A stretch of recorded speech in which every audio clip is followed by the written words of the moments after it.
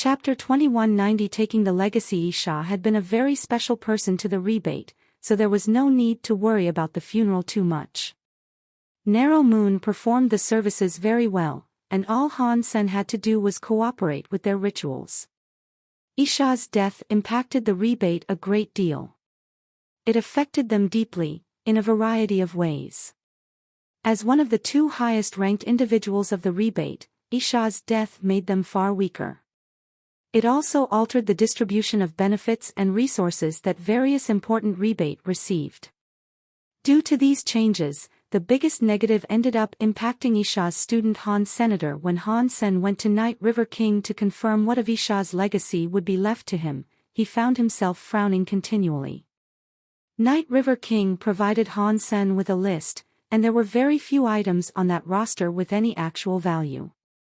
Furthermore, Isha's home planet of Planet Blade was taken by the elders. Han Sen was only allowed to claim Isha's personal items and belongings. Having expected this treatment, though, Han Sen was prepared to accept the verdict in silence.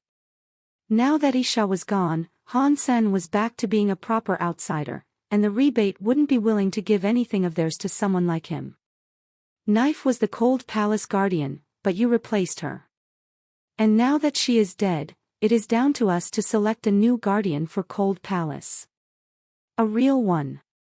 Thanks for your help in the meantime, but you can now give us back the tablet. And this is the list featuring all her legacy items you may claim.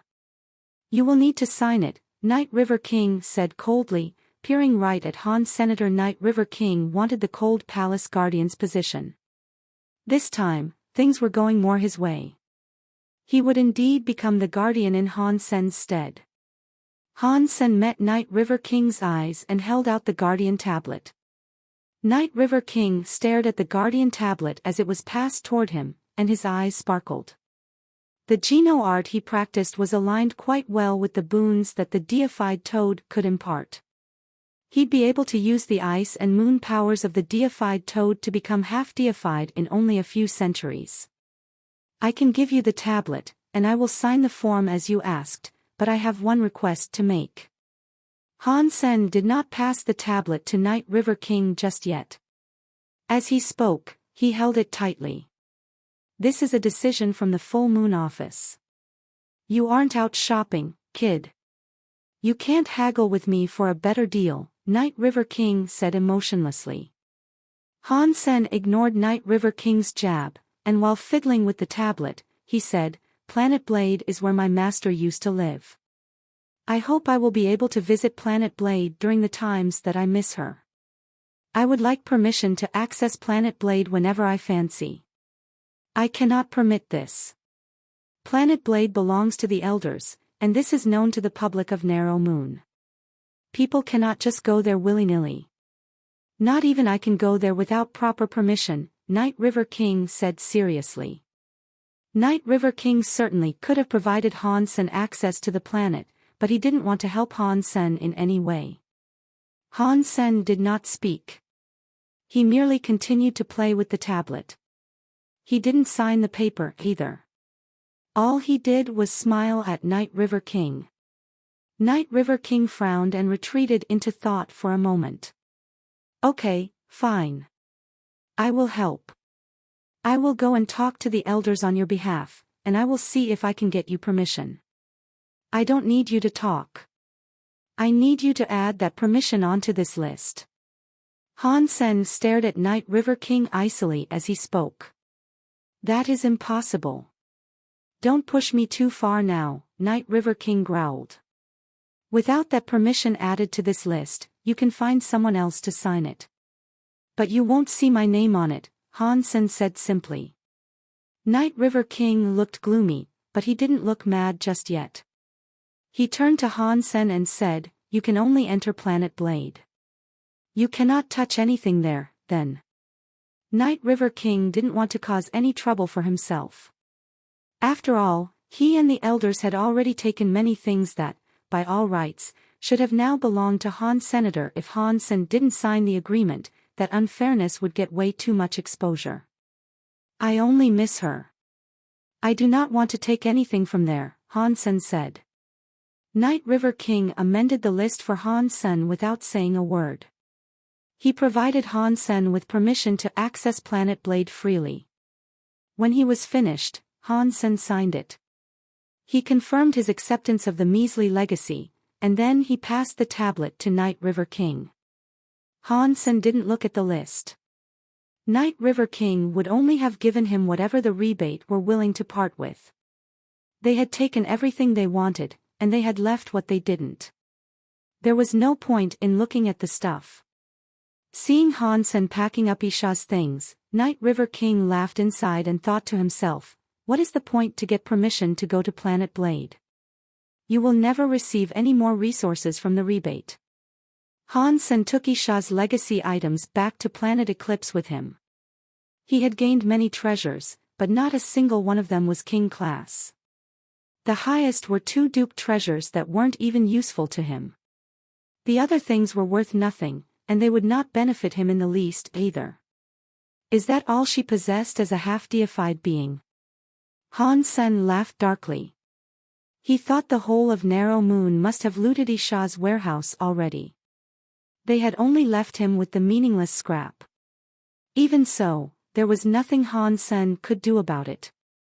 The only person that could back him up was gone, so there was no way he'd ever get his hands on those things. Isha seemed to have known that, though. And that was why she told Han Sen to let go. I will let go, only if I should. But I will not let go of anything that belongs to me by right. Han Sen smiled. Han Sen put the items in storage in his warehouse on Planet Eclipse. He took out the few useful items, some of which were things Isha always made use of. Isha's death had crushed the rebate, but people like Night River King had benefited a great deal from her passing. They were probably happy about what had happened. Brother-in-law, are we staying here in Narrow Moon? Ji Qing asked Han Sr. Of course we are. Planet Eclipse has a fair amount of resources, and if we were to leave, we'd be allowing others to benefit. Han Sen smiled, but Night River King and the others keep trying to undermine you. The coming days on Planet Eclipse won't go well for you, Ji Qing said. It is hard to say who will have a difficult time and who will not, Han Sen murmured, squinting his eyes in thought. Han Sen did not plan on leaving Narrow Moon. He didn't like the idea of being kicked out, he'd leave on his own terms. The 15th day of the month rolled around, and Night River King went to Cold Palace for the first time since accepting the position of Cold Palace Guardian. He merrily trekked up to the stone house and settled himself on the porch as the Cold Palace Guardian. With this Cold Palace Guardian position, I might become half-deified in a mere 2 centuries. I will be able to replace Knife in Narrow Moon. Night River King grinned at the thought. He held the Cold Palace Guardian tablet so tightly that his hands began to shake. He had waited for this opportunity for so long. Time passed, and midnight came. Night River King looked at the stone door, waiting for the deified toad to emerge. Suddenly, Night River King saw a shadow walking across the mountain. He was shocked. Planet Blade was taken, so no one should have been wandering around. And on top of that, it was a restricted area. Chapter 2191. In front of Cold Palace, Night River King quickly recognized that shadow. He frowned and said, "What is Han Sen doing here?" Han Sen had journeyed over the range of mountains to arrive near Cold Palace. He looked at the time and found that he still had 5 minutes to go. This was perfect. Han Sen, what are you doing? You are not the Cold Palace Guardian anymore. Don't you know that this place is restricted? Night River King shouted at Han. Senator Han Sen smiled and said, "Night River King, are you too old to remember things correctly? Don't you remember that I was given permission to access any location on Planet Blade? You allowed this yourself." Night River King looked glum at first, but then he laughed. He looked up at Han Sen with disdain and said, "This is why you wanted access to Planet Blade? That's fine. If you would like to watch me absorb moonlight, then feel free to watch. But don't blame me for not saving you when you freeze to death because you don't have access to the tablet and its protection. Night River King believed Han Sen must have had a death wish. He was only a marquise, after all. Not even Night River King would remain there without the tablet's protection. If the deified toad was some distance away from him, Night River King could fight back against the cold power it created with his own power. But he would absorb less moonlight in the process. Without the tablet, the deified toad wouldn't allow him close. And if he made the toad mad, he'd likely lose his life. Han Sen wouldn't be there for long. Han Sen wouldn't stay if the deified toad emerged. Night River King believed that Han Sen was about to run off, but then, Han Sen approached. He was in front of the stone house now, standing on the other side of the door. Han Sen saw Night River King smile at him, and so he said, "Night River King, you are so weird. You could be a king, but instead, you have come to guard this door." Night River King's chuckle was brittle. "Yeah, well, one of us doesn't even have permission to guard the door." Night River King raised his head. "Don't say I haven't warned you. There is less than a minute to go until the jade toad comes out. If you don't run off now, it will be too late for you by the time it emerges. And I will be unable to save you." "Thank you very much for reminding me, but I'll go when I feel like it," Han Sen responded flatly. Night River King hummed to himself and did not speak. He thought Han Sen was there to play some sort of prank on him. Without the guardian tablet, though, it was only a matter of time before the annoying marquise gave up and left. Time ticked by, and the jade toad was on the verge of coming out. But even so, Han Sen gave no sign of wanting to leave the area. "Whatever happens next, you had it coming. If you die, you die. If you honestly think I will make an effort to save you, you are gravely mistaken. When Knife was still around, I wouldn't have allowed you to die in my proximity, but now that she's gone," Night River King's smile was full of teeth. Boom! The door of the stone house opened, and a gust of frosty air came out. It washed out like a tide, freezing the whole area around the house. It turned the basin of water into an iced-over lake. A green toad started to emerge from the stone cave. The waterfall and the river quickly froze as well. This is definitely a deified creature. Even the power surrounding it is so strong. The icy power it commands is shocking to witness, Night River King thought in awe. He turned to look at Han Senator. There was no way Han Sen could repel the frosty air, so Night River King figured that he'd swiftly turn to ice. But when he looked, he found Han Sen standing casually in his original position. His body was like jade, and he looked normal. It didn't seem as if he was freezing, at all.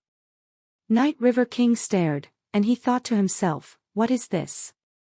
Although the frosty air is a passive effect that the toad gives off, not even a dupe should be able to block it at this proximity. If I did not have the guardian tablet with me, even I would have to be careful at this range. Why is Han Sen not freezing? As Night River King wondered this, the deified toad emerged. Its green eyes looked at Night River King. Even when it saw the tablet in his hands, the beast ignored him. It turned its head to look at Han Senator. Night River King laughed. "I don't know what you have done to keep your body from freezing, but the guardian tablet is an agreement between the jade toad and my race. Without the tablet, the jade toad won't stand for you being here. He will eat you. You were too cocky to come here, and you will now pay for this by dying." The jade toad looked at Han Sen on the other side of the door, but it didn't do anything to him. It merely meandered onwards to the pool. Night River King wondered, has the jade toad not killed in so long that it is no longer interested in meat? When the jade toad made it to the pool, 20 or 30 small jade toads came out of the water. They all looked about the same size as a football. They shimmered like jade, too. They were all so beautiful. When the small jade toads climbed out, they saw Han Sen standing near the door. Some of them ran towards Han Senator. Seeing this, Night River King was made very happy. Good. Good. Good. Although these small jade toads haven't reached their adult strength, if they attack Han Sen and he resists, he will be killed by the deified jade toad. Night River King grinned at the prospect. But the scene that followed made Night River King freeze. The small jade toads weren't coming to attack Han Senator. When they clambered around him, he crouched and started to pat their heads. Then, he picked up two. What the hell? Night River King couldn't think straight, and he was starting to look as cold as the ice itself. The jade toad was thought to be very cruel. Because the rebate had a deal with it, people with the guardian tablet were allowed near it. No one would dare come to where it lived without the tablet, though. The fact that the jade toad hadn't eaten Han Sen had surprised Night River King. But seeing Han Sen happily playing with the deified creature's young was bizarre. Night River King was starting to think that some sort of glamour had been placed on him. The small jade toads weren't following. The deified jade toad stopped and looked at Han Sr. He dares to touch the small jade toads. The deified jade toad will surely be angry about this, Night River King thought desperately. But the deified jade toad only made a noise. It turned around and kept going up towards the frozen lake. Han Sen was still holding one little jade toad, and he followed the crowd across the lake and up the waterfall. How? The deified toad is allowing an outsider to sit next to it. Night River King froze. His expression turned very foul. Chapter 2192 Fighting Han Sen stood atop the waterfall, absorbing the moon and cold powers alongside the smaller jade toads. When Night River King saw this, his face hardened. Inside, he was thinking to himself, this must have been set up before Knife left or something. That must have been why she allowed him to become the Cold Palace Guardian. How could Knife treat an outsider so well without sparing a second thought to her own kind, the rebate? Night River King thought this must have been a scheme concocted by Isha. That was the only explanation he could think of for Han Sen's immunity to the cold powers and his friendship with the jade toad. He had no idea that, in reality, Isha hadn't been able to get that close to the jade toad either. He was angry, but there was nothing he could do to Han Senator. He most certainly regretted giving Han Sen permission to access Planet Blade. If he hadn't caved in, Han Sen wouldn't have been able to do anything. Night River King forced himself to ignore Han Sen's presence for the moment. He cast his Geno art and readied himself to absorb the moonlight. But just as he prepared to absorb the moonlight, Han Sen stepped forward atop the waterfall and went before the moonlight that the jade toad was spitting out. By doing that, he completely blocked it from Night River King. Night River King's parcel of land was left completely dark. He was wholly inside Han Sen's shadow, and he couldn't see the moonlight he wished to absorb. D***M it. Night River King thought furiously. But in the presence of the jade toad, he wouldn't dare make a disturbing noise. He didn't want to interrupt the jade toad, which was still in the process of unleashing moonlight. Night River King didn't think the jade toad was all that nice of a creature. The jade toad used to be very infamous for its cruelty. It had once swallowed a planet and killed countless people. Its true self couldn't have been as friendly as it seemed to be with Han Senator. The jade toad wasn't in Narrow Moon as a subordinate of the rebate. It was a joint partnership. The jade toad had to spit out moonlight to practice its Geno arts. Narrow Moon had many moons, so it was the perfect place for it to practice. The jade toad had intended to enter Narrow Moon by brute force. It would have begun a war, and during that war, it probably would have extinguished the lantern of the rebate. Luckily, the Extreme King had intervened. They stopped the deified creature and established the working deal between the toad and the rebate. The jade toad was permitted to live in Narrow Moon, and in the meantime, the rebate would look after it. The rebate would send one person with the guardian tablet, and the toad would also allow that individual to absorb the moonlight powers. And if Narrow Moon even faced a crisis, the Jade Toad would have to chip in and help. Over the many years since, the Jade Toad had been taken care of by the rebate. And always, one of the rebate was elected to absorb the moonlight. It was a peaceful thing. And kings like Night River King, who was very old, still remembered the time when the Jade Toad wished to force its way into the Narrow Moon system.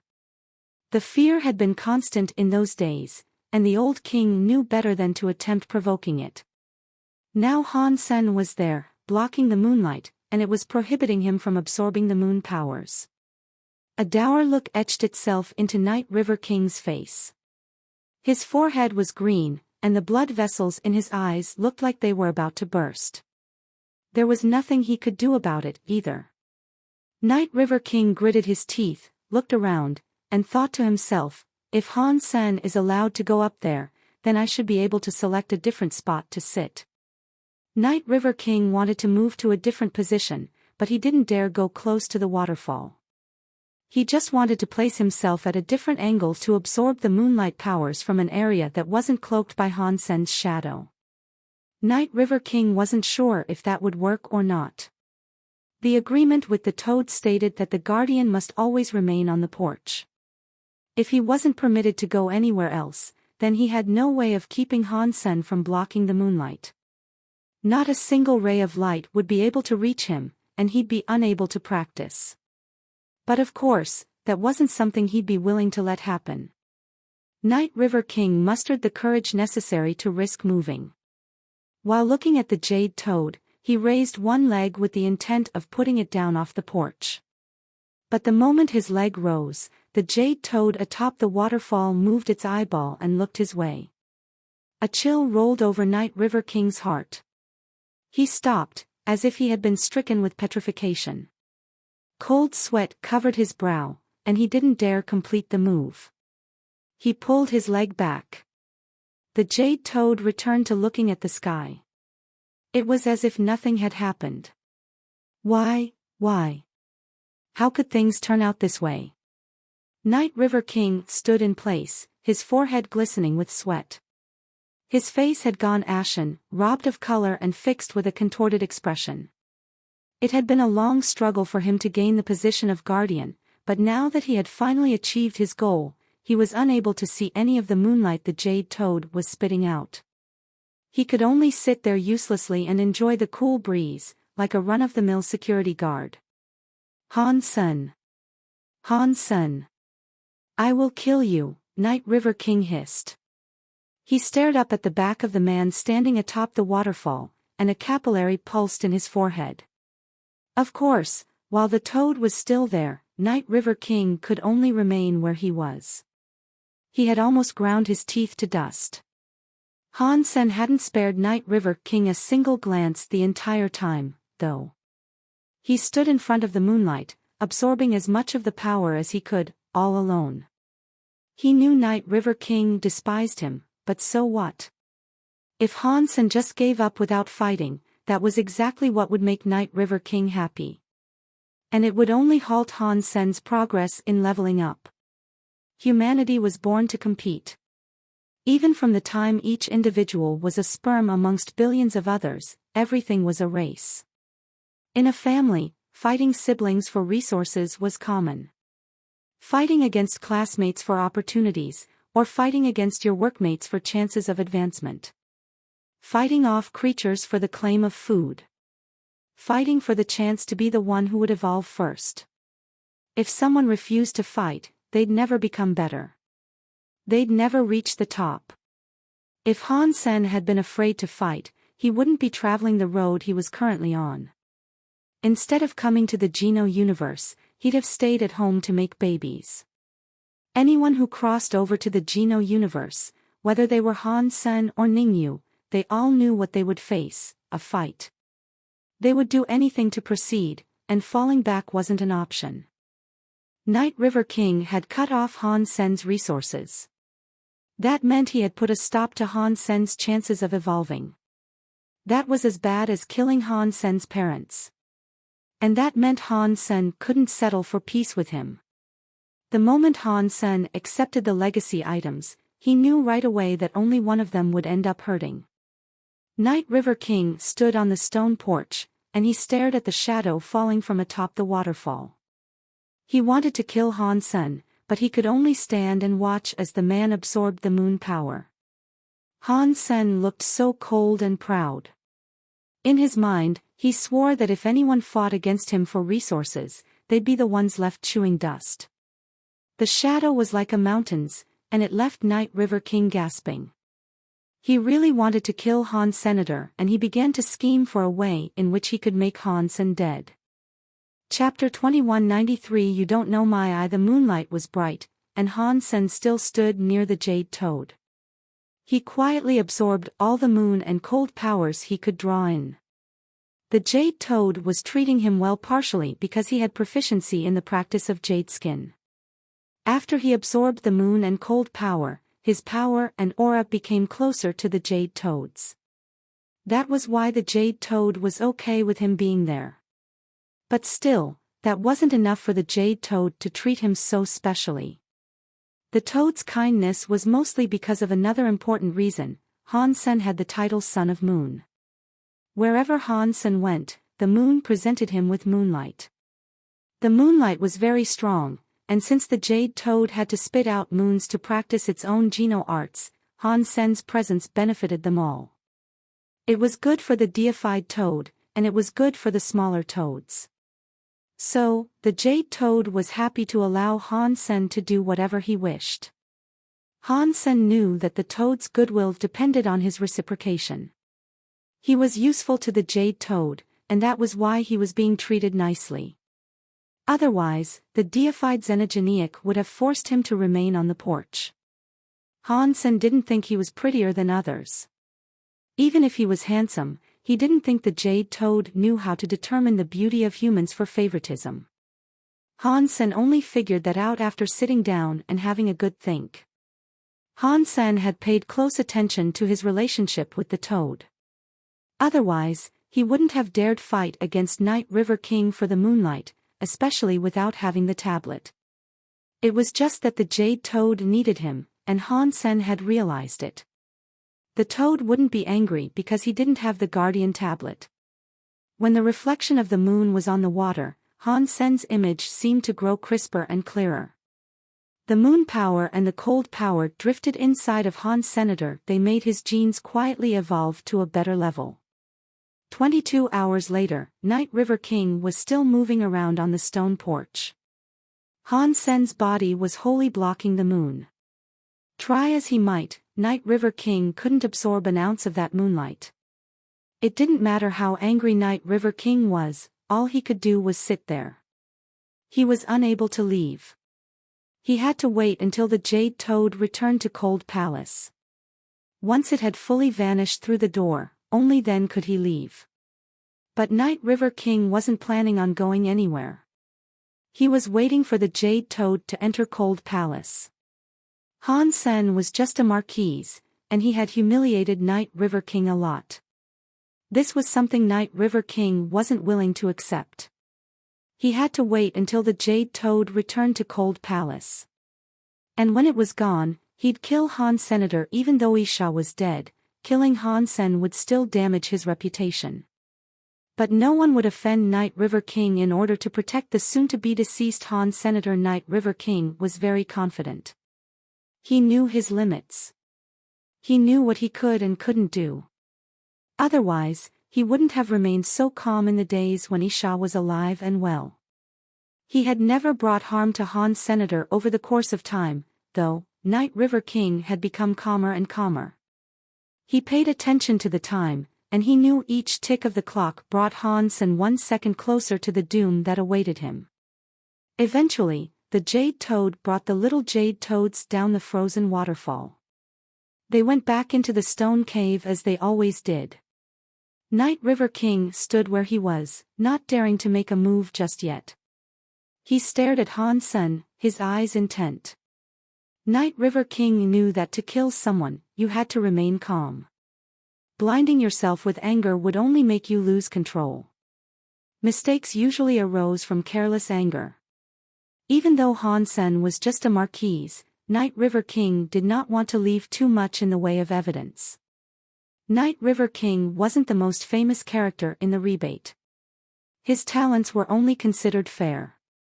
It was rather unique that he had survived and made it to king class, because the geniuses of his generation were all dead. When the Jade Toads all retreated back into the stone cave, the stone door closed.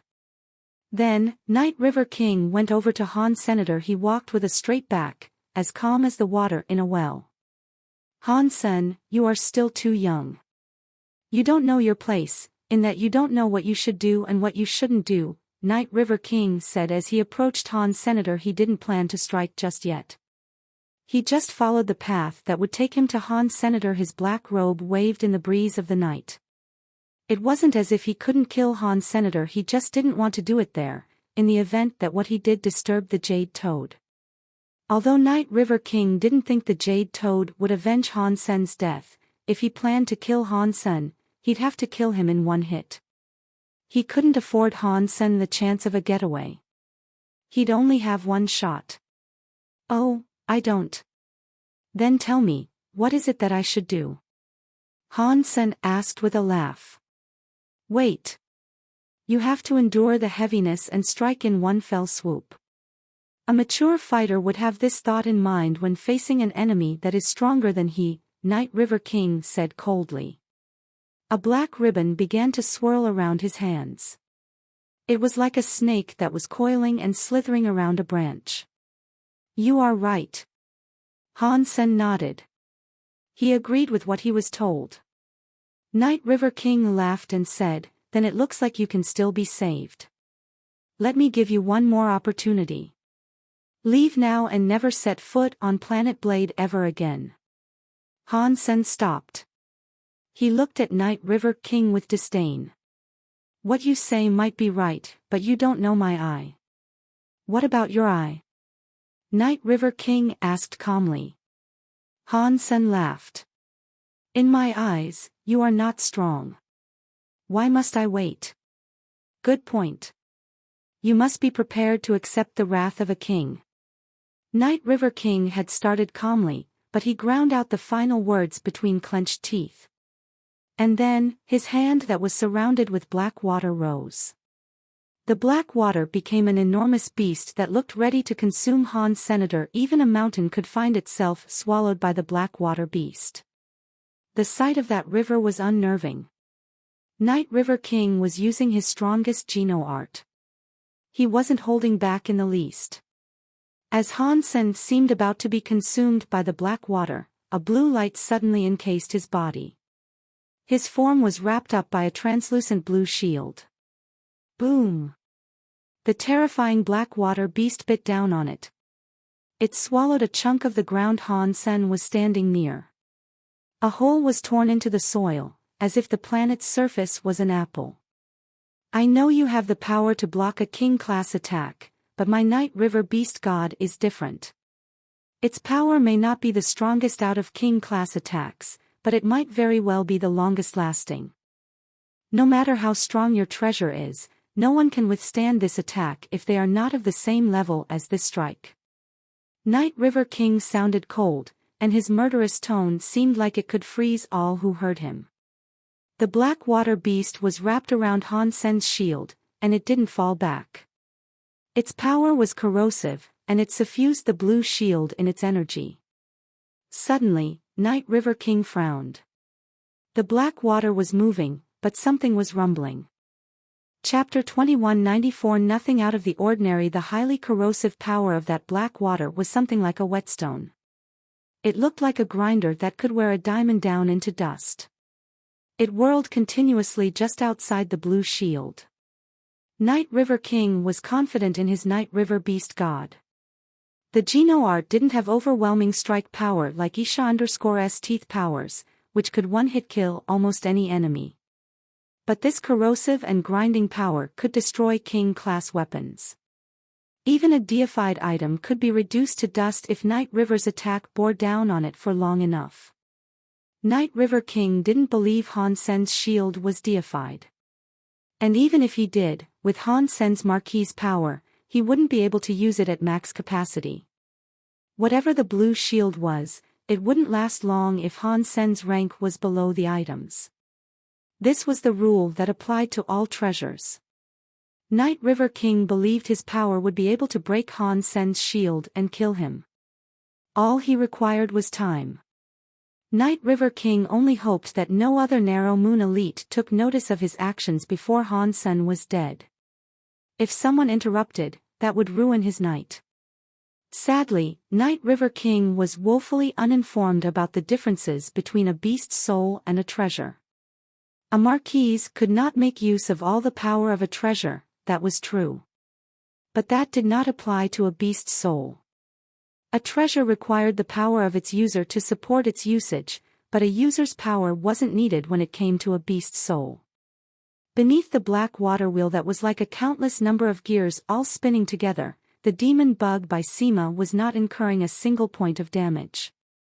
The half-deified demon bug by Sima, when it shrank far enough to only shield one person, provided a defense that could only be defined as insane. No opponent could break through it unless they were half-deified themselves. Only dust could be scraped off its surface. To those with king-class power, its resilience was mind-boggling. Night River King's power is quite interesting. His attack power isn't the strongest, but it holds a strong corrosive ability. And it's shaped to create a grinding action, as well. It's a pretty smart technique. Han Sen observed the black water that was spinning like a wheel, and as he did, he walked forward. The Bai Sima followed Han Sen's movement, breaking away from the black water as it went.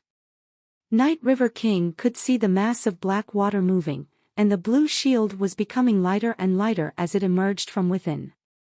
Han Sen was forcing his way out of the Night River Beast God. What a powerful treasure! Night River King's face turned dim. He watched as Han Sen broke away from the water with his blue shield and walked away. But Night River King seemed to expect this would happen. Unhurriedly, he put his hand to his waist and brought out a black blade. It was serrated, and its shape was like a crescent moon. He lifted it and slashed towards Han Senator. The spinning crescent blade carried Night River Beast God power with it, too, and it was headed right for Han Sen's demon bug by Sima. The wheel power came against the surface of the demon bug by Sima hard, and a flurry of sparks flew at the contact. A loud screeching noise accompanied it. "Let's see how much force you can really repel," Night River King murmured. The crescent blade sent out an unbroken series of slashes, and the black water wheel came down on the blue shield again. Han Sen ignored it, though. He just kept walking across Planet Blade. Night River King had been very confident at one point. He would break Han Sen's shield before anyone else noticed, and when that was done, Night River King would kill him. That way, the matter would be finished. Even if it wasn't looked upon fondly, no one would bother raising an issue with Night River King's deed. Plus, Han Sen wasn't one of the rebate. He was an outsider. If everybody hadn't agreed with this fact, then they wouldn't have agreed to split Isha's legacy items up amongst themselves. But the black water wheel that kept pounding the small blue shield was not proving effective. It was like a fairy wheel, grinding uselessly against the water. Night River King created many of those black water wheels. A lot of destructive power was now focused on the shield, but the blue shield's appearance hadn't changed. Han Sen didn't seem exhausted either. It was as if he didn't have to use his own strength to keep the shield up. Impossible. No matter what the treasure is, it has to be feeding off his power. Night River King's face looked very gloomy. But still, he kept attacking the shield. And try as he might, nothing seemed to work. Many giant black water wheels hit the shield, making the shield look tiny beneath their mass and weight. After a countless number of them were used, the shield was still there. It was unfathomable, because that amount of corrosive power would have reduced the planet itself to space dust. But the shield still gave off the same blue light, unhindered and unharmed. Night River King was causing such a ruckus that it was only a matter of time before Moon Will King and the others took notice. And they did. What is Night River King doing? Knife has only just passed away, and already he seeks to kill her only student. What would Night River King's own student feel? Moon Will King looked grim. When Black Moon King saw this, he himself looked very dim. Then, he smiled and said, Night River King, you have abandoned your own honor and tried to kill a student. But look at you, you have failed. You are a complete and utter embarrassment. The few other kings of Narrow Moon, witnessing the situation, looked on with confused expressions. They were all well acquainted with Night River King's power. They knew he wasn't the strongest, but if he had time, he should have been able to grind down a king-class weapon. Han Sen's blue shield was not even quivering beneath Night River King's unrelenting attack. The kings had never seen anything like it. What kind of treasure is that, though? It has that sort of defense even in the hands of a marquise, everyone wondered. Han Sen stepped off the surface of Planet Blade. Night River King kept trying to kill him, but all his attempts were useless. He couldn't stop Han Sen from proceeding. Rage and embarrassment warred across Night River King's face.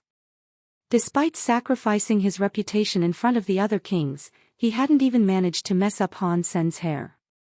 Shame washed through him. Night River King roared to the sky, and more black water rose from him. His power exploded. His serrated crescent flashed towards Han Sen, who was still rising from Planet Blade. A flying crescent headed toward Han Sen, carrying the power of the black water behind it. It struck the blue shield with all force. The king-class weapon kept spinning against the blue shield.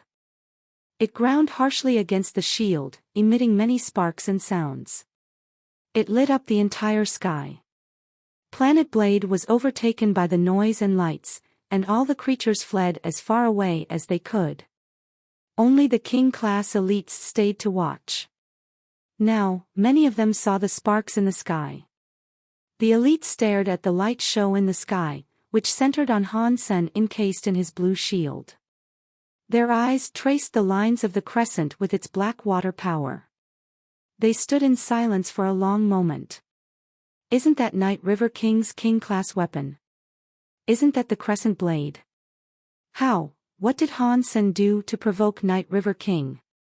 What would inspire Night River to attack with the serrated crescent? The sky erupted with sparks like there was an ongoing fireworks show. The serrated crescent kept grinding. But the kings could see that Han Sen's shield had yet to crack, and the jagged teeth of the crescent blade were beginning to the toothy crescent blade was going to lose its teeth. And even so, it was unable to break Han Sen's shield. River Knight Beast God is failing already. It's really nothing out of the ordinary, huh? Han Sen's voice bellowed all across Narrow Moon. He ignored the crescent blade and kept flying with the wind. Night River King's eyes were bulging with fury, but he couldn't stop Han Sen from moving. He saw Han Sen leaving slowly, and as he did, he felt a mixture of hopelessness, shame, and anger. A fire burned in Night River King's chest, making his blood pulse savagely. Chapter 2195 Jade Drum Night River King wanted to kill Han Senator. He even used his crescent blade, but try as he might, he couldn't lay so much as a finger on Han Senator. When Han Sen left the planet unharmed, Night River's failure made him a laughingstock to all the nobles inside Narrow Moon. Although ordinary nobles wouldn't mock Night River King to his face, they were more than happy to discuss it while his back was turned. They were all surprised that Han Sen's shield was so powerful, and that Night River King had performed so poorly. A while ago, Han Sen handed out his spare by Semace to Zero, Little Angel, and Han Menger. He kept the gold one for himself. Han Sen did this because he wanted them to guard the base. If king-class elites ever attacked the base, his companions could use the tricolor by Sema to protect it. By combining the three shields of different colors, the defensive properties could then protect the entire base from an assault. King-class elites wouldn't be able to punch through that easily. If Night River King decided to go all the way, Han Sen had to ensure that his base was protected. He couldn't afford to be ambushed unprepared. And as for Han Yen, Han Sen had contacted Sky Palace in the hopes he could secure a place for her there. When they accepted her, he'd give her the gold by Sima so that her own safety was assured. It would be great if I was able to obtain a few more by Sima beast souls. Han Sen already had 4, but he was of the mind that it wasn't enough. He imagined finding and killing a few more of those demon bug kings. At this stage, Han Sen didn't need to be afraid of anything. He went to Cold Palace to absorb moon and cold powers on every 1st and every 15th day of the month.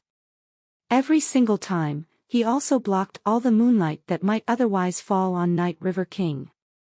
He received nothing. Night River King had finally gotten the guardian position, but all he could ever do was sit around and watch Han Sen get all the goodies he had wanted for himself. The refreshing breeze was all he could enjoy. He hated Han Sen to the depths of his soul, but he now knew there was nothing he could do to him. He looked for another elite who might be willing to stop Han Sen from visiting Planet Blade, but even the other kings that were friends with him, like Shadow King, did not agree with him. The Narrow Moon Assembly had cooperated against Han Sen when Isha died because they wished to share Isha's legacy items. Even the nobles that followed Isha did not want to give Han Sen all her things.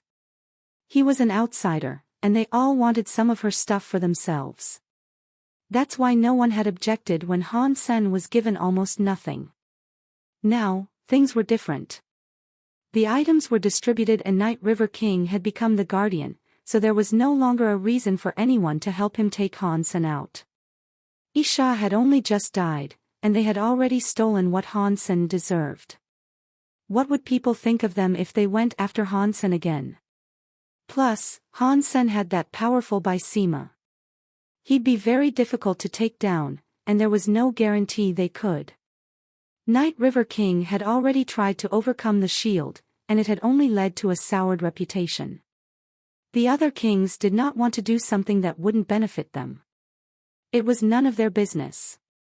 Night River King couldn't stop Han Sen alone. So, 2 nights a month, Night River King was forced to watch as Han Sen absorbed that moonlight. He hated the fact that Han Sen had weaseled permission to access the planet out of him. But now, it was too late. Han Sen never missed a day. And eventually, Night River King lost all interest in going to Planet Blade. Han Sen kept practicing with his cold and moon powers, hoping to become a duke soon. And then, he'd be able to absorb duke genes. Night River King wasn't crazy enough to go to Planet Eclipse, although he wanted to very much.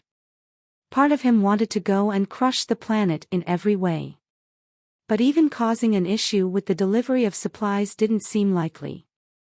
There weren't many people in the base, and on top of that, there were many resources around. So they wouldn't run out of food anytime soon. And in regards to everything else, they were well supplied there as well. Black Moon King gave Han Sen some additional help, which ensured that Planet Eclipse wasn't an isolated community. Isolation did not mean anything to Han Sen, but he appreciated the aid he was given. Time passed, and Han Sen's jade skin neared Duke level. But before he could break through and reach the rank of Duke, he received a message from Huang Fujing. That surprised Han. Senator Huang Fujing was a very independent woman. Her title in the alliance was Queen, and her personality fit that title very well. If she was contacting Han Sen out of the blue, then something must have happened. What happened? Han Sen asked immediately. There was no need for formalities with her. Huang Fujing answered just as directly. I am on planet Jade Drum. There's trouble. Tell me clearly. Han Sen scanned through an overview of planet Jade Drum as he walked and talked. Planet Jade Drum was a planet that belonged to Thousand Treasures. There was a xenogeneic there that was named Jade Drum. It was the namesake of the planet. Stone Drum, Steel Drum, Bronze Drum, Silver Drum, gold drum, jade drum, those 6 xenogeneics were ordinarily Duke class. And all of them lived exclusively on planet Jade Drum. According to the information he dug up, Jade Drums could become King class, but the King class Jade Drums were usually taken away from planet Jade Drum. The Jade Drums were highly sought after because they were very unique. The creatures couldn't move, and they required other races to help them travel around the universe. Normally, drums would follow a stronger race. If someone wished to take a drum away, they would have to receive drum's approval. If this was given, the drum would allow itself to be removed from planet Jade Drum. Jade Drum xenogeneics were musical xenogeneics. They could go anywhere in the universe and absorb sound to level up. The powers they wielded were sonic, as well. If someone kept a Jade Drum next to them, and they were attacked with sonic power, the Jade Drum would shield them and fight back with sonic powers of its own. Huangfu Jing was off exploring.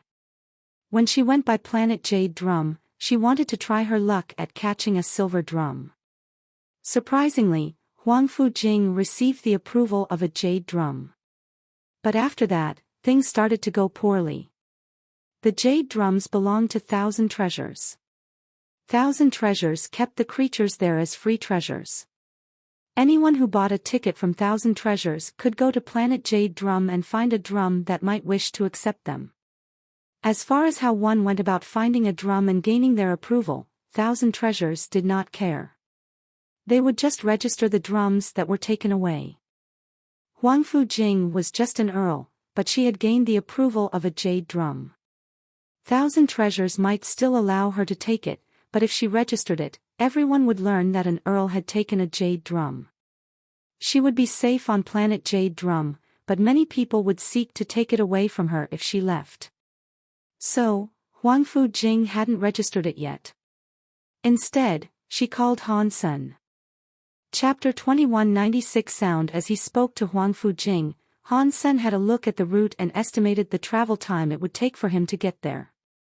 Don't register it just yet. Wait for me on planet Jade Drum.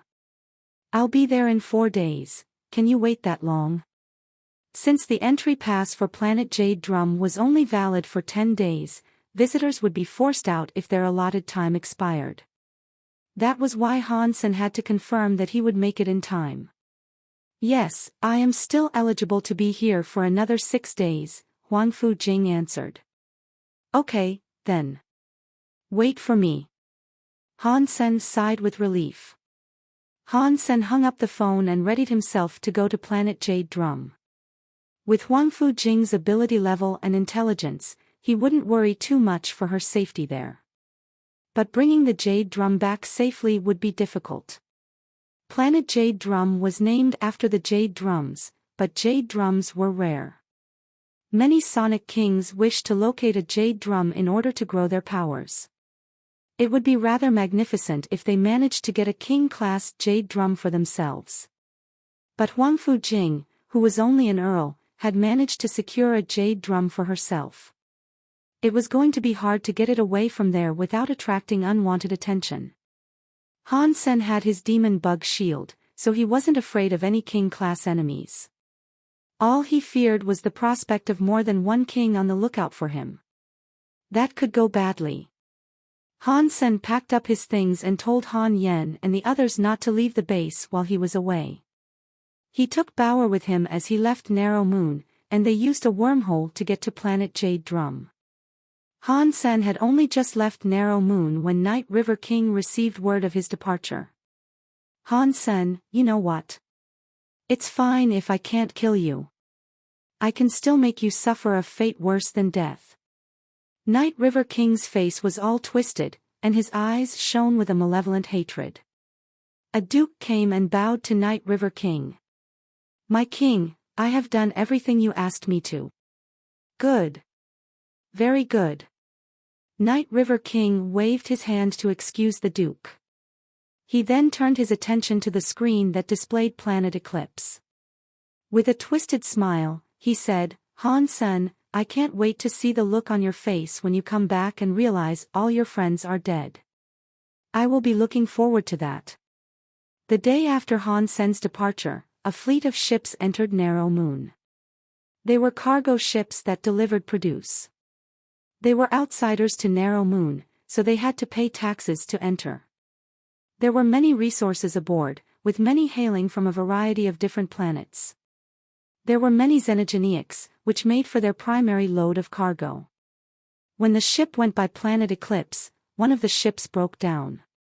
Many of the xenogeneics escaped from the ship and scattered across Narrow Moon. The people of Narrow Moon attempted to capture them again. As this occurred, someone snuck into planet Eclipse and placed one of those xenogeneics atop a mountain there. It was a xenogeneic that looked like a queen bee. Instead of the expected yellow and black, however, its body was dark red. When that xenogeneic regained its freedom, it killed a whole host of xenogeneics all across that mountain. Then, it placed eggs inside the bodies of the slain. The eggs were red, as well. Those eggs incubated quickly, and as this happened, the corpses dried and shriveled into husks. It was like the eggs were absorbing all the nutrients that the bodies had to offer. Not long after, the bees began to hatch and journey to a single mountain amidst a vast range. Together, they hollowed it out. There were many entrances all across the mountain's slopes. It was like a huge beehive, and many of those red bees came in and out. As all this occurred, no one in the base took notice. Han Sen had told everyone to stay inside the base when he left, so his people did as they were instructed. No one went hunting and no one left. This situation made the murderous Night River King frown deeply. He quickly said, "Han Sen is evil." After he left, he told all of his friends to hide in the base. But hiding away won't do them any good. They're all going to die. We just need to lure the Shadow Queen Bee their way with an incense she likes. If we guide her toward the base, she is sure to kill all of them. Han Sen. When you come back and see all your friends and family have been implanted by the eggs of the Queen Bee, I wonder what the look on your face will be like. Han Sen followed the designated route and arrived at planet Jade Drum in time. 4 days wasn't a long time, but to Han Sen, the delay was quite worrying. He was afraid Queen and the Jade Drum might have been discovered by this point. Luckily, all that he feared had not come to pass. He paid the 1,000 treasures some cash, then entered planet Jade Drum. When flying over planet Jade Drum, the planet was visibly covered in gray mountains. No life was visible. There was no countryside, and there were no xenogeneics. But that was just the surface of the planet. Inside a large mountain on planet Jade Drum, there was a slew of mines. The Drum xenogeneics lived there. To look for them, people had to explore the mines and dig. The level of creature they found, however, was determined by a combination of luck and their own abilities. Even King-class elites might only be able to locate a low-level bronze drum or silver drum. Jade drums were incredibly rare. The rate of finding them was often below 1 per year. Han Sen used his phone to give Queen a call, but the call didn't go through. She had turned her communicator off, and that made Han Sen frown. Before entering planet Jade Drum, he had been talking to Queen. But now, the phones weren't working. It suggested to him that something must have happened. Fortunately, Han Sen already knew her last location. So, he summoned his red cloud and went right for her with Bauer. Inside a specific mountain on planet Jade Drum, there was a Taurus Marquise clutching a strange treasure weapon. He looked murderous. He looked at Huang Fujing and laughed. "I was just coming here to search for a jade drum and see if I could steal it. Thanks to you, I have found it right here. Give it to me, and I will let you leave here alive." Huang Fujing didn't move, and she calmly looked at the Taurus Marquise. She was confused, unsure how he knew she had managed to find a jade drum. When Huang Fujing spoke to Han Sen, they used their human language. It was very different from the common tongue of the Geno universe. Even if they were overheard, no one should have been able to understand what they were saying. The Taurus slowly neared her. He grinned proudly and said, "You must think it is weird that I understand your language. But I think it's the most natural thing in the universe, because I study sound.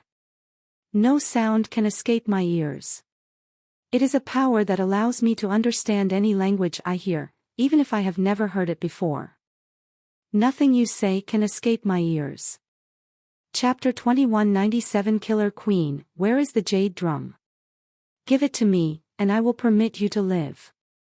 The Taurus began to approach Huang Fujing, lifting his creepy weapon to point it at her threateningly. The weapon looked very strange. It was roughly the shape of a great sword, but the back of the great sword had a rectangular slot. Inside of that slot, there was something that looked like a string. Huang Fujing gave no response, so the Taurus Marquise looked at her murderously. He unleashed a strike in her direction. That strike was strong. The string in the slot moved and made a sharp sound. Huang Fujing dodged it. She immediately flowed into her heavenly go and phoenix movements, the latter of which she had learned from Han Senator. Just as she was about to evade that sword strike, she suddenly realized that a sonic attack was coming for her, as well. It struck her, and it made her body shake. Her brain felt as if it had been prodded with a number of prickly needles. Catcha!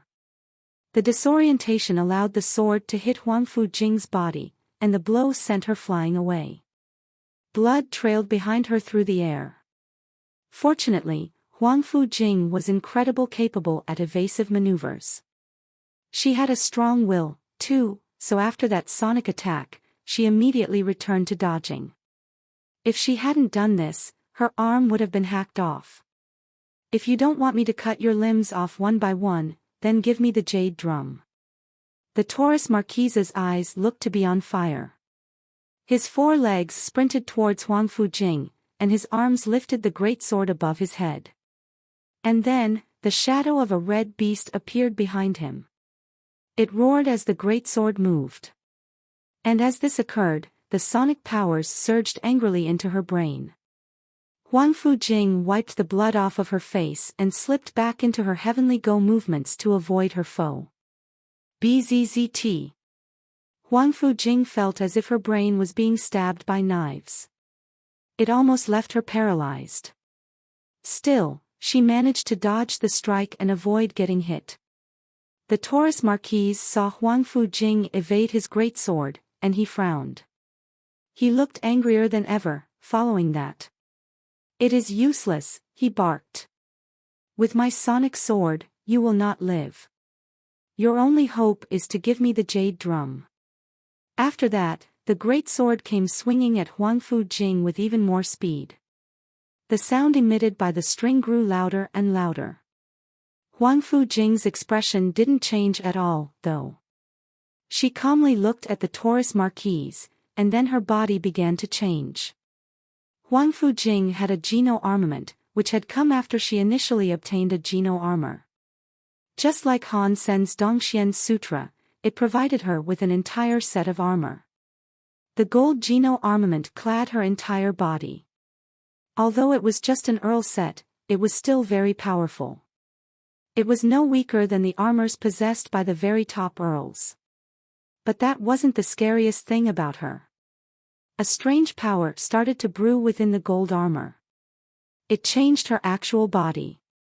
A gold light began to shine from her armor, and the armor itself began to look like red steel.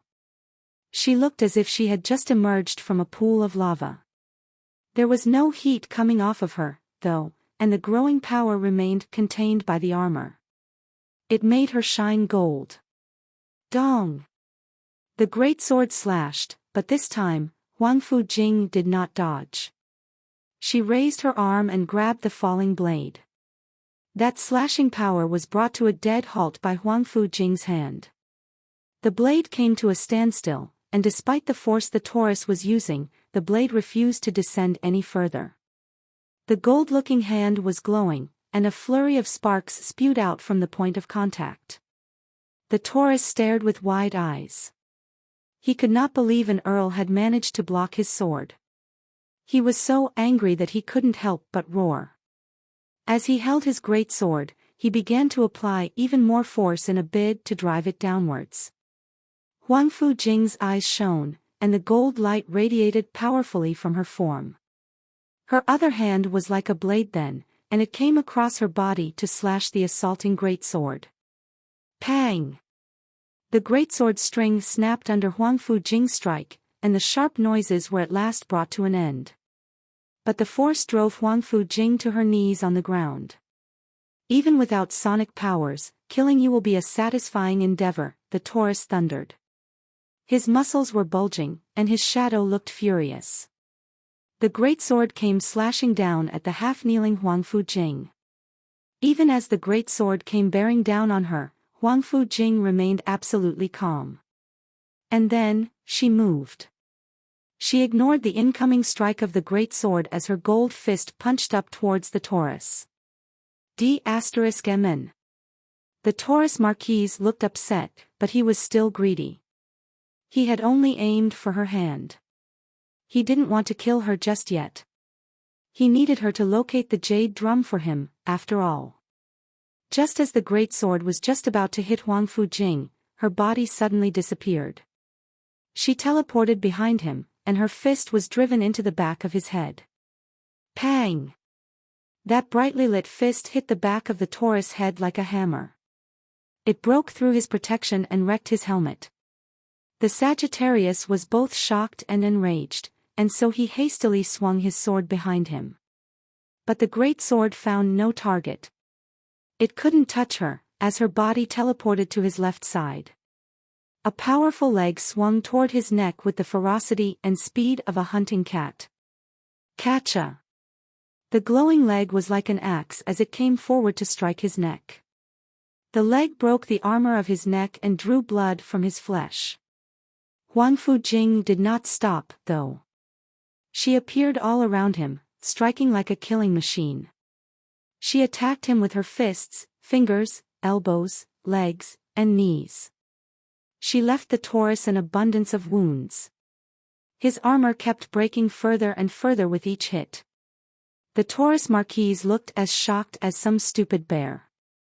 No matter how much he struggled now, he wasn't able to attack Huang Fujing, and every attempted counterattack just ended with him getting hit again. The Taurus was covered in his own blood. Anger, fear, and hopelessness were painted all across his face. It made him scream in pain. Boom! Amidst those crazy attacks, the rest of the Taurus armor broke. Huang Fujing ripped his head off completely, and the headless body slumped to the floor, squirting blood. Huang Fujing settled herself back down on the floor. Her face hadn't changed at all.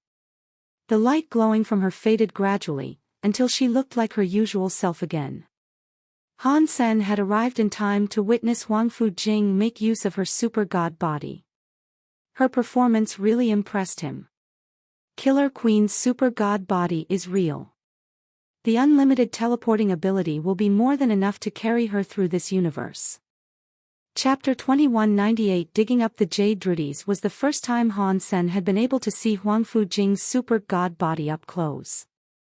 Although her level was low, her teleportation skill was still a league better than his own Break Space Flash. Break Space Flash only let him move in a direct line.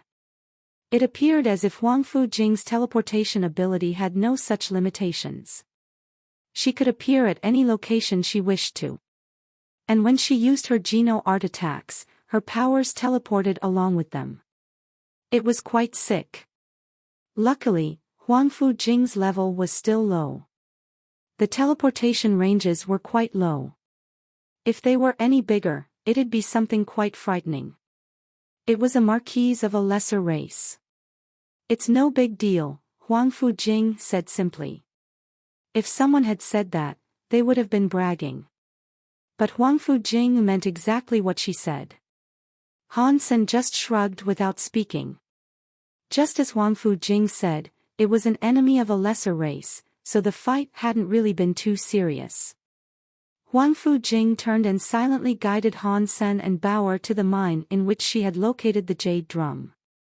Because she didn't want the jade drum to be found, she hadn't hauled it around with her. She had kept it securely in the mine she had first located it in. Han Sen followed her into the mine and immediately saw one of the legendary drums. But it was not the jade drum that met his eyes first. It was a steel drum protruding from the stone. It was about a foot long. It was black like steel, and it looked like a drum that you would hang around your waist. A searcher had to dig a steel drum from the rock and then hit it. If the drum made a noise when it was struck, that would be the sign that the person had earned its approval. Then they could take the drum away from Planet Jade Drum with them. But each ticket only gave a visitor the right to take one creature out with them. So, no matter how many drums a person found, they could only take one away with them. The steel drum was quite common on Planet Jade Drum, so there was no need to spend time locating them. And because of this, not many people actually went looking for them. Han Sen followed Huang Fu Jing down a very complicated, winding mine shaft. But all they saw along the way were steel drums. They did not even see a single bronze drum. It looked as if it was a very large mine shaft dedicated exclusively to steel drums. Normally, a steel drum would rarely have a bronze drum or silver drum in its general vicinity. There was even less chance of finding a rarer drum. Huang Fu Jing finding a jade drum there had been most fortuitous. They had been walking down that complicated mine shaft for over a day when they finally found the place she had spoken about. There were lots of steel drums along the way to that place, and rarely would they spot a bronze drum. It didn't seem likely they'd find a jade drum there, but there was indeed a jade drum in the stone.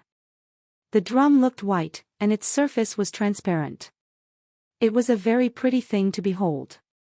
Huang Fu Jing struck the drum gently, and it responded with a booming noise. To Han Sen, that noise was like an explosion taking place inside his head. And that was what it produced when she only gave it a slight tap. If all of its powers were triggered, it would likely leave Dukes bleeding profusely.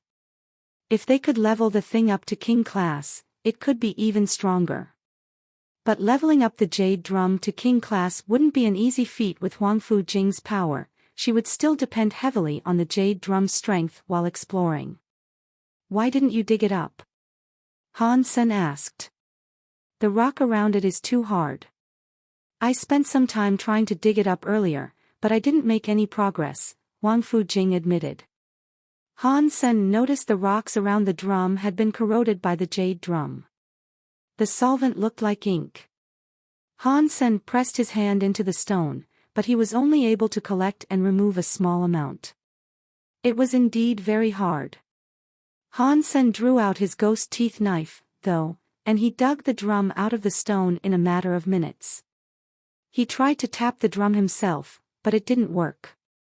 So, he had no qualms about giving it to Queen. Han Sen was planning to leave the planet alongside Queen right then and there. But all of a sudden, curiosity shone in Baoer's eyes. She leapt off of Han Sen's shoulders and went down a specific path. She yelled over her shoulder to Han Sen, "Dad, let's go here." "Baoer, what have you found?" With curiosity, Han Sen took off after her. Huang Fu Jing, while carrying the jade drum, followed after Han. Senator Baoer was still leading, and she eventually reached a crevice and crawled into it. The crevice was so small that even Baoer had a hard time squeezing into it. Han Sen and Queen had to compress their bones to fit and squirm their way through. A little while later, Baoer shouted and leapt towards a rock. "Dad, dig here." Baoer pointed at a stone wall. There were steel drums all around, so it didn't look as if there would be anything good in the vicinity. But still, Han Sen trusted Baoer.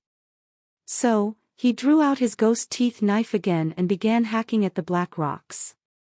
Beneath the ghost teeth knife's razor edge, the stone was like tofu. The surface of the wall came apart quickly, but his progress soon slowed a little. And the further he went, the harder it became to dig. The stone soon went from the color of steel to various jade colors.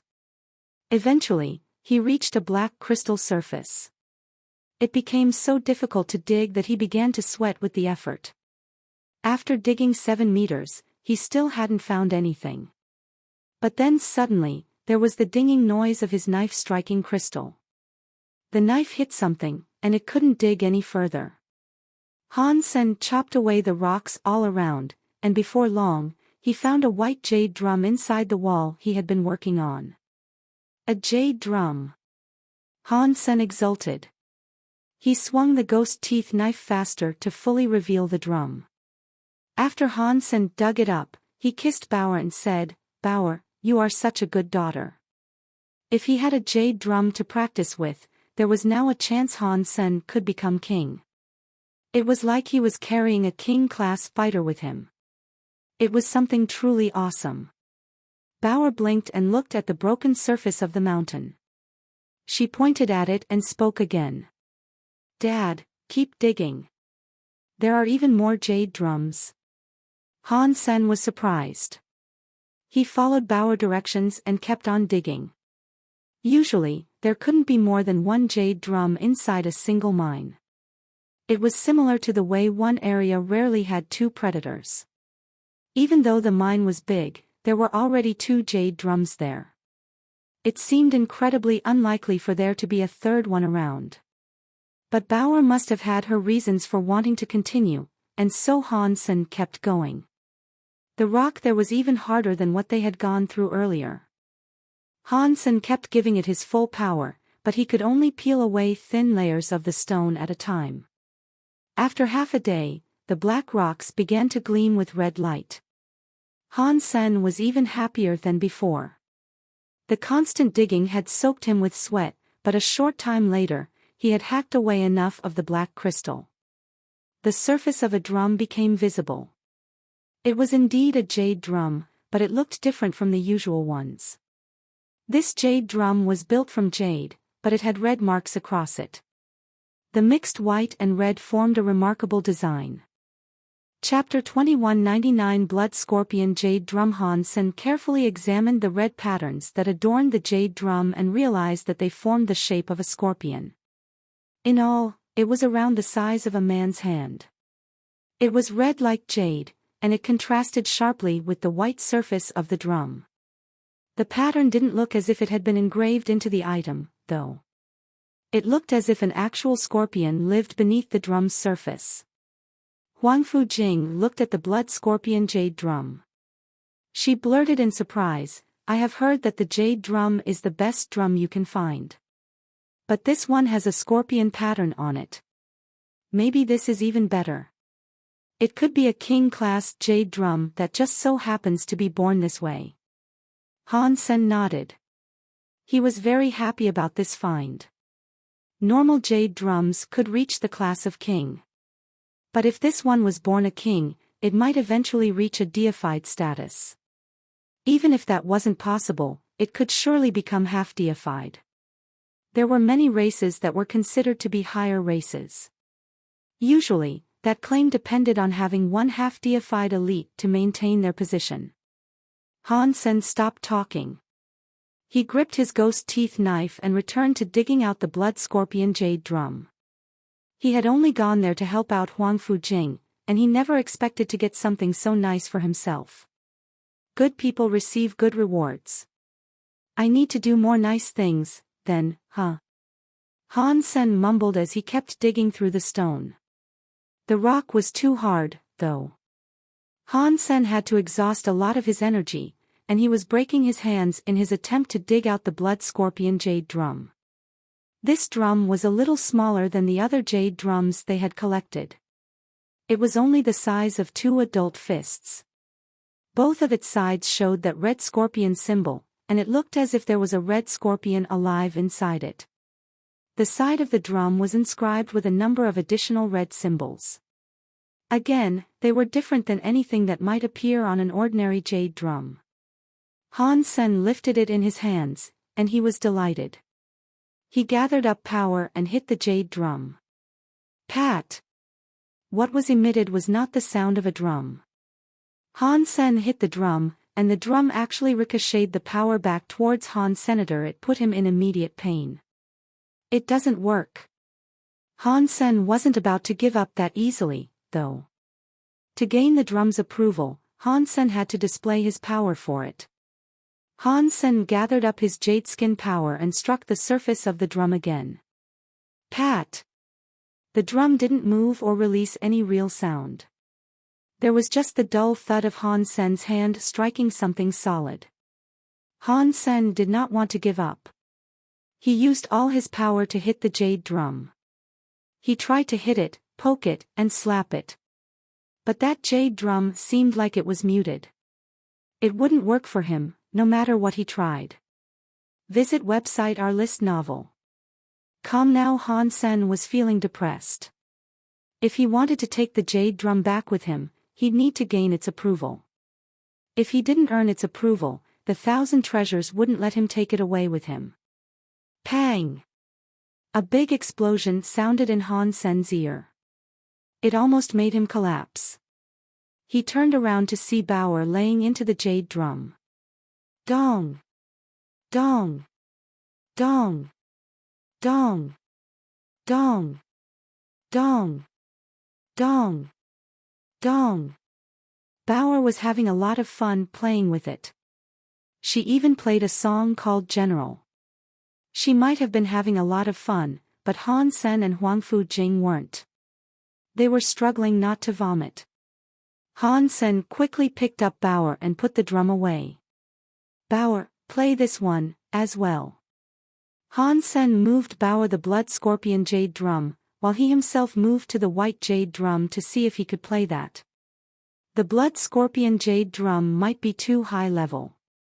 This jade drum looks good, at least. It could be a duke. And there's always the chance it might be king class, Han Sen thought. He doubted that Bauer would succeed. But if she did, that would be fine. Han Sen had confidence. When he patted the drum, though, he felt a pain. Pat! After that little sound, the white jade drum made no more noise. He gathered up more and more power, and he kept hitting it. And despite his continued pounding, the white jade drum made no noise for him no matter what he did. Han Sen was left clutching the white jade drum with feelings of depression. Then, he thought to himself, Bauer played the general song. Does claiming the drum require you to use a sonic power? The theory intrigued him. He tried to remember a particular song, and then he used his fist like a hammer and followed the melody of that song while he hit the drum.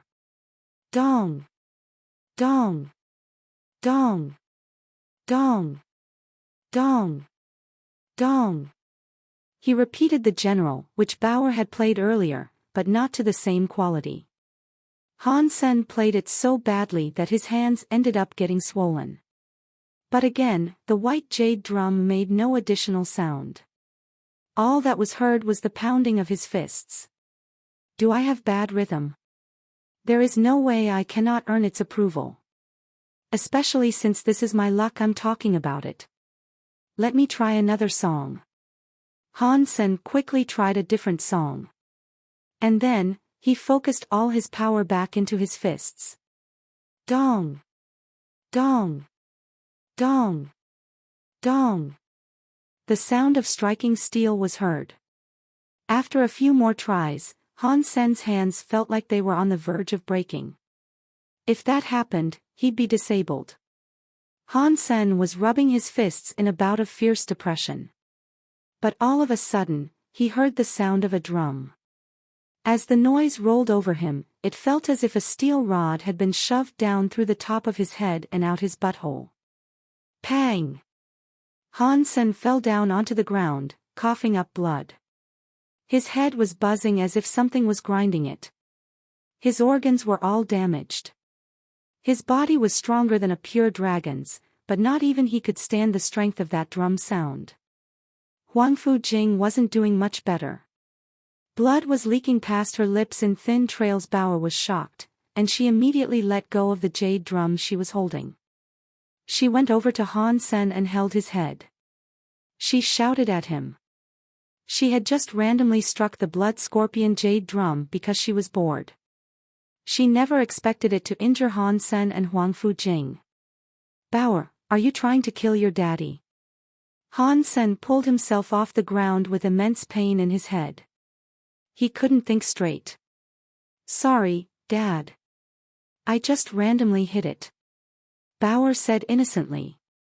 Luckily, your strike was light. If you had used more strength, we'd be dead right now. Han Sen said, while picking up Huang Fujing. It was fortunate their injuries weren't lasting. They recovered with their Geno arts, but they had realized just how scary that blood scorpion jade drum was. I'll take you guys back for now, then return here myself. There has to be some way that I can make a noise with this thing.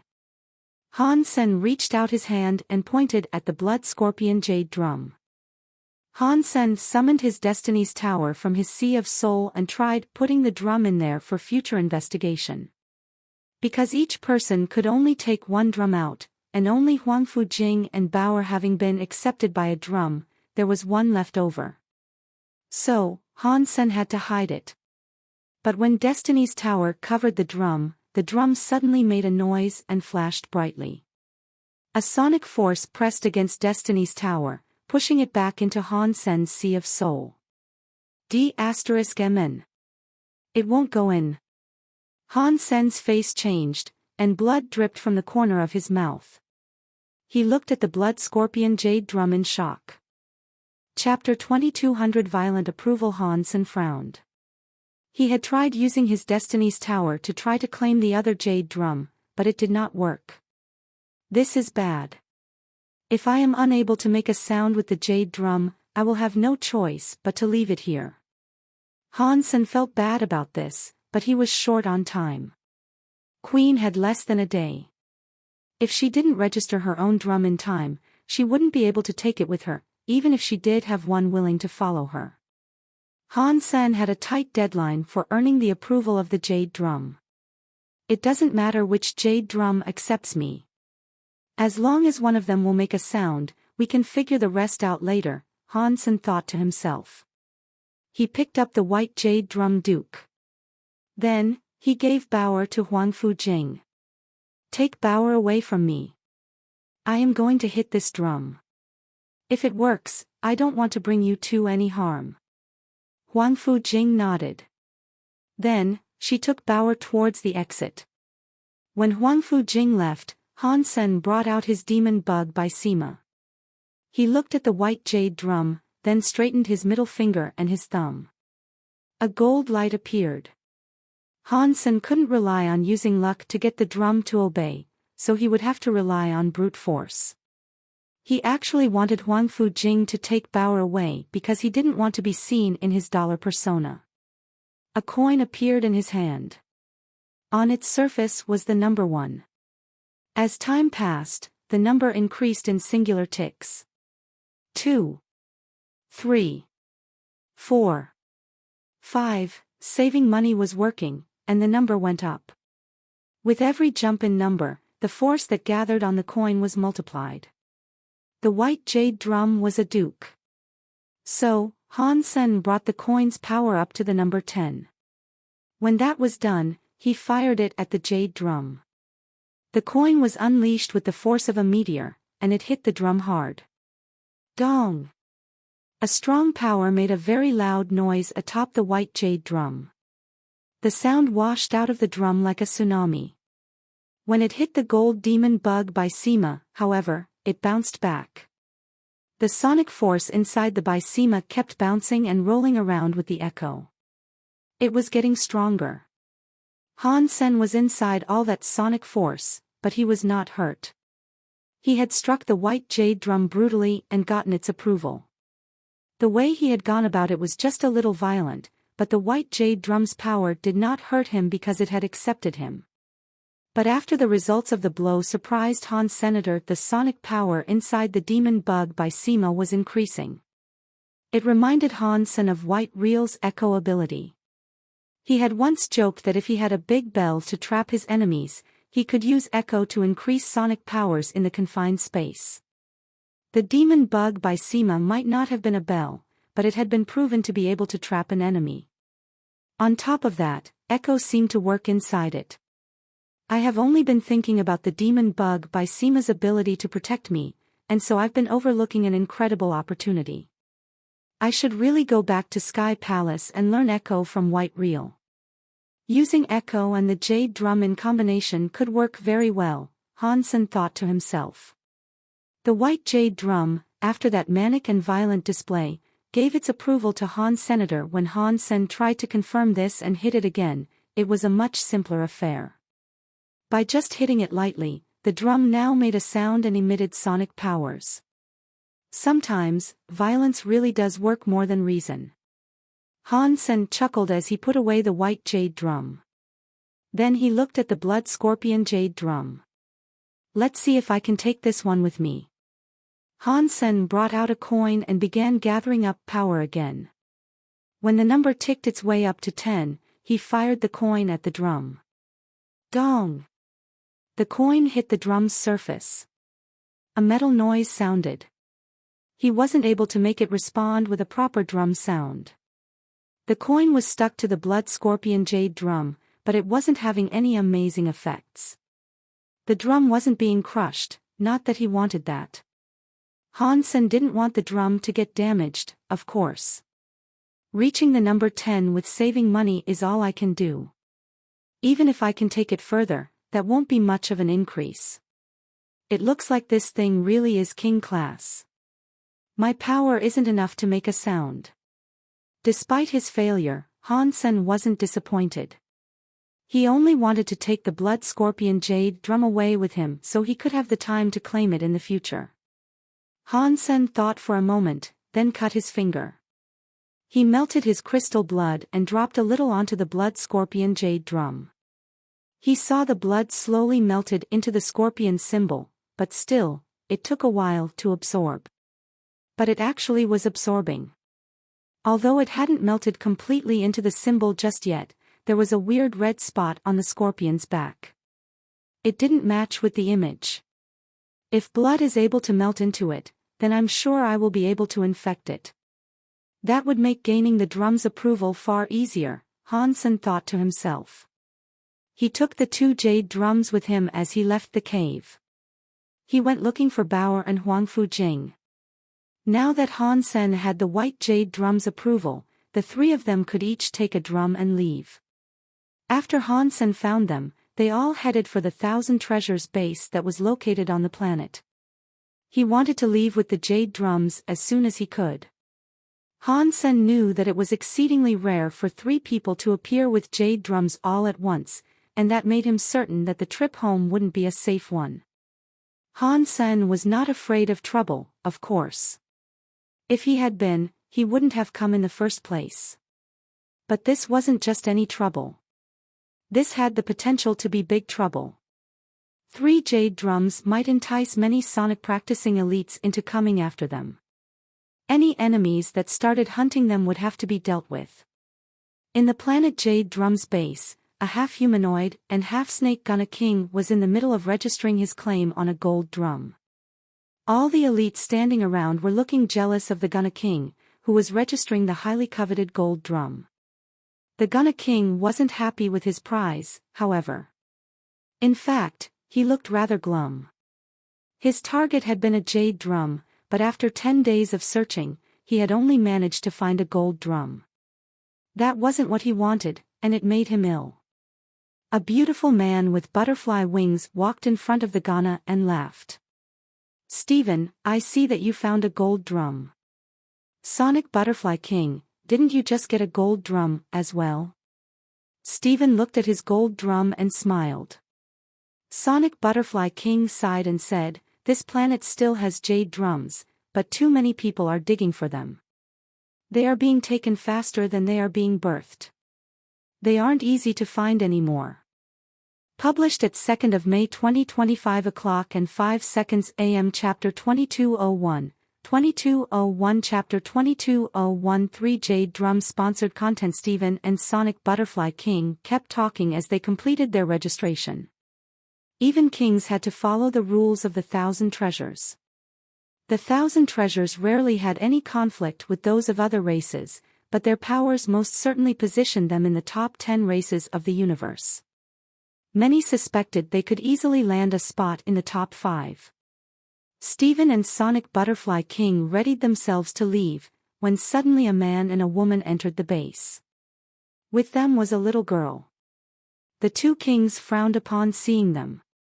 They hadn't noticed that the man was Han Sen, but they felt the presence of the jade drum that Huang Fujing was carrying. They frowned at her sternly. Since they had to register their drums, there was no point in trying to hide what they had found. And in regards to the 1,000 treasures, they wouldn't help a customer hide their jade drum either.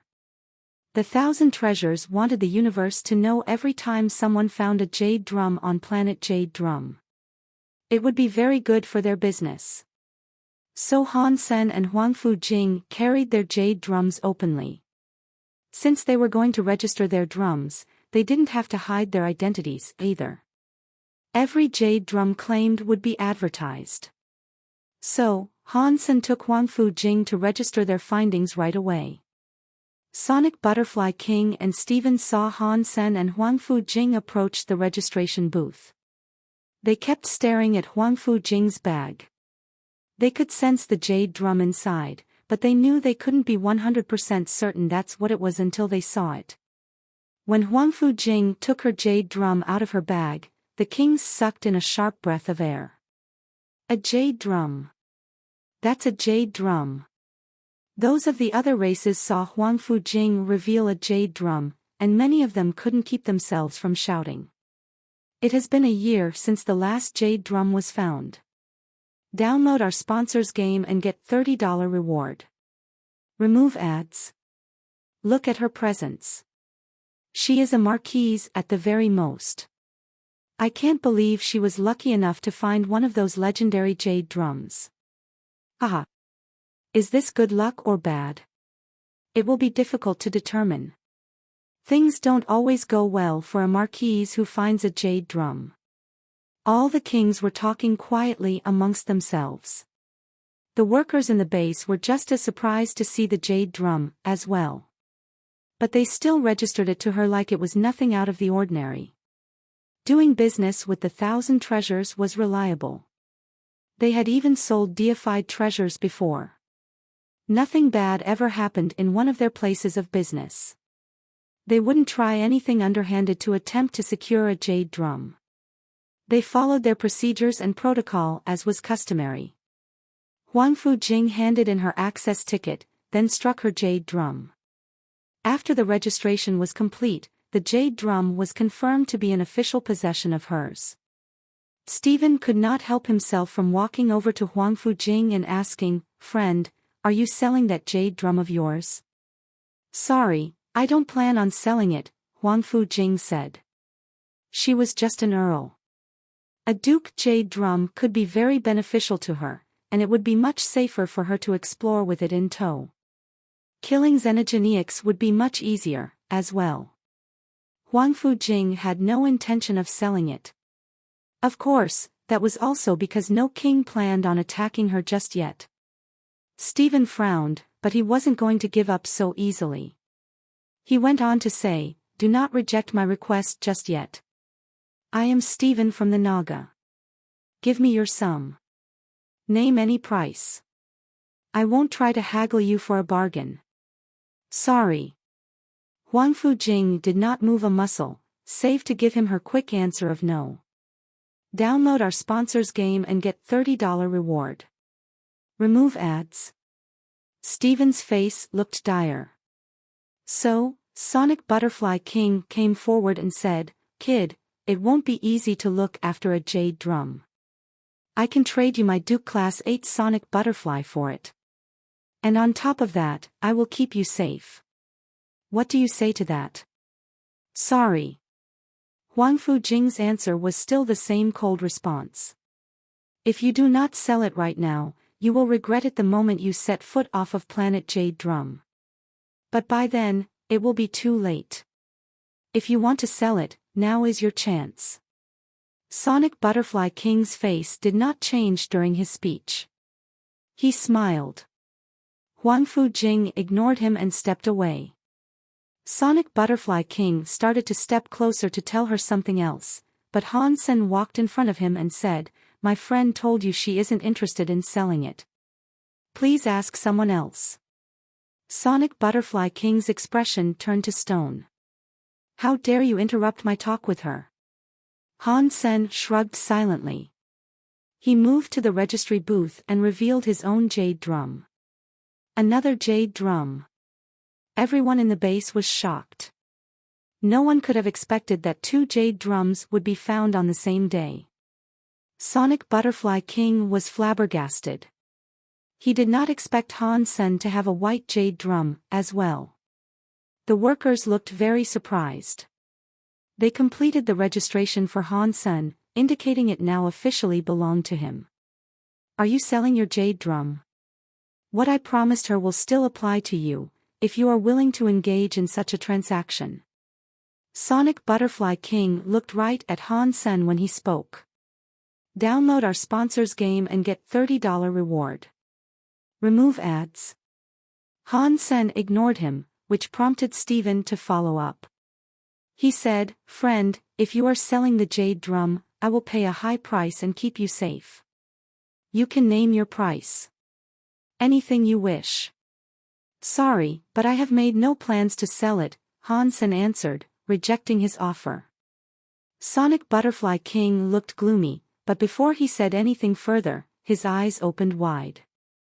He saw Han Sen bring out another jade drum. This jade drum looked very strange. There were some red symbols across it, and it looked very different from the average jade drum. "It's another jade drum. How is that possible? D*MN. It looks like they are together. They found 3 jade drums. Did they find a special jade drum mine? This luck is truly crazy. They have managed to obtain 3 jade drums. That 3rd jade drum looks wrong, though. It's different than a normal one. It cannot be a mutant one, can it? If it is a mutant jade drum, then it will be worth a lot. We know that normal jade drums can become king class, but a mutant jade drum might go even higher. That is extremely lucky.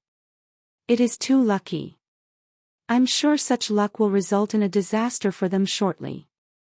They look low level, but they have each earned a jade drum. Oof. They are very dead. That is not luck. That is pure danger. Download our sponsor's game and get $30 reward. Remove ads. As everyone discussed this, Steven and Sonic Butterfly King stared at the Blood Scorpion jade drum, seething with greed. They didn't even blink. The mutant jade drum was so exceptionally rare that it wasn't seen more than once every 10,000 years. They could have been items that were higher than king class. Even king class people treated them like treasures. I am sorry, sir. According to the rules of the 1,000 treasures, every creature can only take 1 drum with them. You have already registered 1, the worker said to Han Sen. I know. This drum isn't mine. It belongs to my daughter. Han Sen pointed at Bauer, and then he passed her the Blood Scorpion jade drum. Then, we will have to see her play it, the worker said, clearly not believing Han Sen. The worker looked back and forth between Bauer and the jade drum. Does she have to hit the drum here? Han Sen asked.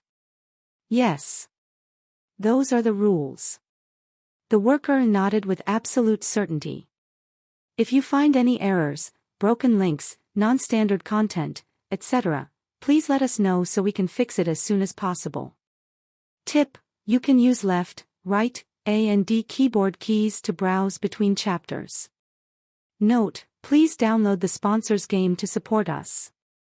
Published at 2nd of May 2025 o'clock and 5 seconds AM. Chapter 2202, 2202 Chapter 2202 The Power of a Drum. Sponsored content. My daughter cannot control the strength she uses on the drum.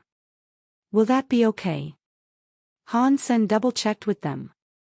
The worker laughed, pointed to the base around them, and said, the base has the appropriate equipment to absorb and sustain the sonic power.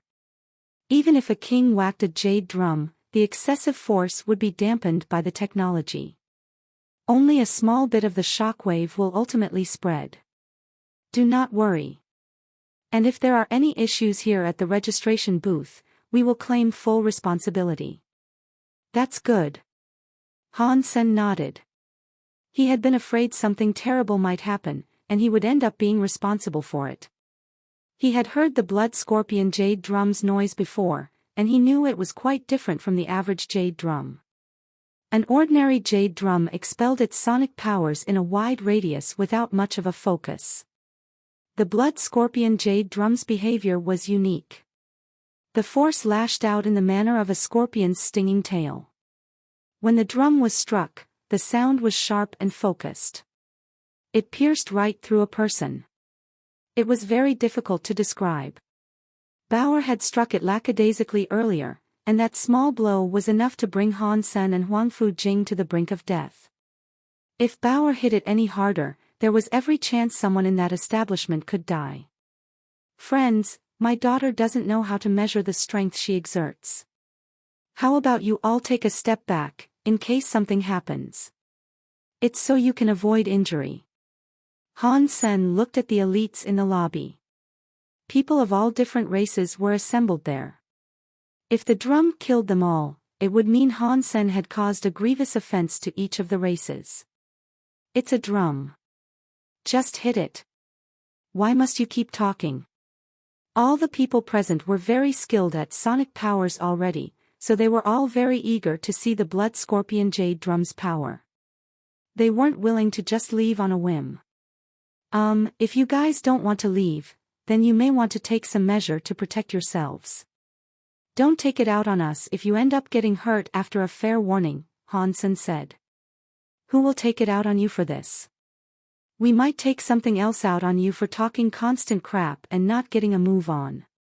Hit it now or put the jade drum down and get lost. Many of the elites were growing annoyed with the delays.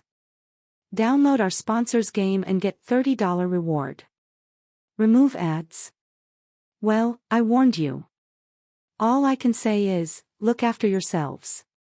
Han Sen set Bauer down by the drum and then retreated. He summoned his Baisima around himself, Huang Fujing, the worker, and the registry booth. Then, he blinked to Bauer who was still outside of the Baisima. Bauer, hit it. But don't hit it too hard. Han Sen shielded the worker because he was genuinely afraid that the man wouldn't be able to withstand the hit. The drum couldn't be registered if the person who was supposed to register it died. Everyone saw Han Sen taking this so seriously, and they started to appear a little confused. The worker said that there was equipment in place to ventilate excess sonic powers. They were designed to deal exclusively with the power of the drums. Even if a king-class elite struck a drum, nothing much would happen. The blood scorpion jade drum was a mutant jade drum, yes, but if a mere child was going to strike it, that shouldn't have posed much of an issue. That was what the onlookers were thinking, anyway, as they saw Bauer standing over the jade drum. Then, she hit it. Pang!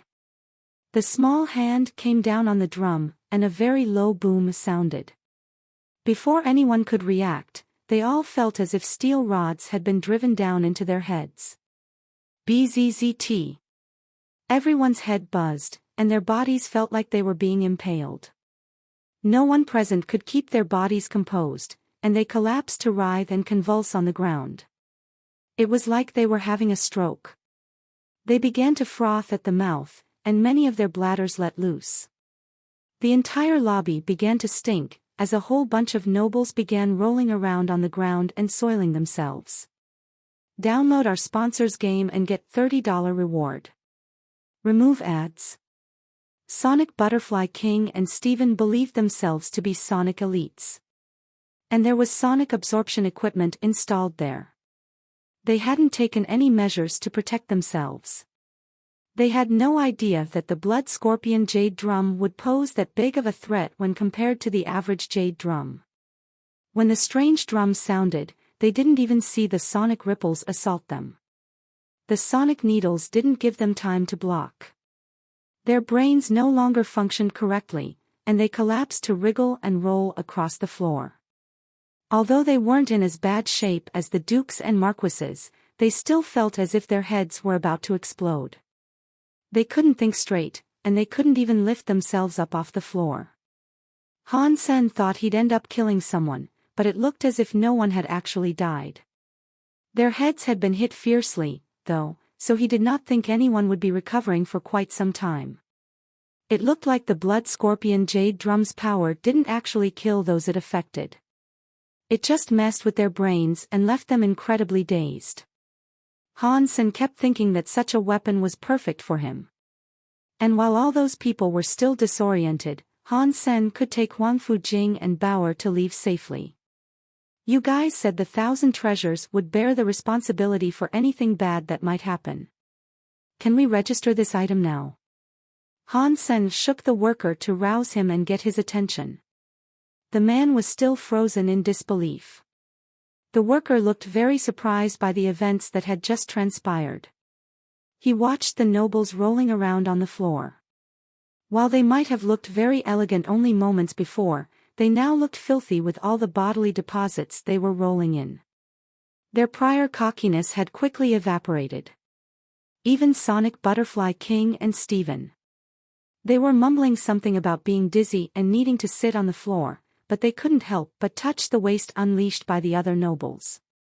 Download our sponsor's game and get $30 reward. Remove ads. What are you waiting for? Hurry up and get this thing registered. Han Sen stared down at the worker.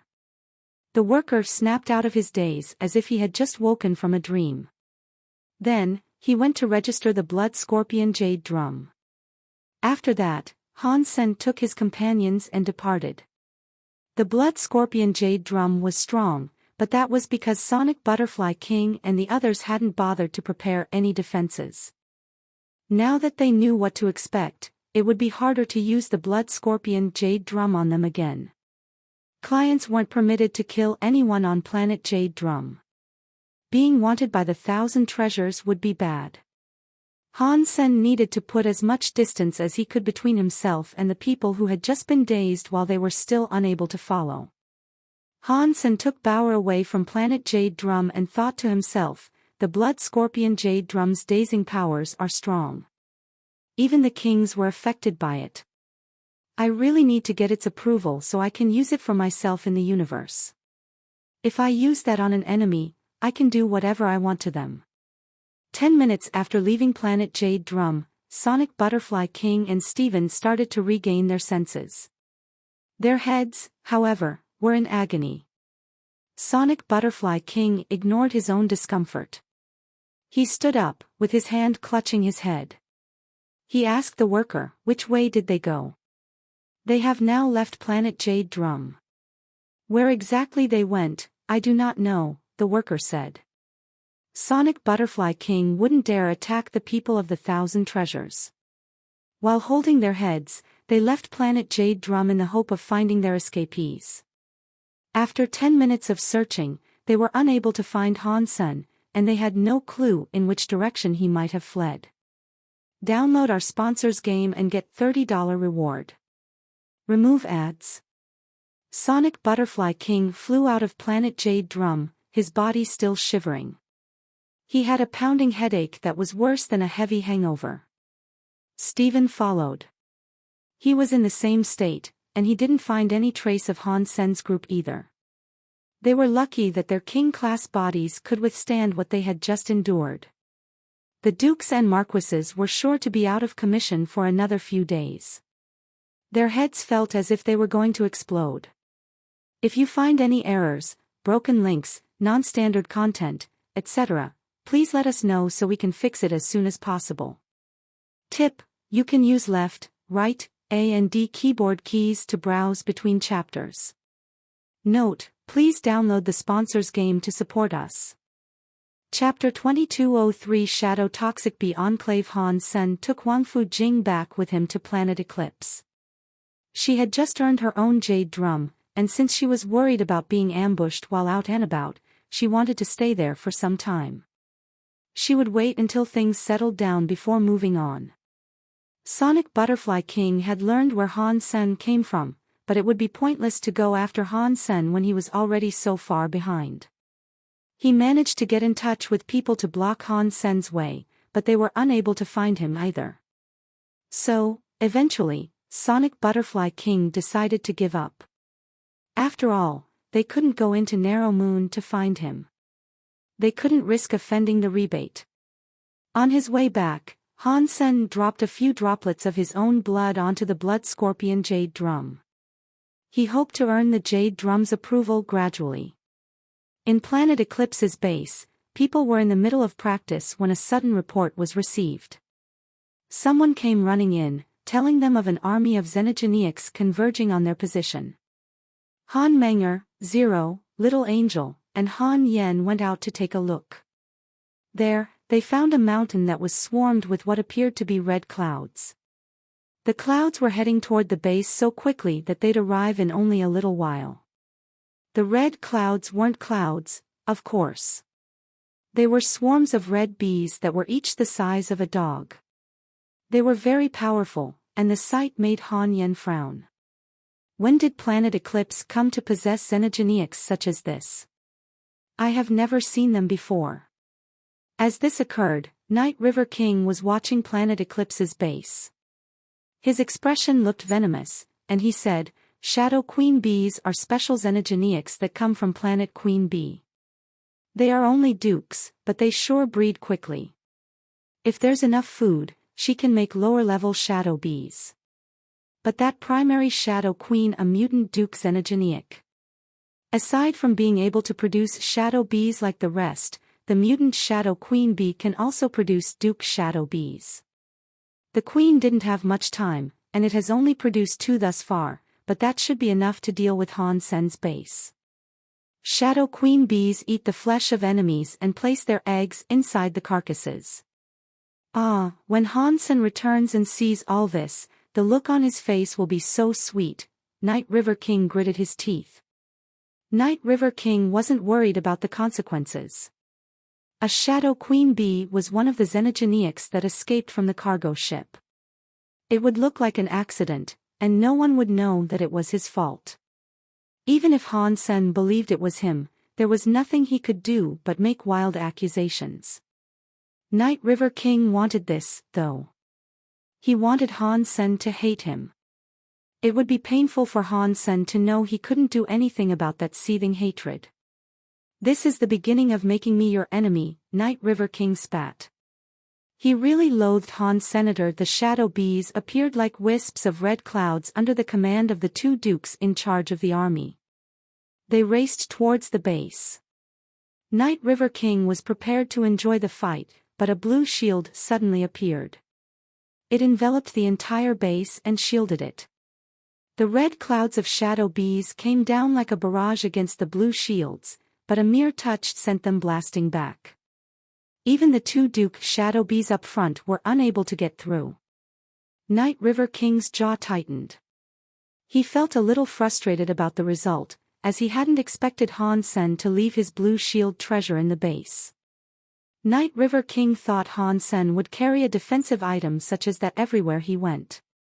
If he knew Han Sen hadn't taken it with him, he wouldn't have concocted the grand scheme to attack Planet Eclipse. If Han Sen didn't have the shield, fighting him one-on-one would be far easier. There was no point in wasting time on regret, though. The shadow bees were unable to break the shield. The shadow bees fired a toxic substance from their nasty stingers. They were like red lights as they splashed across the blue shield. They did nothing to harm the composition of the shield, though. Although the shield was weakened by the fact that it had to protect the entire base, it would still be very difficult for marquises and dukes to break it down. As Night River King wrestled with various ideas, the blue shield suddenly disappeared. The bees outside came racing in. Did it fail because the shield's user didn't have enough strength? Night River King wondered. Could the user not keep the shield raised? Soon after, Night River King realized that his assumption hadn't been quite right. When a fair number of those shadow bees came racing in, the shield was raised once more. Most of the shadow bees were still on the outside, but a decent chunk had made it in. Whoosh! Whoosh! Whoosh! Black arrows began flying beneath the shield. Not long after, a dozen of the shadow bees on the inside were slain. And then, a group of Kate appeared. They began gathering the bodies of the shadow bees inside the base. Night River King's eyes began to twitch. His plan hadn't worked, and he had just given Planet Eclipse a massive number of freeze energenics. He wished he could go in there himself and destroy what Hansen had built. When the Kate kids brought the shadow bee bodies back into the base, the shield disappeared again. It reappeared a millisecond later, shutting off another section of the shadow bee army. Night River King laughed. One of the shadow bees inside was a duke. The others were just marquises.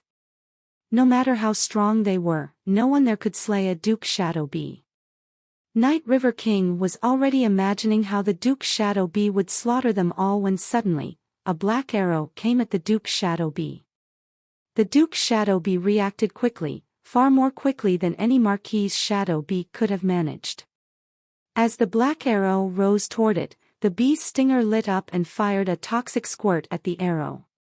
The toxic juice sprayed toward the arrow, and the arrow suddenly sank. It adjusted its course to duck under the toxic juice, then it rose against and punched through Duke Shadow Bee's body with great speed. The shadow bee was shining red. When the arrow pierced its body, the arrow came to a stop. It isn't easy to kill a Duke Shadow Bee. Night River King laughed mockingly. Boom! When the arrow entered the shadow bee's body, it was trapped inside. But then, a scary explosion occurred within the Duke Shadow Bee's body. The red light shattered, and a gaping hole was torn in its side. It was heavily injured, and it fell to struggle on the ground. Boom! Another arrow was fired at it. It pierced through the shadow bee via the already dealt wound. The creature's head then blew up, bringing a swift end to the Duke Shadow Bee. While that happened, the rest of the Marquise shadow bees were dealt with by Han Yen. How is this possible? That woman is just a Marquise, and yet she can so simply kill a Duke Shadow Bee. This is impossible. She is Han Sen's blood, but since when have crystallizers ever been that strong? Night River King was incredibly angry, and he couldn't believe his eyes. Chapter 2204 Black Moon King visit Han Menger and the others finished off the remainder of the shadow bees effortlessly. They managed to collect a lot of xenogenic genes through the effort, and many of them earned shadow bee beast souls. The beast souls were arrows that wielded a toxic fire. When Han Menger killed the second Duke Shadow Bee, she earned a Duke Toxic Arrow Beast Soul. When he saw the last of the shadow bees get destroyed, Night River King knew his plan had failed. In his rage, he smashed the screen he had been watching to pieces. After Han Sen returned to Planet Eclipse and learned of what had unfolded with the shadow bees, he guessed that Night River King had been behind it. Planet Eclipse did not have any shadow bees that were native to the place. Thank God I left the demon bug by Sima behind. Otherwise, even though Han Menger and the others would probably have survived the assault, many of my other nobles would have been killed, Han Sen thought, relieved at how things had turned out. Han Sen knew the Bee Queen was still around, though. So, he assembled expeditions to go out in search of it. The Shadow Queen Bee's nest was not difficult to find. She made her home in a large mountain, and the entrances that the bees had carved were clearly visible.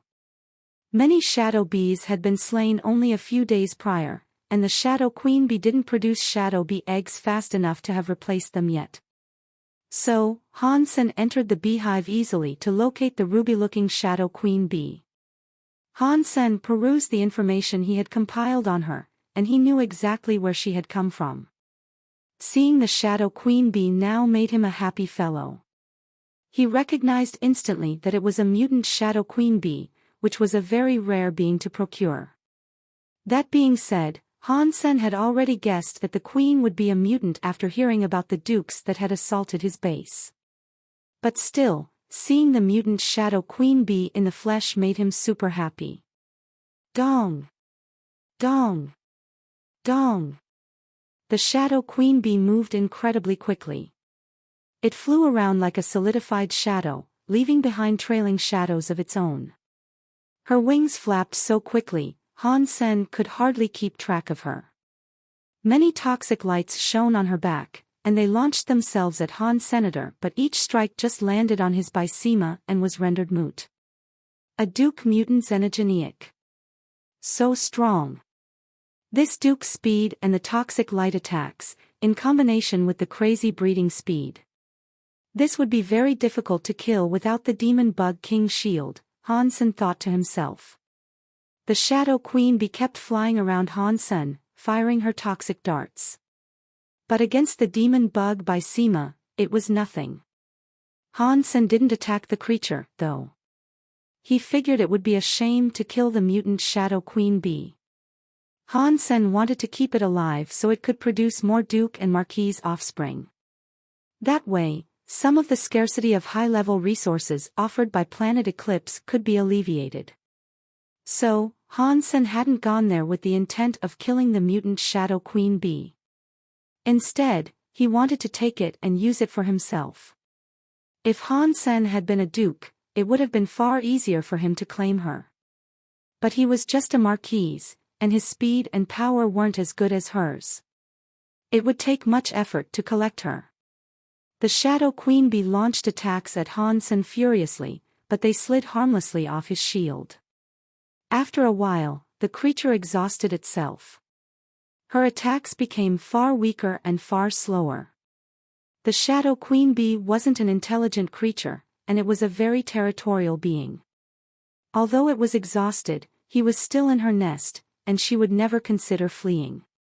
She still tried to fight Han Senator. Seeing her growing frustration, Han Sen decided to put away his demon bug Bysema. The Shadow Queen Bee, upon seeing the Bysema disappear, flapped her wings to resume attacking Han Senator. She was much slower now, though. Han Sen brought out his white jade drum and hit it. A very deep boom of sonic power ripped out of the drum. It clipped the tired Shadow Queen Bee and brought her down. The Duke Jade drum sound shouldn't have affected a mutant duke like her very strongly, but she was too tired by this point, so she couldn't withstand the force of that sonic shockwave. The Shadow Queen Bee dragged herself off the floor, intent on going after Han Senator. Han Sen was still holding the jade drum. He hit it another 2 times. The shockwaves made her roll and writhe around on the ground again. It looked as if she was in pain. "If you listen to my commands, I will spare your life," Han Sen told the Shadow Queen Bee that was now on the ground. The Shadow Queen Bee lacked intelligence. When the drum stopped, she tried to attack Han Sen again, the intruder that had invaded her space. Han Sen didn't know what to do except continue pounding the jade drum, which made her roll around on the ground over and over. Some of her bee blood began to pour from her mouth. But Han Sen didn't want to kill her. Killing her would be pointless. Seeing that the Shadow Queen Bee was about to die under his repeated torture, he decided to exit the hive. A xenogeniac without proper brains had to be broken in by slow torture over time. Han Sen stationed people to keep an eye on that beehive. If the Queen Bee made bees, they would go and kill them. That would teach her a lesson. They hoped that after a while, she might actually listen to Han Sen and obey his commands. "We will never be safe for as long as Night River King exists," Han Sen thought grimly. He considered how he might dispose of Night River King. With the current limits of his power, Han Sen couldn't go after Night River King just yet. He needed to become a duke, and he needed to own a lot more treasures. It would have been best if he could use the Blood Scorpion Jade Drum. That would be the only weapon he'd need to take down someone that was a higher level than he was. But even if he was able to kill Night River King, he wouldn't be able to do it while he was in Narrow Moon. If they fought, the rebate would rally behind Night River King. An outsider would never earn their favor. It looks like I need to become a duke quickly and find a way to take him out elsewhere. Han Sen calmed himself down and tried to think things through rationally. Allowing his anger to make him rush wouldn't solve anything. If anything, it would just reveal weaknesses for his enemies to exploit. He needed to be calm if he was going to do this. Night River King, I am going to kill you. Han Sen kept practicing. The 1st and 15th day of each month, he went to Cold Palace to absorb moon and cold powers, hastening his ascension to the rank of Duke. Han Sen dropped his blood onto the blood scorpion jade drum every day, too, slowly letting his essence sink into it. He wanted his blood to become one with the scorpion. Han Sen felt that he was slowly building a connection with the blood scorpion jade drum, claiming it would only be a matter of time. One day, Black Moon King dropped in on Han Sen unexpectedly. Han Sen, the Extreme King, will be hiring knights from Narrow Moon. Are you interested in going? Extreme King recruits elites. I don't think they'd want a small marquise like me, Han Sen answered, confused. He thought they were only interested in elites like Isha. That would require him to be at least a king. The Extreme King will only grow and care for future elites that are showing great potential. We have a good relationship with them. When the Extreme King hire knights, they offer a few slots to us. If you would like to join them, I can get you in, Black Moon King said. Chapter 2205 Ice Blue Night King, do I have to go? Han Sen asked with a frown. It is merely a recommendation of mine, Black Moon said quietly. But the dragons don't tend to swim with fish, and tigers don't like living with dogs. This is your opportunity to get out of here. Han Sen knew Black Moon King was merely being nice to him, and he knew that the king didn't want him and Night River King to be embroiled in more fights. But Han Sen still shook his head and told him, "Thank you for your kindness, but if I cannot stand my ground here, how will I make it where I want to go in the future? I know you aren't the sort of person that gives up easily." Black Moon King wished to say something more, but he faltered. Then he just stopped and sighed. Never mind. The road everyone traverses is different, and it's impossible to determine which road is right for anyone else. If this is your desire, then we can let this matter be. Black Moon King then left, which got Han Sen to thinking. Extreme King seems to be going on a hiring spree lately. Has some internal affair gotten out of hand? Han Sen had no information pertaining to them, so he couldn't guess anything more. He continued to practice jade skin every day, hoping to become a duke as soon as he could. On that day, everyone in Narrow Moon assembled in Moon God Plaza. They were all dressed in their finest uniforms, which suggested they were meeting with someone important. Han Sen did not go to the plaza, but he knew that was the day when the Extreme King were coming. He saw some ships that were as pretty as planets coming into Narrow Moon airspace. It looks like Extreme King doesn't only focus on heightened strength. Even their technology is far more advanced. Narrow Moon doesn't have a single ship like that, and there they are with an entire fleet of the things. Thank God they aren't enemies. If they were, Narrow Moon would swiftly fall, Han Sen murmured to himself. Han Sen didn't want to join the Extreme King, but everyone else in Narrow Moon wished to. The Extreme King weren't willing to take just anyone, however. Each candidate had to go through a thorough testing process. Many nobles anticipated this opportunity, hoping they could send their kids sent with the Extreme King. Any young students that joined them were sure to develop and become stronger. The rebate were a higher race, but they weren't even in the top 100. In terms of resources and strength, they paled in comparison to the Extreme King. It was a shame that the standards of the Extreme King were very high. Joining them was harder than passing any school exam. And many creatures were quick to fail their testing process. Narrow Moon was just one of the string of stops that the Extreme King were making along their recruitment drive. In total, there were at least 1,000 other places where they intended to recruit people just as they were doing in Narrow Moon. They wouldn't be taking anyone who didn't pass their tests, however. Although Han Sen did not participate in the testing, he learned that over the past 4 days, only one earl and one marquise had passed the bar of quality. Countless young people were not permitted to join. The Extreme King were recruiting backup knights. Their level did not matter, all that mattered was their current talent and their potential for the future. So, even some so-called genius dukes of the rebate were booted from the tests. Moon Will King, I have heard Knife had a student. Which one is he? Asked Ice Blue Night King with a frown. He was in charge of the Narrow Moon recruitment drive. There were 10 groups of knights in Extreme King. Every group of knights had one leader who was a Night King. Ice Blue Night King was the leader of the Ice Blue Knights. When they assigned the different areas the night groups would visit to recruit, Ice Blue Night King selected Narrow Moon purposely. He had to pay a price for that, as well. He did this because Knife Queen herself had joined the Ice Blue Knights when she came to the Extreme King. Ice Blue Night King greatly admired Knife Queen. He even followed her instructions. That was why he had selected Narrow Moon, for that was where she came from. He hoped to find similar geniuses there. But over the past 2 days, the tests had greatly disappointed him. The young rebates really did lack talent. At the very least, they were nowhere near the greatness of Knife Queen herself. Although a few of the talented ones were good enough, their personalities were abhorrent. It'd be difficult to give them any glimmer of fame. And while at first Ice Blue Night King had been happy to come to Narrow Moon, he was no longer enjoying himself.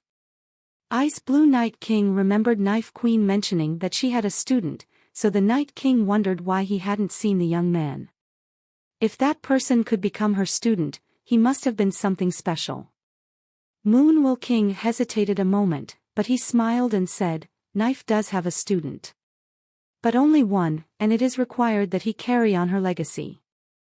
And so, he has had to give up the chance to join the Ice Blue Knights. Really? Ice Blue Knight asked quietly. Night River King suddenly said, from what I have seen, if he wishes to carry on her legacy, he should join the Extreme King. Even Knife had to join the Extreme King, yes. If so, her student will have to follow her sooner or later. He is wasting his time in Narrow Moon. Why can he not go to be with the Extreme King sooner? If Knife was here today, she would think the same. Night River King did not say this on behalf of Han Senator. All he wanted to do was kick Han Sen out of Narrow Moon so he could take the Guardian's moonlight all for himself. Ice Blue Night King agreed. Night River King is correct. A student of Knife should be someone special. He deserves better than to be stuck here in Narrow Moon.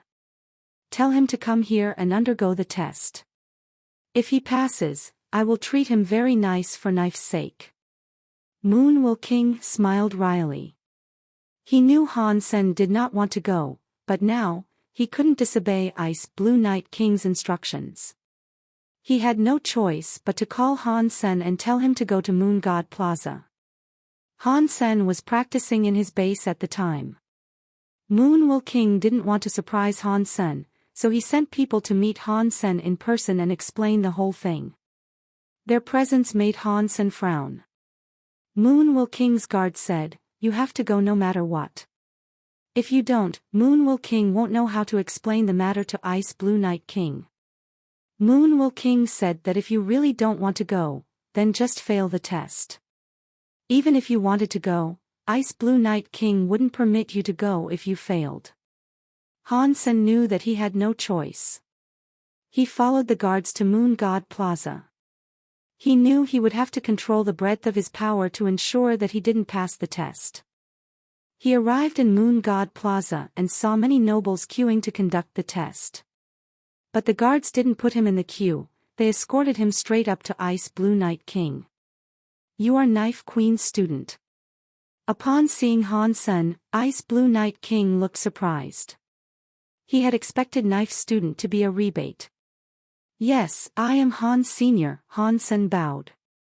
Chapter 2206. Faking the test. Over the past few centuries, the Extreme King had put much of their focus on the systems of chaos. The Ice Blue Knights were pioneers, and their primary killing fields were those dangerous systems. They knew little about matters concerning other places in the universe. Because of this, they were unaware of who Han Sen was. The Extreme King did have an information-gathering department, so they did know a thing or two about Han Senator, but the Extreme King thought only people like Moon Will King or Isha were worth focusing on. Not many people knew Night River King, at all. The only people that cared for that sort of information were the locals of Narrow Moon. Ice Blue Night King only knew that Isha had a student. He didn't know that person's name or race. He had just assumed that her student would be a rebate, not a crystallizer. Ice Blue Night King didn't say much to Han Sen, and he simply encouraged him to engage in the test. Although Ice Blue Night King really admired Knife Queen, he wouldn't go easy on her student. To gain his approval, Han Sen would have to demonstrate an appropriately impressive amount of power. But because of his experience with Isha, Ice Blue Night King remained hopeful that Han Sen would succeed. "Mr. White, what do you think about Knife's student?" Ice Blue Night King looked at a man in green clothing standing beside him. The man squinted as he peered at Han Sen and said, "He is an interesting man." Well, after all, the student of Knife Queen should be at least half decent. If he wasn't, he would not have been selected by a woman like her, Ice Blue Night said with absolute confidence. The green-clothed Mr. White didn't answer. He merely smiled and kept his eyes on the test. Han Sen was in the marquee's queue. He was watching the kings perform their test, thinking of a way in which he might get himself disqualified without looking like he was intentionally throwing the test. It wasn't as if he didn't want to go to the Extreme King, it was just that he had many problems already in Narrow Moon. Leaving Han Menger there alone with Night River King would be a risky thing to do. Han Sen wanted to take out Night River King before he left Narrow Moon. So, Han Sen planned to stay. After watching for a while, Han Sen had an idea of how he might sneak his way past the test. The most annoying thing, though, would be the Geno Tree test. That test was way too straightforward. The flowers opened up in accordance with how much power one had. People could see the results easily. Han Sen was far stronger than the average marquise. Even if he performed poorly in the other tests, dropping some blood on the tree would guarantee a flower boom that far exceeded anyone else there. Cheating on the other tests would be rendered pointless. Fortunately, Han Sen had a way to deal with the tree, so he wasn't too worried. When it was almost Han Sen's turn, Night River King cockily said, "Ha, now he has to go. That means I have Cold Palace all to myself." The tests at each level were different. A Marquise's first challenge was a combat test. He had to fight and defeat a machine robot. That robot had been created by a Duke Knight. Its strength would be Marquise level, so it would adequately test combat skills at that rank. The scoring system went up to 100, and if you wanted to pass, you'd have to beat the 90-point mark. The tests would continue even if the examinee failed one, though. Each test would have to be gone through for proper evaluation. People that performed some tests poorly could still be selected. With Han Sen's level of power, the people of Narrow Moon thought he could defeat the machine with great ease. But when Han Sen started to fight, the mouths of all the kings were left wide open. Moon Will King himself was particularly shocked. Lit. King lit. Han Sen's fight with the doll was like the greatest fight of all time. If the audience hadn't known Han Sen's real power, they'd have been very moved. Han Sen seemed like someone who had fantastic endurance, but not enough strength. He kept on fighting and fighting, even if he failed. He worked his way against the enemy without any fear of how difficult it might be. While Han Sen would bleed, he would not cry. And eventually, he did defeat his foe. He won the fight. It was just done in a movie-like way that was sure to encourage others. When Han Sen beat the robot, many lovely female nobles had tears in their eyes. They almost shouted out, "Han Sen, you are the best." But the people in Narrow Moon who actually knew Han Sen had strange expressions on their faces. Han Sen was a man who treated Night River King like an annoying dog. He had beaten dragons. He was regarded as being on the same level as Lone Bamboo. But now, seeing him struggle to fight a mere Marquise robot made the onlookers think that something was wrong with their eyes. Shoal. That shoal. This is too much. Night River King seethed as he watched Han Sen's performance. But then he calmed himself down.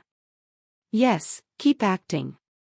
Let's see if you can trick the Geno tree into blooming with fewer flowers. As he watched the fight, Ice Blue Night King frowned. He asked Moon Will King, is he really Knife Queen's student? Moon Will King coughed and smiled. He has just become a marquise. So, he is not in his best shape. He works hard, but he is grossly underpowered. How did Knife teach him? After seeing Han Sen use teeth knife, Ice Blue Night King thought his performance of it was terrible. Knife was busy much of the time. She sent him to Sky Palace for a while. Moon Will King felt depressed. Ice Blue Night King stopped his line of questioning. He watched Han Sen's performance and concluded that Knife must have had her reasons for taking Han Sen as a student. He believed Han Sen must have been strong in another way. The tests of the Extreme King were very scientific, and they could accurately gauge anyone's potential. The tests could show the extent of a person's talents. But Han Sen's performances were driving the people of Narrow Moon nuts. They knew some of Han Sen's true abilities. They knew how scary he could be, but now, he looked like a man that worked hard and had no real talent. He worked very hard, but his results were terrible. Moon Will King's expression was becoming increasingly strained. It was difficult to avoid laughing when looking at his pinched face. It looks like Knife didn't have a replacement. Ice Blue Night King sighed. Han Sen seemed well behaved, and it looked like he worked very hard. His talents, however, were downright terrible. Night River King only laughed at Han Sen coldly, without saying a word. He wanted to see how Han Sen planned to make it past the Geno tree. The results given by the Geno tree were always accurate, so his act wouldn't pay off. Taking the Geno tree test would reveal the true extent of his power. Perhaps it would make Ice Blue Night King angry. Chapter 2207 Test Results. The final test was the Geno tree. Han Sen stood before it and cut his finger. He let a droplet of blood fall onto the Geno tree. As everyone watched Han Sen's blood fall onto the Geno tree, Night River King stared at Han Sen intently. He wanted to make sure that Han Sen didn't try to cheat his way through this too. The Geno tree could accurately gauge one's Geno power. It was very precise. If Han Sen let his own blood fall onto the Geno tree, it would bloom with a number of flowers that was equal to his strength. Han Sen had spent some time researching the Geno tree, and he had discovered some interesting things. The operation of the Geno tree turned out to be quite simple. The Geno tree was like a gasoline-operated generator, and the genes in a person's blood were like gas. The more gene power a person's blood possessed, the more electricity the Geno tree could generate. In the case of the tree, there'd be more flowers. Han Sen's Geno power was much stronger than the average marquises. Ordinary marquises could generate up to 100,000 flowers. Han Sen believed his own power would easily open a few 100,000 flowers. If Han Sen wanted to be disqualified, he would have to reduce the number of flowers that bloomed. This was a task that no ordinary creature could accomplish because success wouldn't depend on strength. Even deified elites couldn't change their own genes. Or at least, if people like that did exist, there were very few of them. When the deified Buddha called Burning Lamp Alpha had turned Han Sen into an ant, he had demonstrated a rare gene-changing power. Han Sen's Blood Pulse Sutra could change the messaging of genes, but Burning Lamp Alpha's Geno art was quite different. The Blood Pulse Sutra primarily controlled its own genes. It couldn't change the genes of another creature, like Burning Lamp Alpha's shape-shifting technique. It wasn't difficult for Han Sen to use the Blood Pulse Sutra to control the genes in his own blood. He had tried doing this once before. Night River King watched Han Sen's drop of blood fall onto the tree. And when that occurred, life crept over the barren tree as flowers began to bloom. As the flowers grew, it was like watching a wind rustle through a meadow of a few thousand flowers. But when the flowers stopped blooming, Night River King's eyes opened wide. He screamed, "A mere 10,000 flowers. Impossible." There was no way that Han Sen's blood would only produce 10,000 blooms. Even the weakest marquise could earn 10,000 flowers, but everyone knew that not even the strongest rebate marquises could defeat Han Sen in combat. Ice Blue Night King didn't look surprised. After all, the results aligned with the results of the other tests. Ice Blue Night King thought Knife Queen must have taken Han Sen as a student because of his work ethic, but his talents and powers were still poor, no matter which way you cut it. The sole purpose of the Ice Blue Knights was to fight. They were not a school, so Ice Blue Night King gave up on the prospect of hiring Han Senator if Han Sen lacked power, then it didn't matter if he was Knife Queen's student. The Night King wouldn't allow any talentless person to join the Ice Blue Knights. It would be irresponsible to the other knights he commanded, and on top of that, it could put Han Sen himself in danger. Seeing Han Sen walk away from the testing platform, Night River King looked sick. He firmly believed Han Sen had cheated. Even so, he watched Han Sen's blood fall on the tree with his own eyes. He knew there should have been no way for Han Sen to cheat. His face turned red in frustration as he thought furiously of ways that he might stop Han Senator. He didn't dare to declare that Han Sen was cheating, though. Saying something like that would draw too much attention. If he asked for Han Sen to be tested again, and Han Sen was able to do the same trick that proved he wasn't cheating, then Night River King would be showing disrespect to Ice Blue Night King. Moon Will King was shocked, too. He didn't know how Han Sen had deceived the Geno tree. Han Sen, meanwhile, acted depressed. He looked up to the skies and let out an elongated sigh. He left the platform with slumped shoulders and returned to Planet Eclipse. On the way, he thought with satisfaction, now I don't need to go to the Extreme King. The final tests of the day ended. In the end, only 2 of the rebate had managed to pass.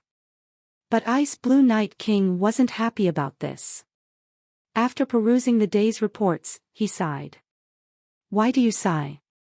Mr. White asked Ice Blue Night King with a smile. Ice Blue Night King displayed a wry smile.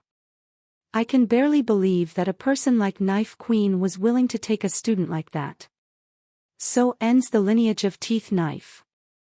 I will never watch that incredible knife skill get used again."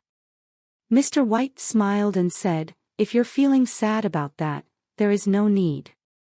"What do you mean?" Ice Blue Night King asked in confusion. Mr. White smiled and said, "That is because Knife Queen has an excellent student. He might one day surpass the woman herself." Ice Blue Night King stared at Mr. White blankly. Surely Mr. White couldn't have been complimenting Han Sen on the terrible exhibition they had both just witnessed. "You mean, she has another student?" Ice Blue Night King asked, grasping for an explanation. "Come and take a look at this." Mr. White gestured to a monitor that was scrolling through data. As Ice Blue Night King looked at the screen, the expression on his face slowly morphed. After a while, he raised his head and squinted his eyes at Mr. White. "I got played. Han Sen had trained in Sky Palace, fought the greatest marquise there, and been labeled the knife and sword master. There was no way he only possessed 10,000 flowers of strength. Sky Palace could never have gained such fame if it produced students as weak as that." Mr. White thought for a moment and said, "Maybe he has his own troubles that are keeping him from coming along with us freely. I don't care what his reasons are. He is mine," Ice Blue Night King grunted. But after a while, he smiled and said, "This guy is good. He had me completely fooled. His personality is different than Knife's, that's for sure. I am surprised she selected a student such as that. Let's find out why he doesn't want to join the Ice Blue Knights first, Mr. White said. That's simple. We'll just ask him, Ice Blue Knight King said with a shrug. Together, Ice Blue Knight King and Mr. White snuck onto Planet Eclipse. There, they found Han Sen hosting a barbecue in the company of many ladies and beasts. He was talking and laughing with those around him, and he didn't look sad at all. It looked like a party. Chapter 2208 The conditions for joining Han Sen was indulging himself with quality drinks and food hot off the grill, but he suddenly looked up and let his face go blank. Something powerful was coming his way, and it extinguished the fire in a single moment. Not even smoke was left to rise from the ashes. Han Sen, how dare you cheat on my tests? Ice Blue Knight King barked. He stood with his arms crossed over his chest, a man clad in green clothing beside him. Han Sen instantly became worried, but his expression remained unchanged. Night King, why would you say something like that? How could I have cheated? When Ice Blue Knight King saw Han Sen remain so calm despite the powerful presences approaching him, he knew for sure that he had drastically misjudged Han Senator. The man really had played him.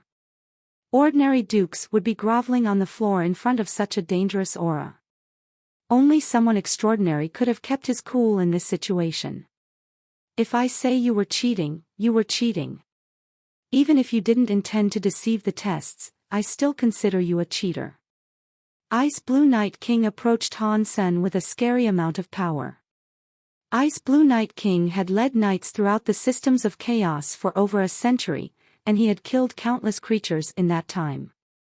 He was a very scary man. And in addition to all that, he had the will of a half-deified being. Even a king would be intimidated in his presence.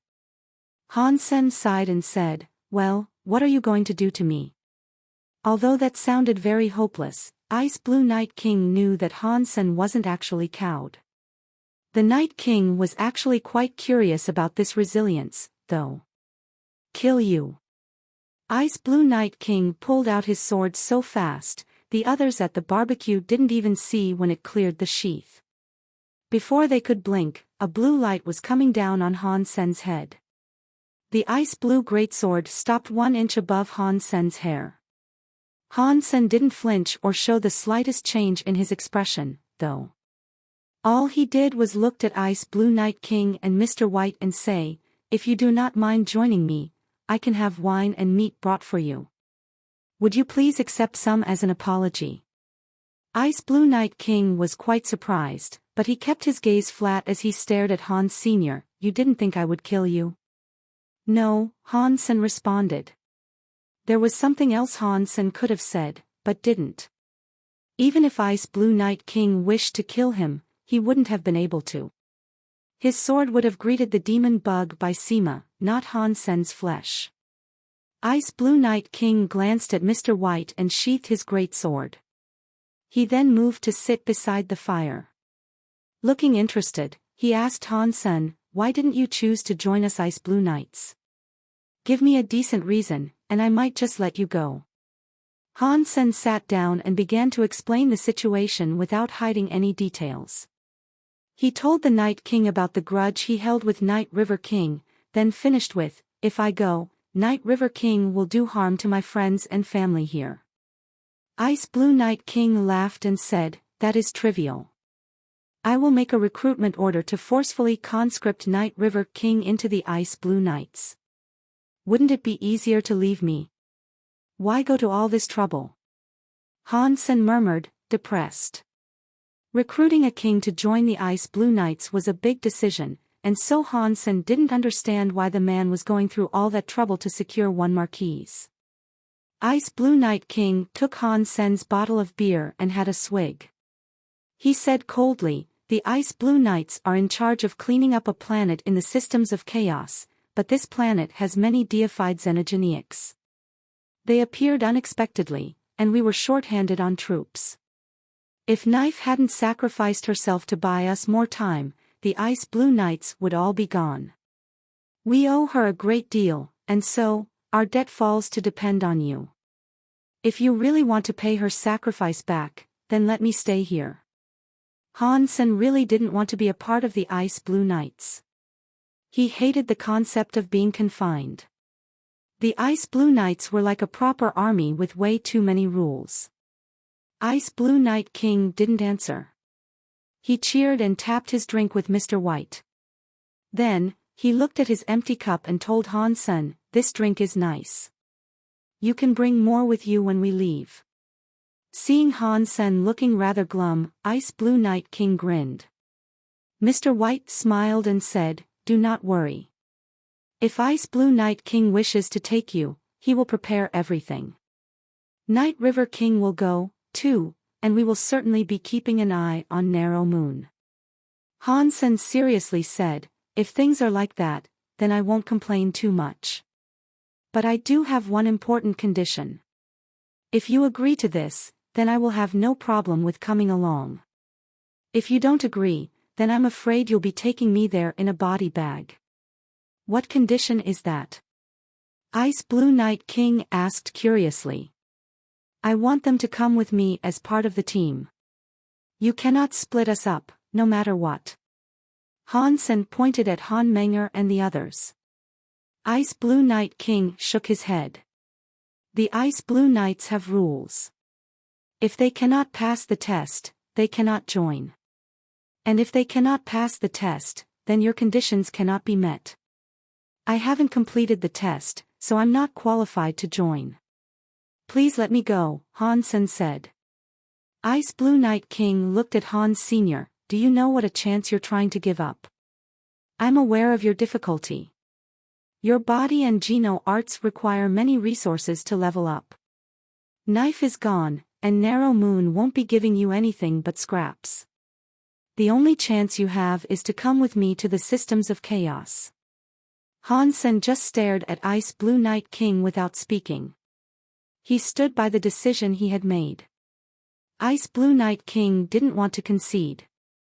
He had his rules, and Han Sen's request had been too much.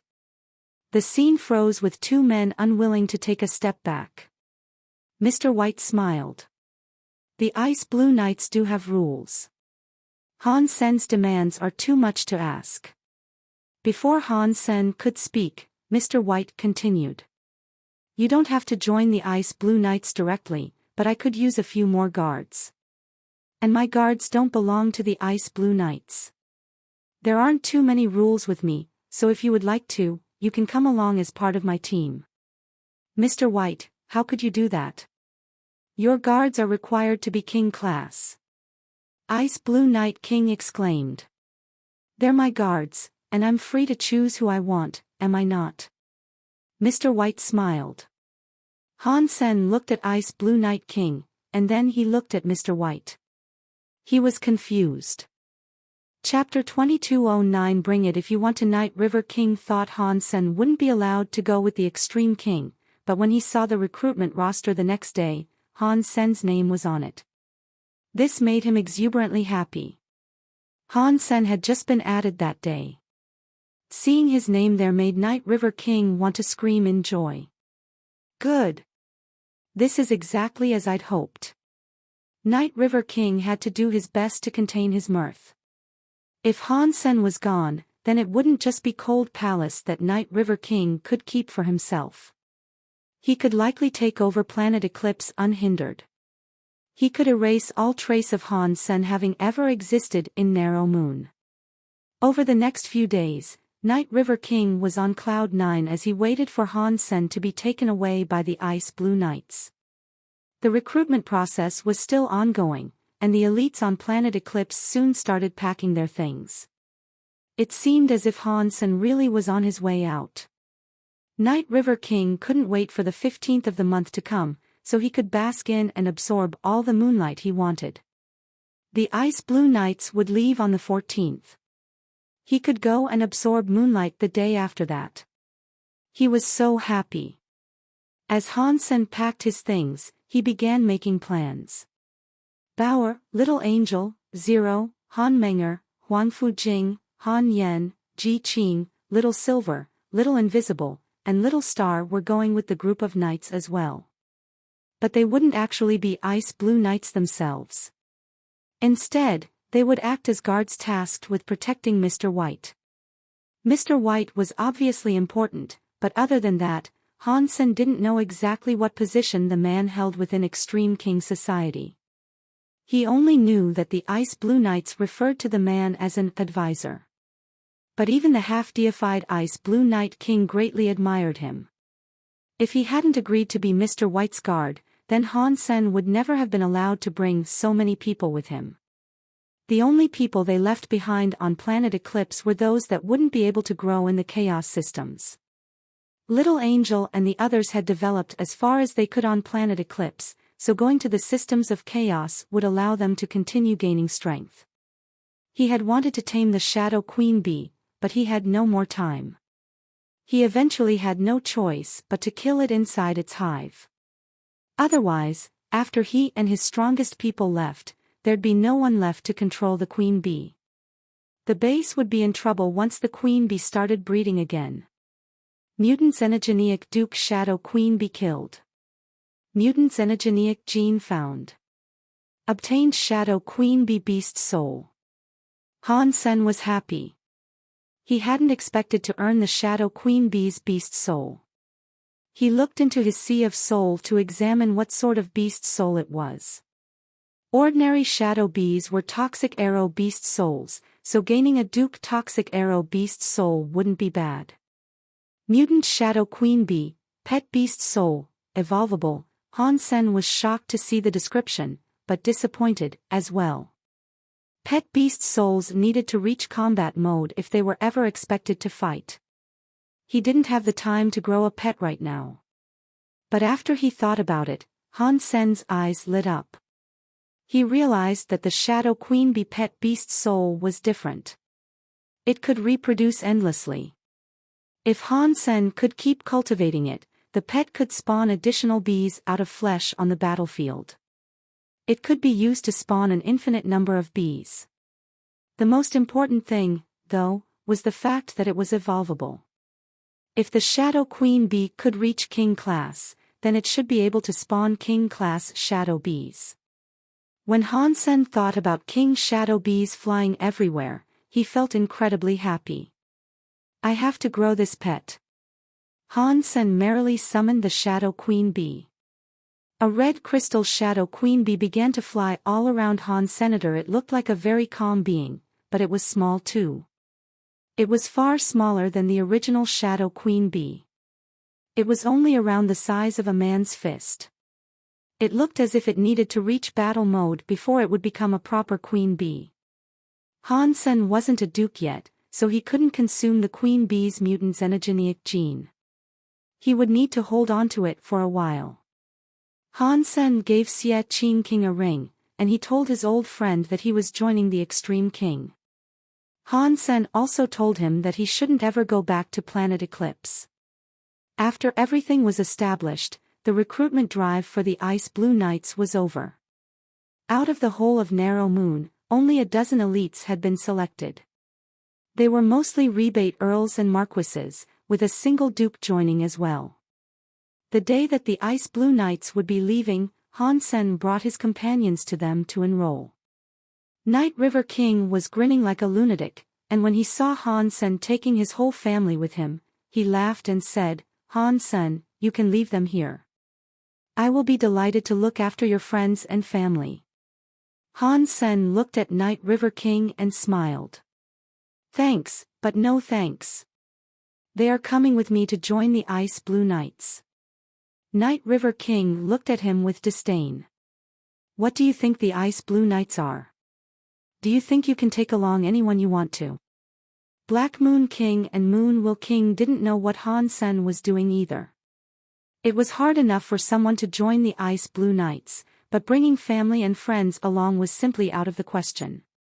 But Han Sen wasn't someone who would make random, unfounded claims. He must have had a sound reason for saying what he just did. "You are right. I can bring anyone I want, and not only them. I can take you, if you want to go." Han Sen smiled at Night River King. A lame joke, Night River King grunted, but he suddenly felt a little nervous. Han Sen turned his back on Night River King and moved to join the Ice Blue Knights with his companions. Moonwell King and Night River King watched Han Sen take his entire family into the Knights' camp. He even brought a child. And on top of that, it seemed as if Ice Blue Night King was okay with it. The rebate lined up, their eyes wide.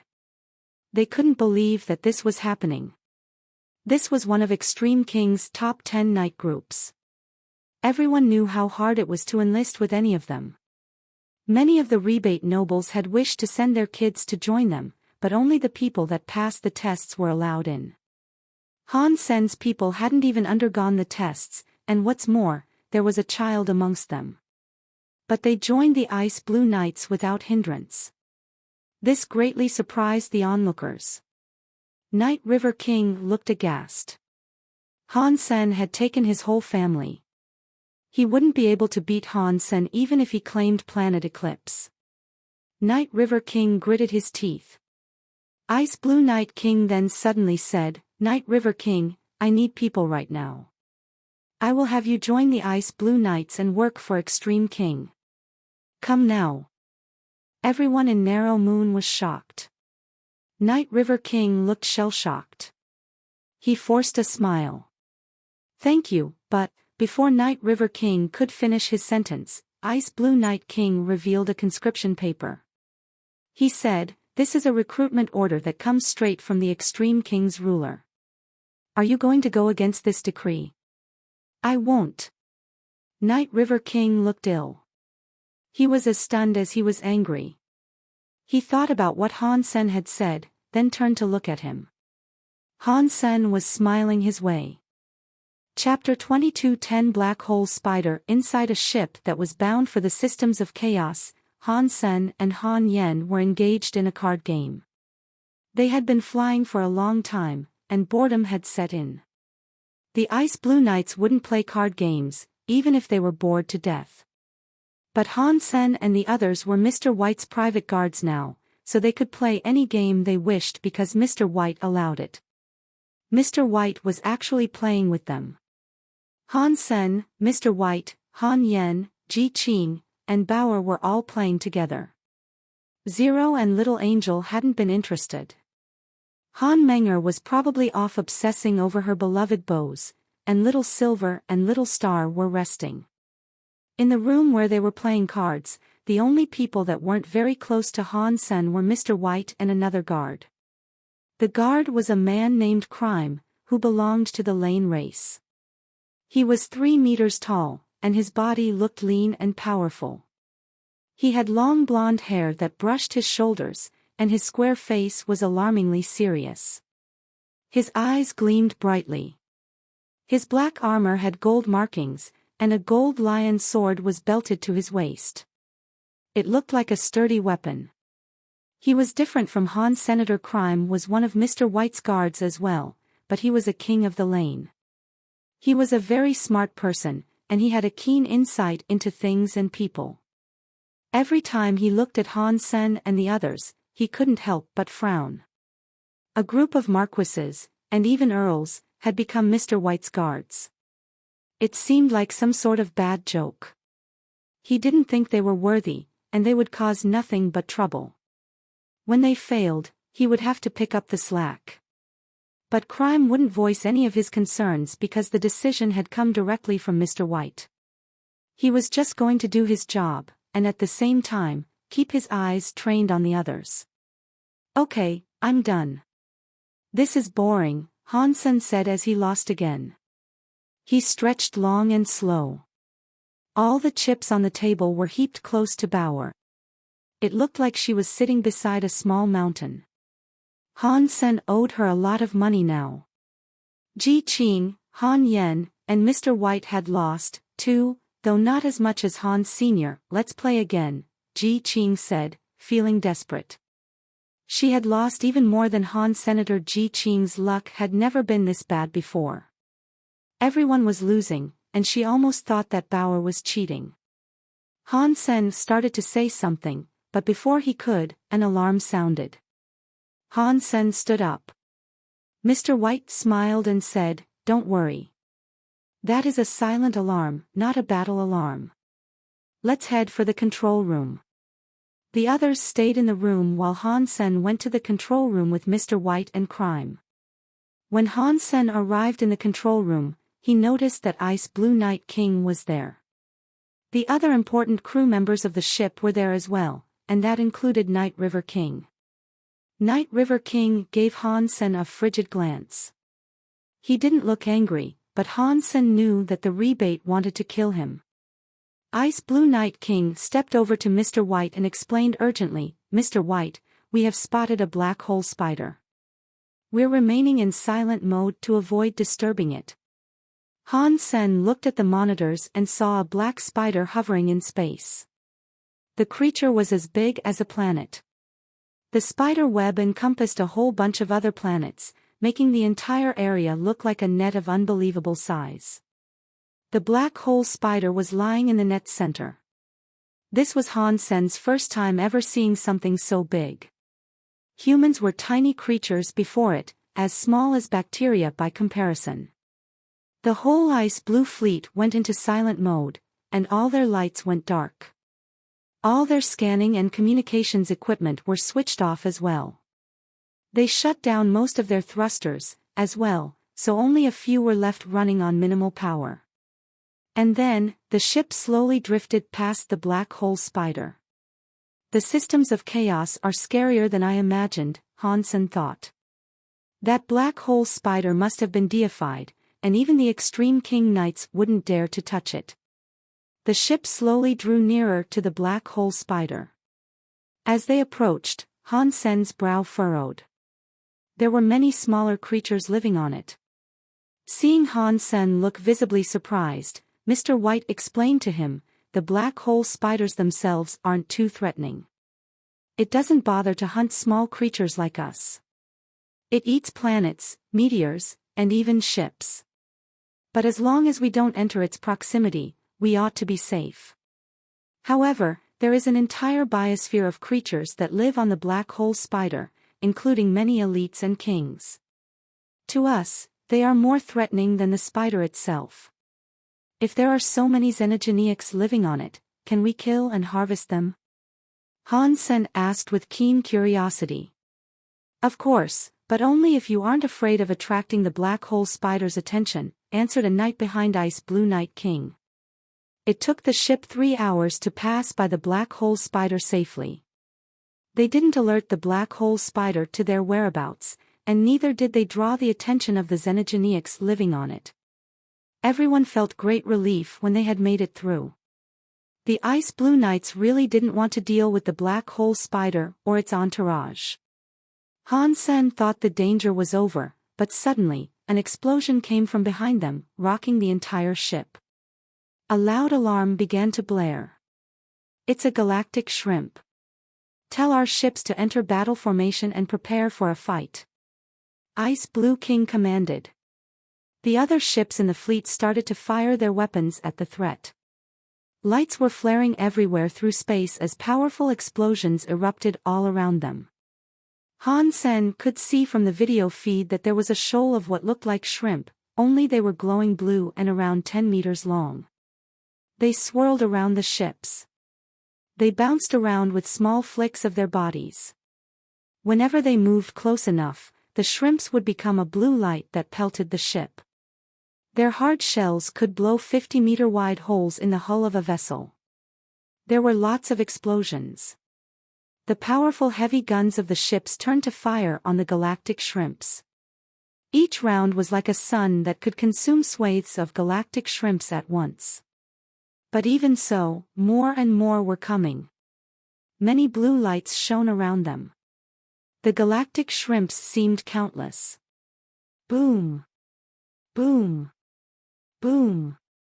The galactic shrimps continued to hit the ships like cannonballs, creating explosions every time. Chapter 22:11 Galactic Shrimp. The fight was worse than they had anticipated. The ships possessed tremendous power, and they could probably have obliterated entire planets with ease. Stopping the assault of those scary galactic shrimp was beyond their capabilities, though. A giant lobster would occasionally appear amongst the hordes of smaller shrimp. The lobsters had a frightening enough presence to suggest that they were king-class. Han Sen spotted 2 of the king-class lobsters coming toward them, but the weapons that could destroy planets didn't have enough power to punch through the shells of those lobster kings. The heavy guns spat round after round at the incoming galactic lobsters, but even so, they didn't even slow the monsters down. One of the creatures raised pincers that flashed blue cut off a huge chunk of the ship. Aside from the operator of the ship, every king and duke knight follow me. Ice Blue Knight King said, then jumped out of the ship through a portal. Many of the Ice Blue Knights followed Ice Blue Knight King, and then an ice blue knife light cut a blinding mark right through the fabric of space. Countless galactic shrimp were killed. The group of Ice Blue Knights, including Night River King, moved in front of the ship.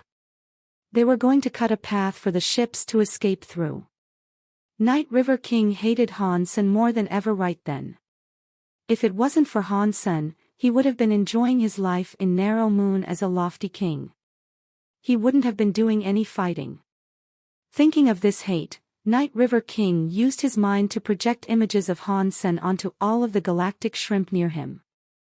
And as he lifted 2 teeth-like moon wheel knives, a black water wheel was sent spinning out to kill many of those galactic shrimp. Boom! The black water wheel hit a lobster's shell, sending a shower of blue sparks into the night sky. In response, the king lobster moved its pincer and sliced the black water wheel in 2. Then, it flew towards Night River King like a blue missile. Kill! Kill! Kill! Blood was everywhere. Bits and pieces of bodies were scattered all over the place. The ship was moving slowly under the cover provided by the Ice Blue Knights, but even still, the ship was hit more than a few times. Each whack caused many more explosions. Huge bursts of energy exploded through space in all the colors of the rainbow. Each burst was like a sun, consuming many lives. Han Sen felt a great level of excitement as he watched it all unfold from the comfort of the ship. He thought to himself, this is what war is really like. Mr. White, can I join the fight? Han Sen asked Mr. White. Han Sen didn't kill for the fun of it, but he was watching the galactic shrimp die in droves. He didn't want to miss the spoils. At the very least, the galactic shrimp were marquises. And a great number of them were dukes. And on top of that, there were king-class galactic lobsters. If he could get the final hit on one, he might have the opportunity to claim its beast soul. Crime hadn't yet grown accustomed to Han Sen's strange attitude towards things, and so he coldly said, "You are Mr. White's personal guard. Your task is to protect him. You are just a marquise, and if you go out there, you will only cause trouble." Mr. White smiled and said, Han Sen might be here bearing that title, yes, but he isn't solely a guard. If he wants to go out there, he has my permission. But if you do go, please be careful and perform your best. Thank you, sir. You guys protect Mr. White in the meantime. Han Sen directed the command at Zero and Little Angel. Without saying another word, Han Sen exited the ship. In his heart, he shouted, "Beast Soul baby, Big Brother is on his way." Han Sen summoned his dragon wings on his back and ears. His body was petrified through the Dongxian aura. He scanned the entire fight, then flew towards Ice Blue Knight King. Han Sen didn't think he could fend off a swathe of galactic shrimp by himself, and so he knew he would have to stay next to Ice Blue Knight King to take advantage of the best opportunities. He was going to attack the injured galactic shrimp, and by finishing them off, he hoped that he'd receive a goodie or 2. Amidst that messy fight, Han Sen employed the Dongxian Sutra, Heavenly Go, and Under the Sky knife skills liberally. They made for a useful trio in that scenario. They enabled him to see through the weave of the fight. They also allowed him to identify the safest spots to occupy in the middle of the battlefield. That way, he wouldn't be in too much danger. Crime was very surprised when Mr. White allowed Han Sen to exit the ship and join in the fight. Marquises were just backup for the Ice Blue Knights, usually. If nothing out of the ordinary was happening, they wouldn't be allowed to join any fights that came up. A proper Ice Blue Knight was required to be a duke. But Han Sen was having good luck. After getting to Ice Blue Knight King safely, Han Sen killed a shrimp that had slipped behind them without getting attacked. As he went, Han Sen kept trying to predict how the battle would unfold. He readied himself to rack up some kills. Xenogenic Marquise Galactic Shrimp killed. Xenogenic Gene found. Han Sen slashed and killed a galactic shrimp. The blue, fluorescent blood sprayed all over him. In no time at all, he had managed to kill 30 of them. Not a single one had given him a beast soul, though. He didn't have the time to pick up the xenogenic genes either. He had to keep going, killing as he went. There were too many galactic shrimp, and Han Sen had to keep teleporting to reorient himself and fix his location. He moved continually between safe spots to give himself some breathing room, but staying away from the bulk of the galactic shrimp required him to kill a fair number of them, too. Ice Blue Knight King's fight was too dangerous to get very close to, from what Han Sen could see. He saw Ice Blue Knight King slay a king-class galactic lobster in a flash. Han Sen was unable to get there in time, which made him feel depressed. Han Sen kept fighting and looking around as he went. He found Night River King engaged with a king-class galactic lobster. Their fight was a nasty one, for sure. Night River King held 2 knives as he used the Night River Beast special techniques against the lobster. They ground the lobster's shell open, revealing the blue meat on the inside. It looked as if the king-class galactic lobster wasn't strong enough to repel him. Han Sen kept fighting, and as he did, he approached Night River King. Night River King is evil. This old man is fighting the king-class galactic lobster, but he stays someplace safe where he won't be attacked by shrimp. It looks like he's decided that fighting the lobsters, while dangerous, is a safer bet than tangling with all the shrimp. But because of that, he has given me a chance. Han Sen slowly drew closer to Night River King. This was no time to attack Night River King. If the Ice Blue Knights found out what he had done, it would be labeled a crime. Han Sen's target was the galactic lobster that was engaged with Night River King. He wanted to take advantage of its distraction and injuries. The guns fired their energy bolts, resulting in an array of explosions erupting all over the place. The capital ship looked like it was in the middle of a rainbow. And beneath those colors was the unchecked carnage of battle.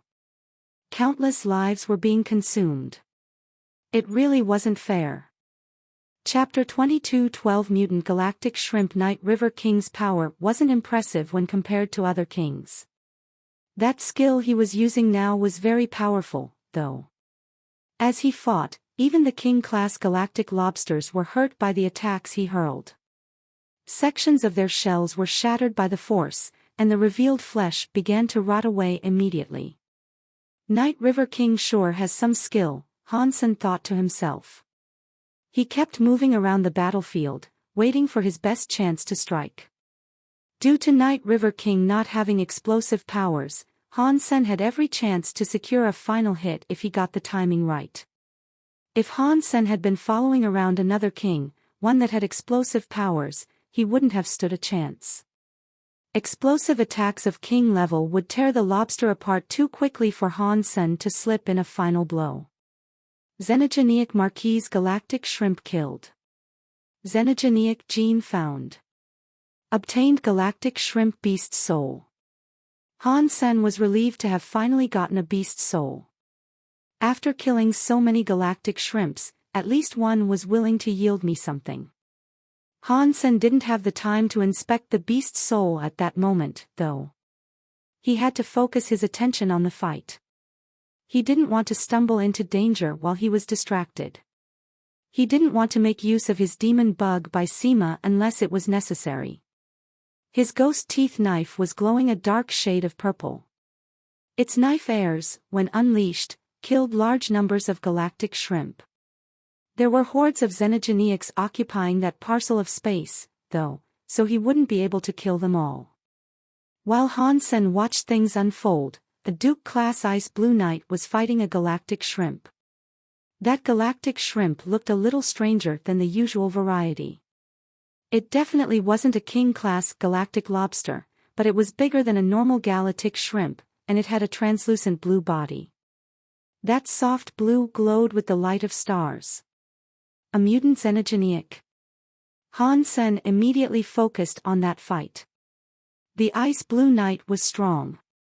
Every individual knight there was powerful, but the one that was engaged with the mutant galactic shrimp was one of the best dukes there was. As he began fighting the mutant galactic shrimp, he was able to get in a few early hits. But then the tables turned, and he was having a hard time fighting the mutant galactic shrimp. It was plain to see that he wasn't winning the engagement. Han Sen took a closer look at what was going on, and he noticed that the Ice Blue Knight had abandoned the standard knight formation in order to block the passage of the mutant galactic shrimp. But he had done that specifically to draw the attention of the mutant galactic shrimp, so its arrival wouldn't ruin his entire team's formation. The mutant galactic shrimp was strong, and its body carried a galactic light. It was incredibly fast, and each of its strikes was like a hammer blow. The Ice Blue Knight couldn't evade its strikes. He tried to use his shield to block the mutant galactic shrimp's attacks, but the shield was sundered by a single hit. The shrimp spikes did not relent there either, for after the cloven shield was bypassed, it pierced through the Duke's armor. Blood oozed out of the point of entry. The Ice Blue Knight let out a roar. He ignored his wounds as his fists lit up with fires like a sun. They slammed down into the head of the mutant galactic shrimp. Catcha! The galactic shrimp's eye was punched inwards. The shell of the creature was dented all over, which sent more of that glowing blue blood squirting out of the punctures. But it wasn't dead just yet. It gathered itself and summoned a green light, then flew at the Ice Blue Duke in a blur. Blurg! Ice Blue Duke coughed out blood. The armor on his chest was shattered. The shrimp spike had rammed straight through his chest, leaving him impaled. Suddenly, a dark purple knife air appeared near the mutant galactic shrimp. The knife air moved with the ferocity of a dragon, drilling into the galactic shrimp's already wounded head. The creature squealed in pain. Han Sen pushed the Ice Blue Knight off of the wretched spike and used his ghost teeth knife to produce knife silks. He guided the silks to begin killing all the Marquis galactic shrimp that were closing in on them. I'm fine. The Ice Blue Knight struggled to straighten himself back up. His chest and back were bleeding, and more blood began to drip from the corner of his mouth.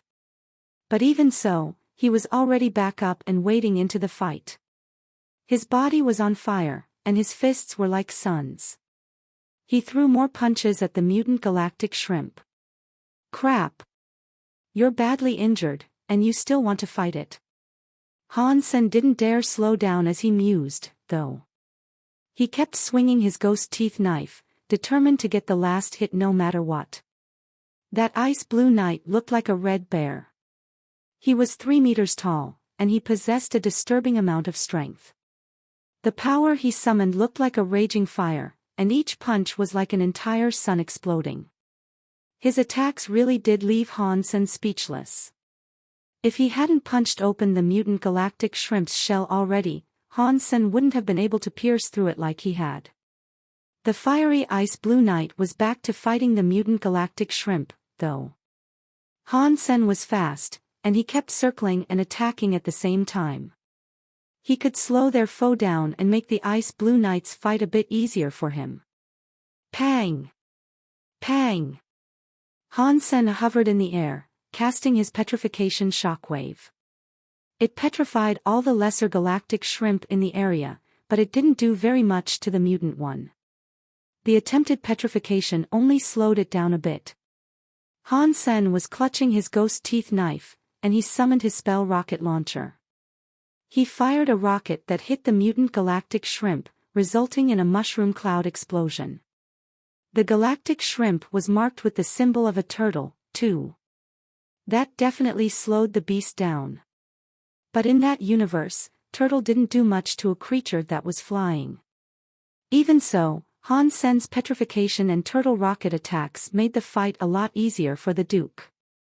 The Ice Blue Knight was no longer struggling beneath the pressure as he had been earlier, and that was because the mutant galactic shrimp had become discernibly slower. The fiery Ice Blue Knight roared and threw another punch, which hit the creature's largest wound like an atom bomb. It blew half of the mutant galactic shrimp's head clean off. The blue flesh below was scorched and smoldering with a red, ravaging flame. "Please don't die. Save your last breath for me," Han Sen prayed. He was afraid that the Ice Blue Knight would finish the shrimp off. He flew forward, intentionally crossing the Ice Blue Knight's path to block him. Then he fired a rocket at the mutant galactic shrimp. It carried the Break 6 Sky's powers, delivering them directly to the exposed brain of the severely wounded head. The rocket exploded and dealt heavy damage to the foe. But the next second, the mutant galactic shrimp glowed green. Its body began to swell, expanding like a supernova. Its green light covered everything within a radius of 1 mile and destroyed everything within that distance. Fortunately, Han Sen and the Ice Blue Knight were far away from that self-exploding mutant galactic shrimp. They had fled as quickly as they could, and thereby avoided the harm dealt by that explosion. Mutant Xenogenic Duke Galactic Shrimp killed. An announcement played inside Han Sen's head, but he earned no beast soul. And after the mutant galactic shrimp exploded, no gene remained for the taking. That made Han Sen quite depressed. "Thank you, brother," the flaming Duke shouted at Han Senator. He then raced back towards the other knights to continue their battle against the hordes of galactic shrimp. As Han Sen hovered in surprise, he realized what had happened. Han Sen had wanted to steal the kill, which was why he had swooped down in front of the Duke. The Ice Blue Knight misunderstood, however, and he thought Han Sen knew the galactic shrimp would explode. That was why the knight had thanked him for his courageous action, when Han Sen was really just attempting to kill Steel. That was just a misunderstanding. Han Sen bore a wry smile, but no one there knew of the existence of beast souls. And as a result, no one could have guessed his motivation.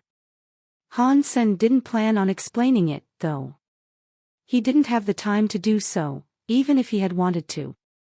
Endless hordes of galactic shrimp were still charging, and Han Sen was in the middle of that awful fight. As Han Sen began attacking, he heard a shout from that same fiery Ice Blue Knight. "Brother, send a rocket at these ones." Han Sen saw many Duke galactic shrimp moving to attack the knight's tight formation. The formation was already struggling, as many of the knights were injured. Han Sen knew what the Duke meant by the call, though. Han Sen flapped his wings and cast a break space flash to get closer to them, and then he fired a rocket at the Duke galactic shrimp. Pang! A mushroom cloud exploded in the midst of the seafood swarm. It wasn't powerful enough to break the hard shells of the shrimp, but the turtle spell did an excellent job of slowing them down to a crawl. The Ice Blue Knights felt a major sense of relief. The shells of the shrimp were frustratingly hard, though. Han Sen had a difficult time dealing with the Duke galactic shrimp. Still, being able to cooperate with the Ice Blue Knights was a fine thing. Han Sen continued firing rockets into the assaulting forces.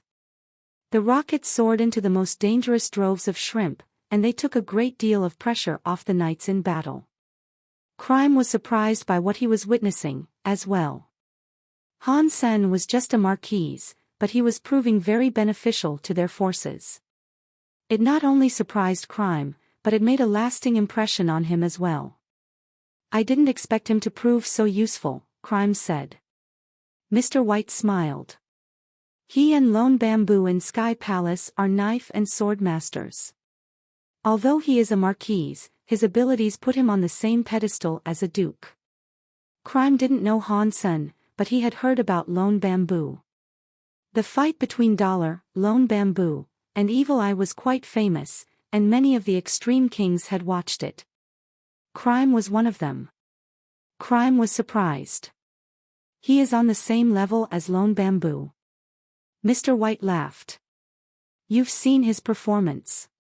You tell me. Don't you think he could rival the likes of Lone Bamboo? He is very strong. Crime nodded in agreement. He wasn't very fond of Han Sen's personality, though, and he would still give the edge to Lone Bamboo in a fight between the two. Crime preferred someone who could engage their enemies in face-to-face combat.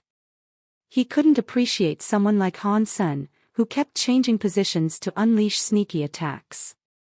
Han Sen didn't care how people viewed him, though. He moved as he saw fit, and as he went, he kept firing those rockets that were imbued with the turtle spell. Han Sen also tried to fire rockets with icy powers, but the galactic shrimp had a strong cold resistance, so those rockets didn't work out. He gave up on those for the time being. The Ice Blue Knights were still fighting, and as they did, Han Sen fired his rockets. He was having a fun time. As he was enjoying himself, he noticed that Night River King's situation had changed. The rebate had managed to cut off the galactic lobster's pincers. Many of his black water wheels were slicing up the lobster's form. It wouldn't be long before the creature was wholly dismembered. Han Sen was far away from the galactic lobster at this point. He wouldn't get there in time. Thinking quickly, he turned spell into a sniper rifle and took aim at the galactic lobster's spine. Then, he pulled the trigger. That bullet wasn't imbued with the effects of turtle, and neither did it carry any ice powers. It was being fired with a firm dose of Break 6 Sky's power. The bullet traveled right past the hordes of galactic shrimp to reach the galactic lobster. Night River King was on the precipice of killing the galactic lobster, but then, there was a flash. The flash punched deep into the shell he had worked hard to destroy, going right through the galactic lobster's head. Boom! The lobster looked like little more than rotten meat by this point, and it suddenly exploded. The spine broke, and the brain came splattering out. Night River King was left in shock. He followed the light back along its path to its origin, and there he saw Han Sen with a sniper rifle. He was instantly furious, thinking that Han Sen was provoking him. But in the middle of a battle like that, Night River King couldn't do anything to exact revenge on Han Senator. He went towards the galactic lobster's body, cut it open, and dug out the king's xenogenic gene. Xenogenic King Galactic Lobster killed. Xenogenic gene found.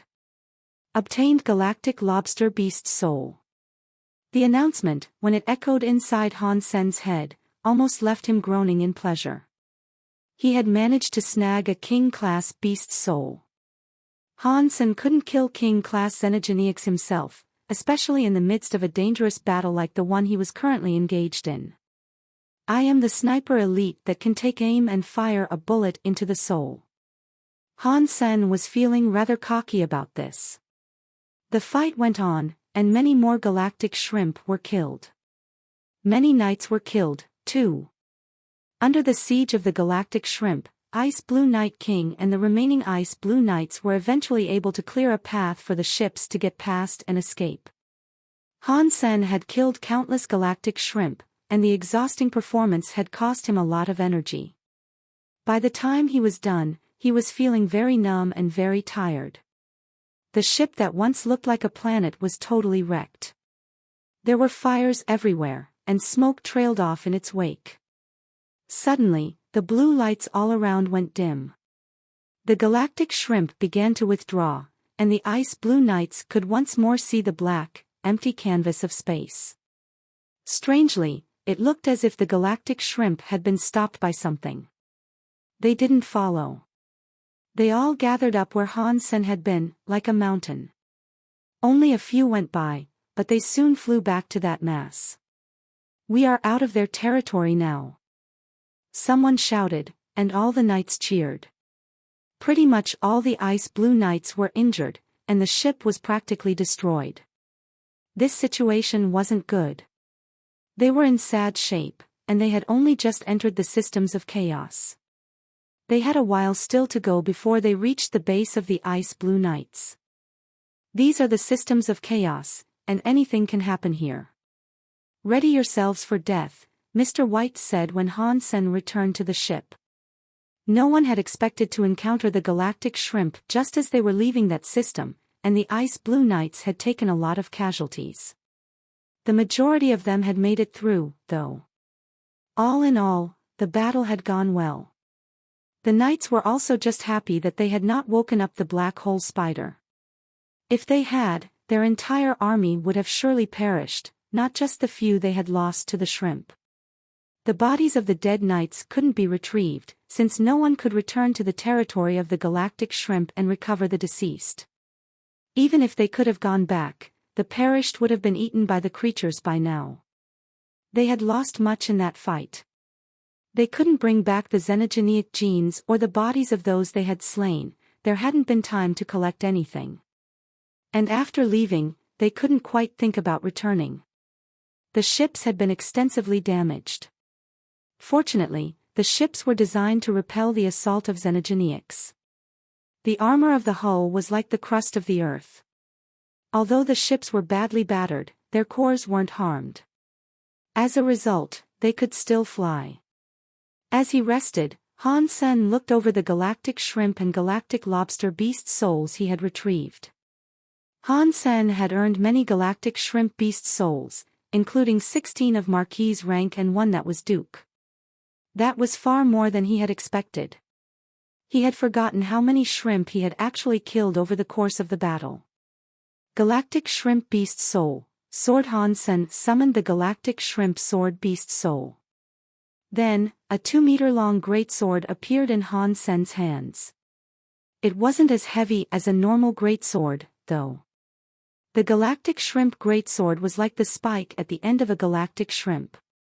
It was a transparent blue color, and it looked like a saw, but with a sharp and pointy tip. It glowed blue. When Han Sen swung the blade, it unleashed an explosion of blue light. Han Sen gave one of the galactic shrimp beast souls to each of his companions. A Marquis-class weapon wasn't too shabby, after all. As for the Duke one, he gave that to Ji Qing. Ji Qing's super god body was called Sword Soul. She was reasonably skilled with a sword, and so Han Sen gave it to her for Ji Yanran's sake. The most important thing he had managed to get, though, was the galactic lobster beast soul. Han Sen turned his focus to that. King-class galactic lobster beast soul, armor, king-class armor. Han Sen gave a little whoop. He needed an armor of such strength. The demon bug king by Sima had a high level of defense, but Han Sen couldn't attack while the shield was up. A beast soul armor was different. It was a basic item that everyone needed. It is a shame I only have one. If I had managed to kill a few more, everyone would have this lobster armor. We'd be much safer in the systems of chaos, that's for sure, Han Sen thought to himself. Han Sen summoned the galactic lobster armor, and a translucent blue crystal wrapped around him. Inside that blue crystal glowed a shiny green light. Han Sen moved, and when he did, it looked like the stars of an entire galaxy were moving with him. What a beautiful armor. Is that the galactic lobster's beast soul? Ji Qing looked at Han Sen's armor enviously. That armor really was beautiful. It shone like a blue diamond, and so it would definitely attract the gaze of any woman who walked by. Han Sen wasn't a fan of wearing something so flamboyant, however. If he could choose its look, he would have preferred something dull and gray. He did like to keep a low profile, after all. Wearing armor like that made Han Sen look like a firefly in the dark. It was so very shiny, and all kinds of enemies would be attracted to him. Even so, it was better than nothing. Han Sen then gave Han Yen his gold demon bug king beast soul. Han Yen could now explore alone, without needing to keep little Angel next to her. Han Sen had a set of lobster armor now, so the demon bug by Sima wasn't as important to him anymore. If he did require it, he could just find little Angel and the others. After seeing the galactic shrimp in action, Han Sen had a much better understanding of the breadth and danger of the systems of chaos, a whole lot more. Even with his 3 demon bug king by Samace, his safety wasn't certain. Now I understand how a woman like Isha died out here. Thinking of Isha, Han Sen had to end his thought with an audible sigh. Ice Blue Night King had someone deliver some galactic shrimp xenogenic genes and meat as a reward for Han Sen's participation and performance. The person who delivered the items was that same fiery Ice Blue Knight from before. Brother, my name is Exploding Bear. I am known for my appearance as a raging bear. I will look after you from now on. If you need anything from the Ice Blue Knights, all you must do is call my name. Exploding Bear pounded his chest before Han Sr. Yes, I will be sure to do that, and I will make hearty use of your name, Han Sen said with a smile. It was relieving to have an ally in the Ice Blue Knights. Cool. If you have time, come and visit me on the 6th team. Exploding Bear laughed, and then patted Han Sen on the shoulder. He left with the other knights that had carried in Han Sen's reward. Han Sen used the galactic shrimp's meat for a shrimp hot pot. He sliced up the translucent shrimp meat and dipped it in some sauce. When he put one in his mouth, the sweetness of the juices was exquisite. He felt as if he was going to melt with the shrimp itself. The journey that followed wasn't as dangerous or as eventful as Han Sen thought it might be. They traveled for a whole week, and they didn't have to fight off a single xenogeniac in that time. There were groups of xenogeniacs that saw the ships, but they all fled without causing trouble.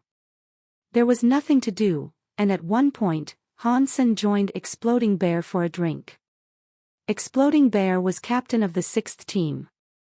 His subordinate knights were nice to Han Sen, even though he was just a marquis. The kindness was largely earned by Han Sen's performance on the day before. Powerful elites would receive a lot of respect regardless of their rank or race. Don't worry, brother. The systems of chaos are not as scary as you might fear. We have traveled this route many times, and it has always remained clear. The black hole spider and the galactic shrimp were wild flukes. Big Bro Bear knows this way well, and I can tell you, nothing will happen. Relax and enjoy the drink. Exploding Bear then proceeded to drain 3 entire kegs. He gripped Han Sen's shoulder and nudged another keg toward him. Brother Bear, it is not that I don't want to drink, it's that I cannot drink. My belly is too small. Han Sen looked at his bloated belly. Exploding Bear loved to eat, and while Han Sen cast consume to try to keep up, he still couldn't eat much. He couldn't fathom how big the bear's belly must have been. Exploding Bear laughed and started to say something when an alarm sounded and cut him off. Everyone froze. Battle alarm. Exploding Bear shouted, with his eyes wide open. It looks like Exploding Bear's words are unreliable. Han Sen got up and went to the control room. He knew Mr. White would bring his companions there. Chapter 22:15 Under overbearing. When Han Sen reached the control room, Mr. White and Crime were already there. Based on what their scanners were showing them, there was a giant beast somewhere in front of the ship. The creature looked something like a big sea turtle. It was, however, the size of a planet. It was almost as big as the Extreme King's ships. Its giant body seemed to be made of white jade, and its legs moved and created swirls in space. It was flying through space, but it looked like it was swimming. The strangest thing about it, though, was the turtle shell atop its back. The jade shell was as tall and imposing as a space fortress. But rather than being smooth and nearly featureless like a real sea turtle's, this shell had many castles and palaces atop it. It looked rather amazing. All the ships entered battle mode, but since Ice Blue Night King hadn't given the order, the ships held their fire. They were having a standoff with the giant turtle. Various emotions warred across the faces of Ice Blue Night King and the Ice Blue Knights. They were very serious, but very angry and scared at the same time. "What is that?" Han Sen quietly asked Mr. White. Mr. White answered just as quietly, "Under overbearing, it is one of the scariest deified xenogeneics in the systems of chaos, of which there are many." Han Sen was shocked to hear this, and he remembered what he had been told about Isha's death. It was said that Isha was killed by under overbearing. How many under overbearings are there in the systems of chaos? Han Sen asked, looking at the giant turtle. Mr. White knew what Han Sen truly wished to ask, and so he said, "There is only one." Knife Queen was indeed killed by this creature. After hearing that, a complicated expression fell over Han Sen's face. He watched the thing swim through space, and he could tell how scary it was even through a computer screen. He knew he wasn't strong enough to fight it. Even with his tricolor demon bug by Sema, he wouldn't be able to block an attack unleashed by that enemy. Han Sen knew that the Ice Blue Knights had accepted an order to clear a giant planet in the systems of chaos. But by doing so, they awoke under overbearing, who had been slumbering there at the time. It went mad and attacked Ice Blue Night King. Isha was one of the strongest members of the Ice Blue Knights, and she had some of the highest damage output. She was able to stall under overbearing long enough for the Ice Blue Knights and the other two teams of knights to come and give support. Isha was swallowed by under overbearing, but the armies of knights were able to protect the ships and lead them away from the giant planet. They didn't actually deal any damage to the beast. Now that they had encountered under overbearing again, every person in the Ice Blue Knights looked conflicted. They quietly gripped their weapons. And while they looked angry for their prior losses, they didn't look confident in the prospect of taking on the creature again. They knew their collective power wouldn't be enough to beat under overbearing. It was deified, after all. The monster was playing in space. It didn't approach them. Overlooked the Ice Blue Knights like they were insects scurrying around its feet. After a while, it swam away from the ships. After an interminable wait, under overbearing disappeared from everyone's vision. The Ice Blue Knights all sagged in relief, as if they had been carrying a mountainous weight and could now let out a lengthy sigh. They restarted the ships and continued their travel as planned. Han Sen and Mr. White returned to their rooms. Mr. White sighed and said, "This trip hasn't gone as planned. First, we ran into the black hole spider and those galactic shrimp. Now we have just encountered under overbearing. I hope the rest of this trip will be uneventful, with nothing unexpected happening." Han Sen asked, "Mr. White, the castle-looking buildings atop under overbearing. Who created them?" Mr. White quirked a smile. "No one knows. The Extreme Kings have explored these systems of chaos for a few centuries, but even after all that time, we have only managed to claim 0.3% of it all. The systems of chaos are like one massive xenogeneic space, bigger than any others we know of.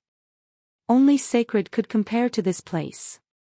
It is a super xenogeneic space, in a sense." After pausing, Mr. White continued his explanation. "From what I know, over the past few centuries, there have only been 11 encounters with under overbearing. The very first sighting of the beast was 200 years ago. Even back then it looked like it does now, with castles already built atop it. No one knows where the castles and palaces came from.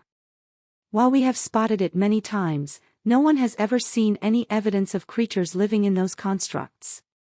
It is truly a mystery." The Ice Blue Knights were on edge for the rest of the trip. Too many incidents had occurred during their travel, and so everyone was feeling rather tense. Luckily, no more terrible monsters crossed their path. The ship eventually made it to the Ice Blue Knights base in the systems of chaos. It wasn't a particularly big system, but the Extreme King had a firm foothold there. There were 10 teams of knights, and 4 of them were located in the systems of chaos. One team of knights had claimed 2 other systems, and the other 3 had taken one each. The Ice Blue Knights owned this system in particular. They used the team's name when naming the locale, and so it had come to be known as Ice Blue System. The Ice Blue System had 6 planets. The largest of the planets was massive. A giant ship like the Ice Blue ship was just a mountain before it. The base of the Ice Blue Knights was on that planet. While the Knights had claimed the place, only 30% of it had actually been developed. There was still much of its surface that had yet to be explored. They named it Planet Ice Blue. When they landed, Han Sen immediately noticed that the base had been constructed out of ocean stone. He was impressed by how much money the Extreme Kings must have spent on it. Han Sen was Mr. White's guard, but he was also under the command of the Ice Blue Knight King. When they reached the base of the Ice Blue Knights, Han Sen and his companions were tasked with a few missions. The same applied to the other knights, and their missions were to clean up and begin exploring. Inside the area that the Ice Blue Knights had claimed, Han Sen was given the task of locating xenogenics and then drawing maps so they could be found again. Han Sen was different from the ordinary knights. He wasn't in a backup team, and he had his own team comprised of his own people. That was the deal he had struck before he joined.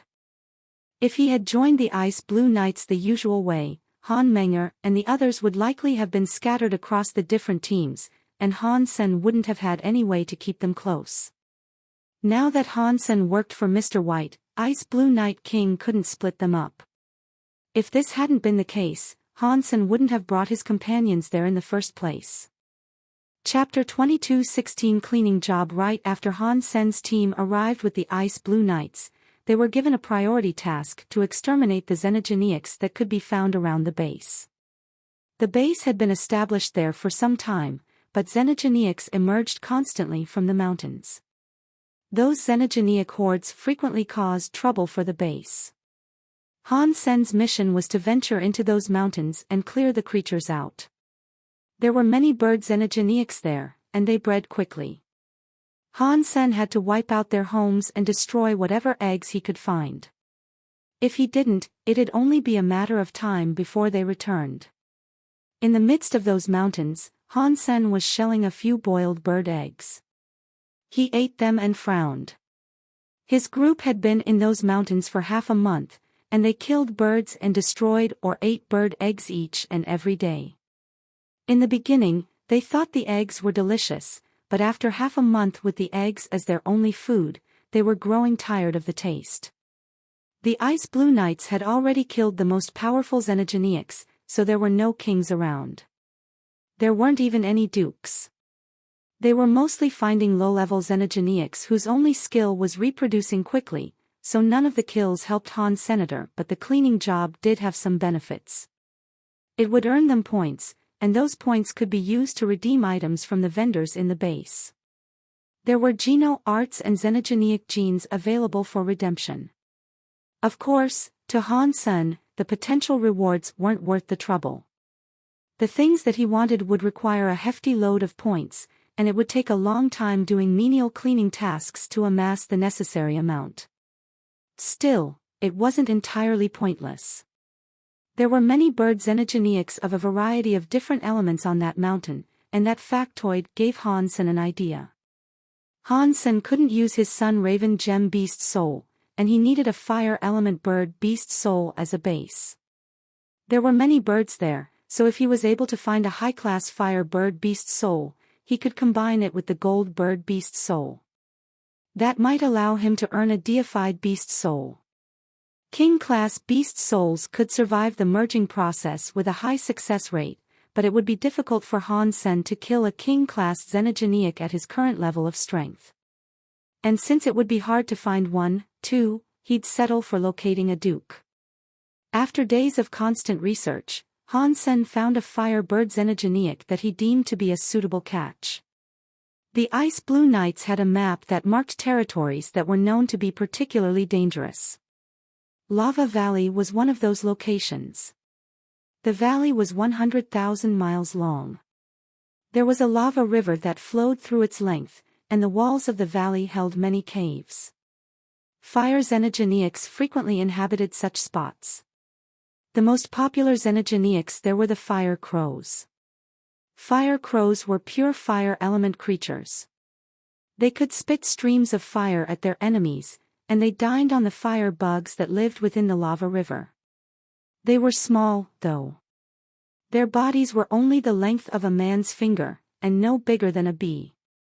But there were many of them. A small murder of fire crows could contain 10,000 of the fiends. Murders of fire crows like that were everywhere across the lava river. A large murder of fire crows could contain a whole million of them. Normal fire crows were barons and viscounts. They would rarely become earls, but a few fire crow kings could even become marquises. Because there were so many of them, only the kings of large murders could become dukes. The story said that when the Ice Blue Knights first came, they cleared a large fire crow murder that contained over 1 billion of the feathery creatures. The fire crow king of that murder was a genuine king-class xenogeniac. Han Sen believed that combining a fire crow beast soul with his son raven beast soul would be successful, but he had no idea what sort of beast soul a fire crow would generate. It would be perfect if it was a weapon beast soul. He already had a half-deified demon bug by Sema and a king galactic lobster set of armor, so when it came to defense, he was well equipped. What he needed now was an equal amount of destructive power, which would allow him to slay powerful xenogeniacs easily. If he had a deified beast soul weapon, that would be absolutely perfect. But Lava Valley wasn't a location that was designated for Han Sen to clear. He didn't want to go to Lava Valley without clearance and risk crossing a line with the Ice Blue Knights. Disobeying orders and venturing into an area he wasn't supposed to would be very bad. How do I go to Lava Valley legitimately? Han Sen wondered, annoyed by the wait. The Shadow Queen Bee was drinking the yolk out of an egg. She had grown a lot thus far, and she was able to eat many xenogeniacs. It wouldn't take long for her to reach battle mode.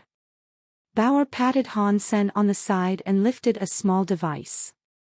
Dad, smile. Han Sen assumed a victory pose. The device was used for recording. They were tasked with keeping records of every place they visited. They also made sure to record the scene that showed them clearing out the xenogeniacs. It was the proof they needed to submit to receive their reward points. Every team had one member recording a video of their achievements. In Han Sen's team, Bauer had gotten the job. She often loved recording things, and she had a lot of fun doing it. High-class xenogeniacs are too rare here. We need to find another location, Wang Fujing told Han Senator. She also wasn't happy being cooped up, and she craved a good challenge. I'm trying to think of a way, Han Sen said, slumping his shoulders. Han Yen didn't like it either. She thought for a moment, then said, there aren't even Marquis xenogeniacs here. Quite frankly, this is pointless. Han Sen started to say something, but all of a sudden, he closed his mouth and looked down into the valley. The deepest wall in the deepest recess of the valley was covered in a web of rugged cracks. A purple substance had begun leaking out of those crevices. There was only a small amount at first, but more and more of it seeped out as the seconds ticked by. When Han Sen's group saw it, they knew immediately that it wasn't spring water. When they looked closer, they saw that the purple liquid was actually streams of small purple bugs. They were each about the size of a fingernail, and they looked like Sawyer beetles. They were purple, with purple horns and a purple antenna. Soon, the bugs were coming out like a stream of gushing water, and they were flooding into the valley. Han Sen used his Dongxian aura to scan them. He noticed that the bugs were not high level. Judging from the life force they exuded, they were no greater than barons. There was a multitude of them, but even so, they offered no genuine threat. Han Sen and the others quickly established a plan to clear them. While they were not high-level foes, destroying them would be a good way to earn more points. If they wanted to come crawling out in search of death, Han Sen wouldn't go easy on them. But instead of attacking Han Sen's group, the bugs streamed around them and left the valley as quickly as possible. They showed no interest in attacking anyone. Seeing bugs behave like that, it was fair to assume they were running away from something. Chapter 22:17 Ruin. After watching so many insects flee the valley, Han Sen and the others were drawn by curiosity to look back at the crevice. As they watched, a hand emerged. The crevice was very small, so it would be very difficult for any being to push a hand through it. But whoever or whatever it was seemed to be unable to get out. After failing to push its way out, the hand withdrew and an eye appeared in the crevice. When it saw Han Sen and his people, the eye retreated and vanished. Is that a xenogeniac or a member of the Ice Blue Knights? Ji Qing asked. The presence of the being had struck them all as being very odd. The bugs must have been afraid of whatever it was, and that was why they had all rushed out of the crevice. The bugs weren't aggressive, and it didn't even look as if they ate meat. Let's dig into the wall a little and see what's there. Han Sen was curious, so he moved over to the wall and pulled out his ghost teeth knife. He slashed at the crack in the stone to make it wider. The rock was fairly sturdy, but it was only an inch thick. Beyond it was a hollow of sorts. Han Sen dug out an entrance so that his people could walk into the place. The interior of the cave was fairly large. An entire wagon would be able to fit inside comfortably. The cave wasn't man-made, though, it seemed to be a natural formation. There were many stalactites, and there were many of those purple bugs scrambling across the walls and floor of the cave. Something must have bumbled through the cave and alerted the bugs. You guys wait here. I am going to go take a look, Han Sen said, directing his speech at Huang Fujing. Let's take a look together, Ji Qing said with a blink. Big brother, let us go in together. The demon bug by Semace are with us, so we ought to be just fine. Han Yen was looking into the cave excitedly. Han Sen didn't object because when the hand had revealed itself earlier, he'd quickly scanned it with his Dongxian aura. Whatever it wasn't strong. The being the hand belonged to couldn't be any greater than a duke. Han Sen and his people entered the cave, and Han Yen gleefully moved up front to lead the expedition into the subterranean dwelling. There were vast numbers of the bugs all around, and they looked to have scattered when they were approached by that thing earlier. It was easy to see from the movement of the bugs where the creature they were following had gone. They traveled fast through the cave, and they saw many more of the bugs running everywhere as they moved. There were many paths to take, and the structure and complexity of the labyrinth were by no means easy to navigate. They followed the trail into an even bigger cave, where there was a complete absence of those purple bugs. Strangely, there was no other road to take, and that cave only seemed to be home to black vines and mushrooms. With firm walls composing the rest of the chamber, there didn't appear to be any other way they could go, other than the tunnel by which they had entered. Weird. It should be here. Where has it gone? Did we somehow take the wrong path? Ji Qing asked, looking up and down the cave. We came the correct way, Han Sen said with certainty. He used his Dongxian aura to check the place out, and he looked for the aura and trace molecules of the creature they were searching for. It was still hanging in the air. Han Sen looked around, and then his eyes locked on a rock that was near a wall. He waved his hand and pushed the rock away. Its removal revealed another small cave that had been hidden behind the stone. An extreme king man was hiding in there. He had curled up into a ball to squeeze himself in. After he was discovered, the extreme king man screamed. He then scrambled out on his knees, pleading to Han Sen in a voice that was almost unintelligible. Don't kill me, Han Sen and his companions were quite surprised. They had no idea what had gotten into the man. The extreme kings they had met in the Ice Blue Knights were noble people. Their rank in society put them above almost everyone else, and they always looked so powerful and stoic, too. This was the first time they had seen a person of the extreme king in such a mess. Who are you? Ji Qing asked the Extreme King man. I am a backup knight belonging to the Ice Blue Knights. Please let me go, the Extreme King man said. All the while, he repeatedly kowtowed before Han Sr., explain your situation, or we will take you back to the knights. Han Sen frowned. The Extreme King man looked very frightened at that, and he quickly explained everything. They heard his story, but they found it hard to believe what he was telling them. He was just like Han Senator. He had been brought on as a backup knight to the Ice Blue Knights. He was an extreme king, however, and on top of that, he was a captain. His task was very similar to Han Sen's, in that he was supposed to clear out the xenogeniacs that resided around the base. His area wasn't where they were now, though. He was supposed to clear out a desert elsewhere. Their team came across a ruin in the heart of that desert. After calling their supervisor, they were told to wait for the arrival of higher-level Ice Blue Knights, who would then explore the ruin with them. But much to their surprise, when the higher-level Ice Blue Knights arrived at the ruins, they didn't go in and explore. Instead, they slaughtered the entire team that had discovered it. One of the weaker knights was a man called Bai Wenquan. After getting stabbed, he fell into a well. The Ice Blue Knights believed him to be dead, but his body wasn't entirely done for, despite the injury he had sustained. And so, he remained in the water.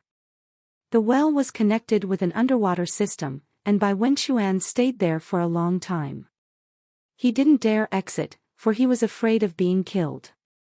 But since the caves weren't entirely safe, he frequently moved from place to place. He had been chased by a xenogeniac for the past 2 days, and that was why he had come to this part of the caverns. He saw a light and wanted to get out of the cave to avoid being killed by the xenogeniac, but Han Sen was there, and Han Sen had been able to break his way inside.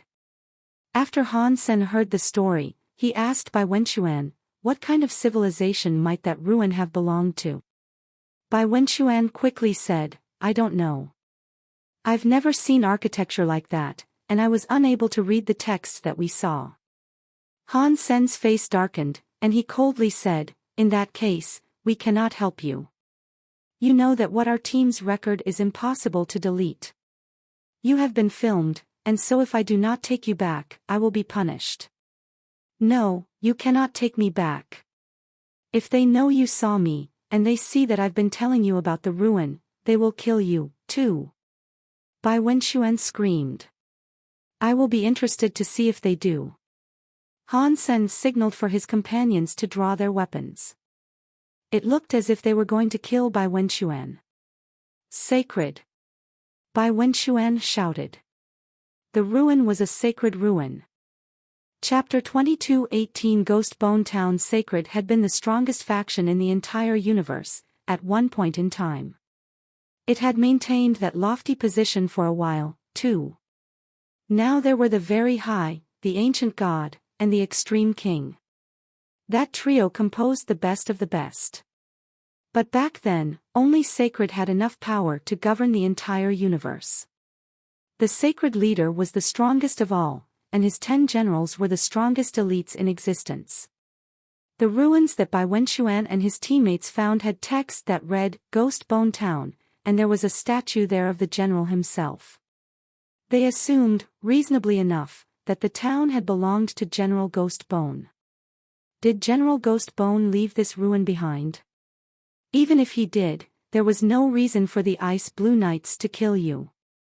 Who led the Ice Blue Knights back then? Han Sen asked, while Bauer stopped filming Bai Wenquan. Han Sen had spent some time investigating Sacred after the incident with the purple-eye butterfly, but the events had taken place too long ago, and much of what happened was erased or lost to the annals of time. There wasn't much about them left to learn. The pieces of information Han Sen had discovered were either unhelpful generalizations or seemingly unbelievable legends, the credibility of which he couldn't entirely rely on. General Ghost Bone was one of the 10 generals of Sacred. Han Sen knew that he had been very fond of killing. He was the captain of Sacred Blood Army. He led his sacred blood army to kill everything and everyone, and over the course of time, he racked up a kill count of many billions. Merely mentioning his name was enough to strike fear into the hearts of the residents of the Geno universe back then. Just like the other generals, though, General Ghost Bone disappeared after the fall of Sacred. It was unknown whether he died or became something similar to Purple Eye Butterfly. But Han Sen didn't believe the Ice Blue Knights would kill the backup knights just because they had stumbled across an old relic that was associated with General Ghost Bone. If they had already explored the ruins and perhaps found something, it might make sense to kill them then. But they had just arrived before the complex of ruins. They hadn't explored the place yet, so killing them made little sense. Han Sen settled on two possible explanations for this. The first possibility was that Bai Wenchuan was lying. The other possibility was that the man's team didn't need to explore any further, as they had actually already found something they shouldn't have. I hadn't been with the Ice Blue Knights for long. I only know Inspector Edward, I didn't know anyone else. But I think they all listened to him, Bai Wenchuan said. Han Sen frowned. Inspectors were men who watched the knights. They couldn't control the knights, but they could observe them and make reports directly to the Extreme King higher-ups. The inspectors were like eyes for the leaders of the Extreme King. Ordinarily, inspectors didn't need to fight. And if they were participating in a mission, they were not designated leaders. They wouldn't give orders. They could only observe and inspect. They had no authority. Judging from what Bai Wenchuan said, this inspector didn't behave like one should have. If Bai Wenchuan wasn't lying, then something must have happened that he had missed. Take me to the ruins, Han Sen said to Bai Wenchuan. But, Bai Wenchuan hesitated. Either you take us to the ruins, or we take you to the Ice Blue Knights. Prove to me that you're telling the truth. The choice, however, is entirely up to you, Han Sen said calmly. According to Bai Wenchuan, when his team discovered the ruins, the Ice Blue Knight Kings had been outside of the systems of chaos. If what he was saying was the truth, perhaps Inspector Edward was looking to take something from the ruins for himself. Han Sen was curious about what might have been there, if Inspector Edward wanted it badly enough to kill everyone for it. Han Sen was very interested in any matters pertaining to Sacred. Bai Wenchuan was just a marquise. He was an extreme king, but he was no greater than the average citizen. If he had been someone special, he wouldn't have been a backup knight. For a marquise of a higher race, his power was rather good. But compared to Han Sen, he was far inferior. So, Han Sen demonstrated his power to the man. And then, the man obeyed. He agreed to take Han Sen's group to the ruins. But Bai Wenchuan had gotten lost while he was escaping through the subterranean labyrinth. In that tangled knot of underground tunnels, it took him a long time to find his way.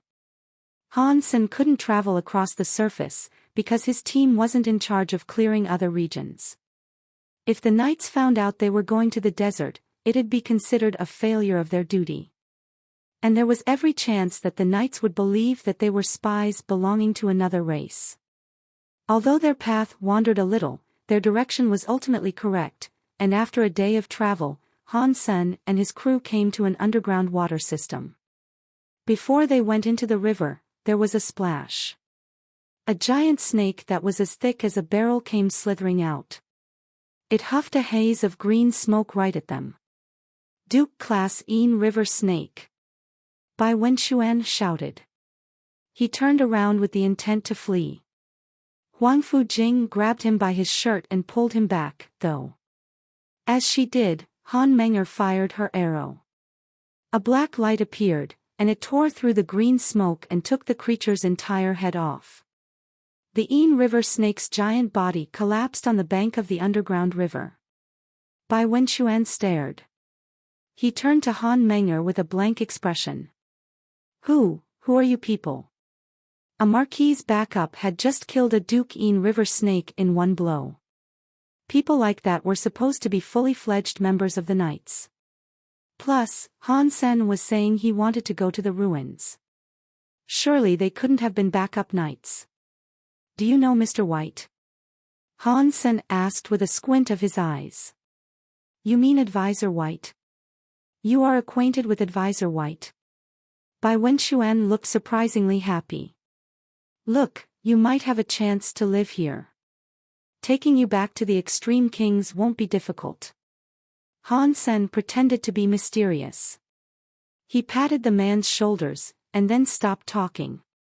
Bai Wenxuan knew now that Han Sen and his people belonged to Mr. White, in some capacity. And that helped boost his confidence and desire to help. There were many underwater xenogenics they encountered, but none of them were king class. They were mostly either marquises or dukes. Han Menger was able to kill everyone before anyone else had a chance to. I remember this place. Turn at this stone, and we will be close to the pool. Swim down that pool, and there will be a path that leads us to the well. Bai Wenxuan pointed at a strange rock as he spoke. Not long after, Han Sen came across the pool that the man had mentioned. Han Sen led the way, and then, everyone dove in to reach the underwater passage. Shortly after, Han Sen's head broke the water's surface inside a well. He hid there, but sneakily had a look around. He looked quite surprised by what he saw. A 9-life cat. Han Sen was very surprised. He hadn't expected to find a statue of the 9-life cat there, as well. Chapter 22-19 Strange Stone Hall. The small city was shaped into a simple square. The well was at the center of the city's plaza, and at the end of every long street radiating out from the city center, the city's walls were visible at the far ends. Behind the plaza was a stone palace, and on both sides of the gates stood stone statues.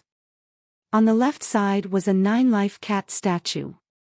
Aside from it being bigger than an actual 9-life cat, it looked exactly the same in all its features. It even gave off an identical feeling. It was creepily similar. And on the right side of the gate was a statue of a warrior that was plated in armor. In addition to the armor, it wielded a bone knife. The warrior's face and hands, which weren't plated, were skeletal. This statue must be General Ghost Bone, but if this is his city, then he is the owner of this place. Why would his statue be near the gate like a guard, then? Han Sen then had an idea, and his breath caught in his chest. The statues for the 9-life cat and General Ghost Bone are before the gates like guards. Does that mean the owner of the palace was actually the sacred leader? Han Sen tried to think of other options, but he couldn't come up with any other figure in sacred who might have used those two as guards. Han Sen didn't know the exact nature of the 9-life cat's association with sacred, but General Ghost Bone was one of the 10 generals. Surely only sacred's leader could command a man like that to guard the gates. Han Sen used his Dongxian aura to scan their surroundings.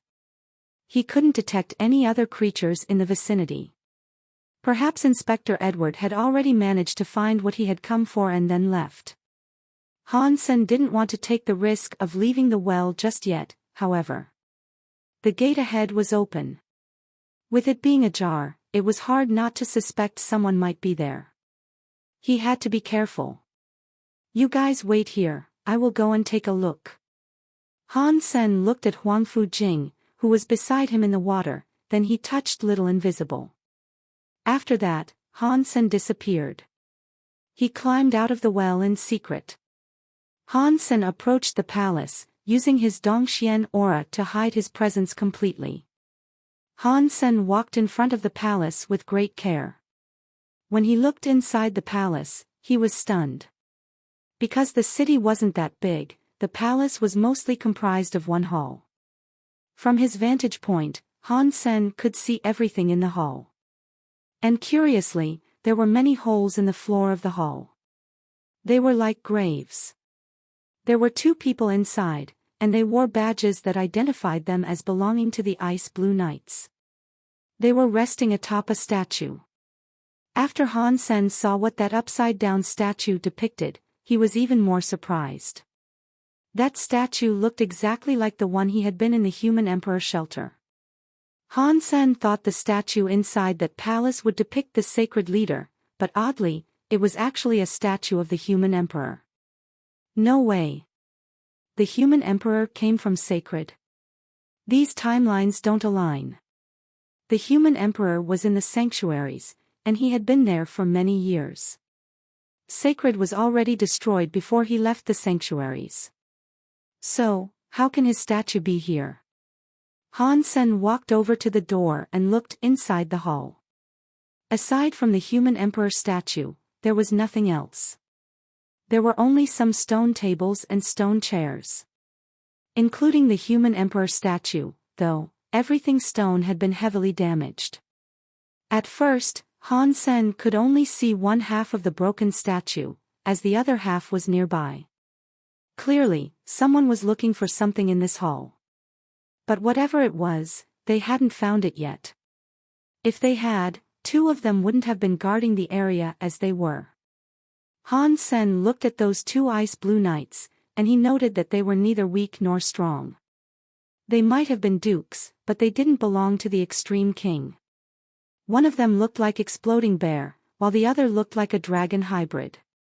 He had the horns, but he didn't have the dragon wings.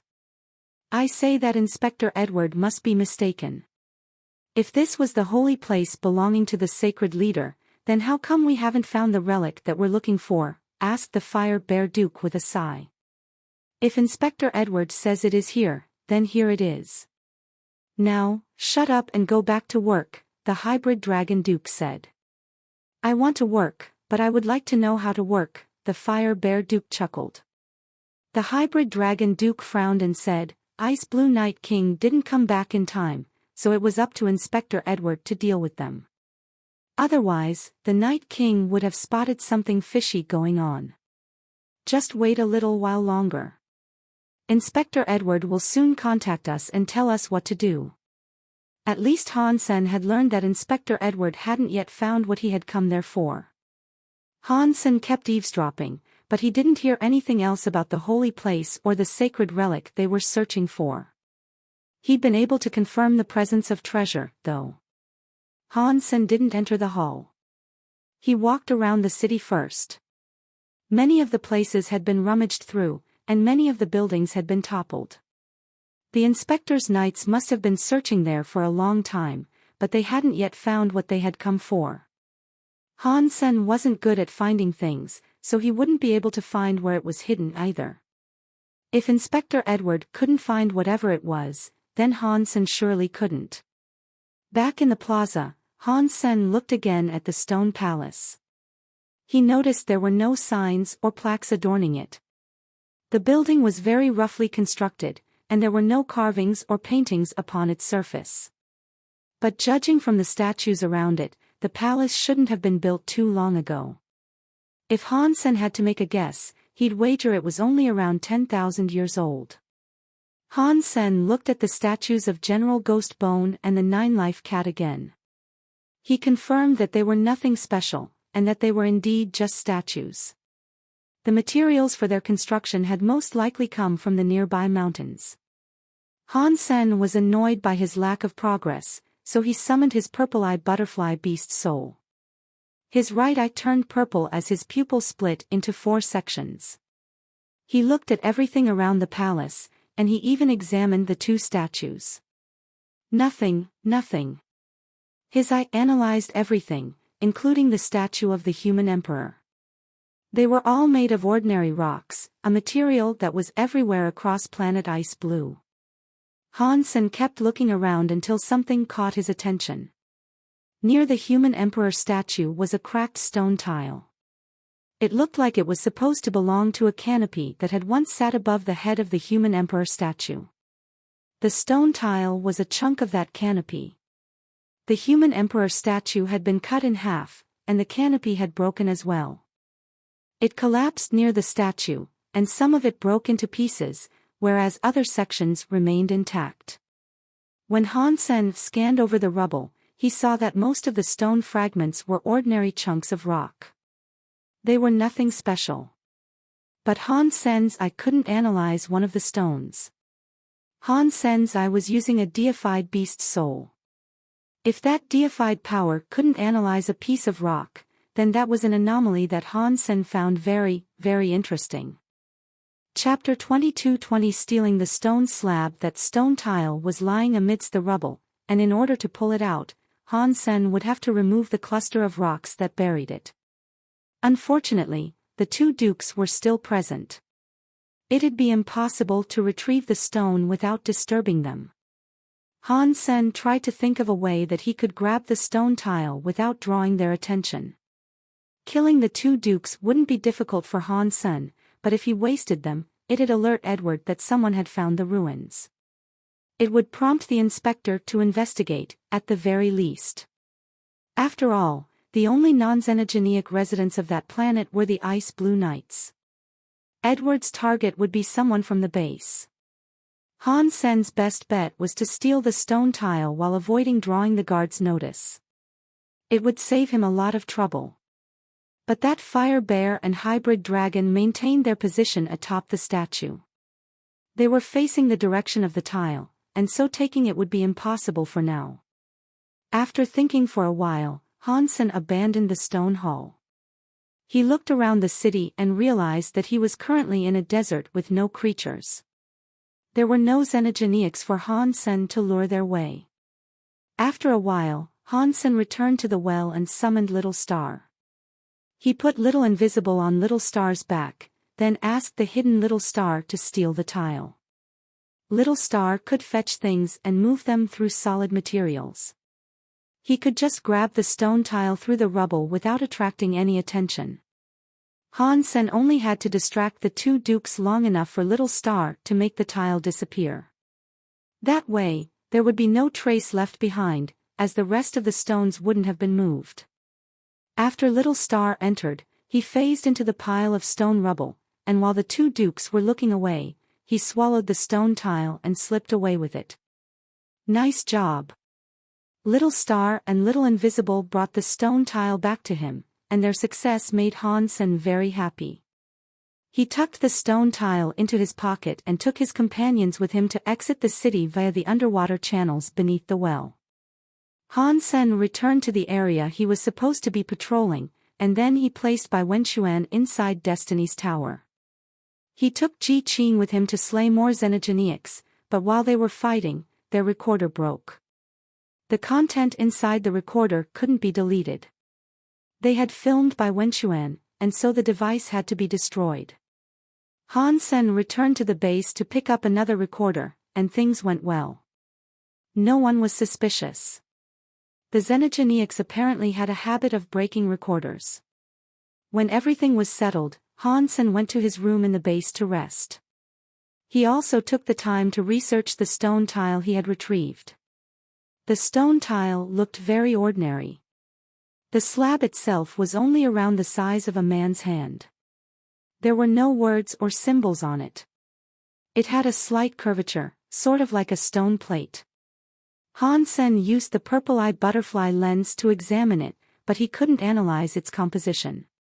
He was unable to find out how it had been created.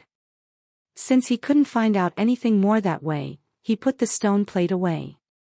Han Sen gathered his team and readied himself to kill xenogenics again, and in a stroke of luck, the knights ordered them to clear out Lava Valley. The team that was previously in charge of clearing Lava Valley had the misfortune to encounter a fiery duke monster in the lava sea. Due to the injuries they had sustained, they were no longer able to work that area, hence the need for another team to be sent in their stead. Few teams wished to go there, due to the inherent dangers of the locale. But the other groups quickly began recommending Han Sen and his team. Han Sen happily accepted the task, as he wanted to go there anyway. He hadn't expected things to work out this well, though. He didn't even have to think of an excuse for going there. Without saying much, Han Sen rallied his comrades and took them to Lava Valley. His enthusiasm made the officer who had given him the task quite confused. The valley was as long and winding as a dragon, and it stretched into the distance beyond what their eyes could see. Lava bubbled and spurted all around them, flecks of molten material rising like steam. Fire-attuned xenogeneics were everywhere. Many bird xenogeneics flitted back and forth near the walls of the valley, trying to capture the fiery xenogeneics, such as the fire bugs, that came from the banks of the river. Han Sen saw the fire crows. They were only a few centimeters long, but their red bodies flew so fast that it was hard to see that they actually had wings. They swirled around each other in a mass, like red clouds hovering over the valley floor. The murders of fire crows swarmed and swirled over the lava river. They often swooped down to the surface of the lava stream and ate any fire bugs they could catch. After the fire crows caught the fire bugs, they would return to their nests perched in the higher walls. There, they'd feed their baby fire crows. The fire crows had advanced reproductive abilities. They could make babies every few months. If they didn't require such an extreme environment, their numbers would surely overtake the entire planet. Ji Qing wished to show off. Upon seeing a swarm of fire crows, she drew her weapon and rushed towards them. Han Sen didn't hold back either, as he immediately sent a rocket toward the fire crows. Xenogeneic Viscount Finger Fire Crow killed. Xenogeneic gene found. Obtained Finger Fire Crow Beast Soul. Han Sen never got tired of hearing that announcement. He quickly went to check what sort of beast soul he had gotten. Viscount Beast Soul Finger Fire Crow, Halo type. Han Sen froze. Halo beast souls were rare, but what he really wanted was a weapon. Han Sen summoned the Finger Fire Crow Beast Soul, and a flaming halo appeared around his feet. It was like there was a fiery bird circling around his legs. His body looked red. When Han Sen attacked, his attacks would deal fire damage. A ring that deals fire damage. It's a shame there's only one of them. Han Sen felt depressed. Combining the Sun Raven Beast Soul with that would be a waste. Luckily, there were many types of fiery birds occupying Lava Valley. Han Sen had to look for a more suitable target.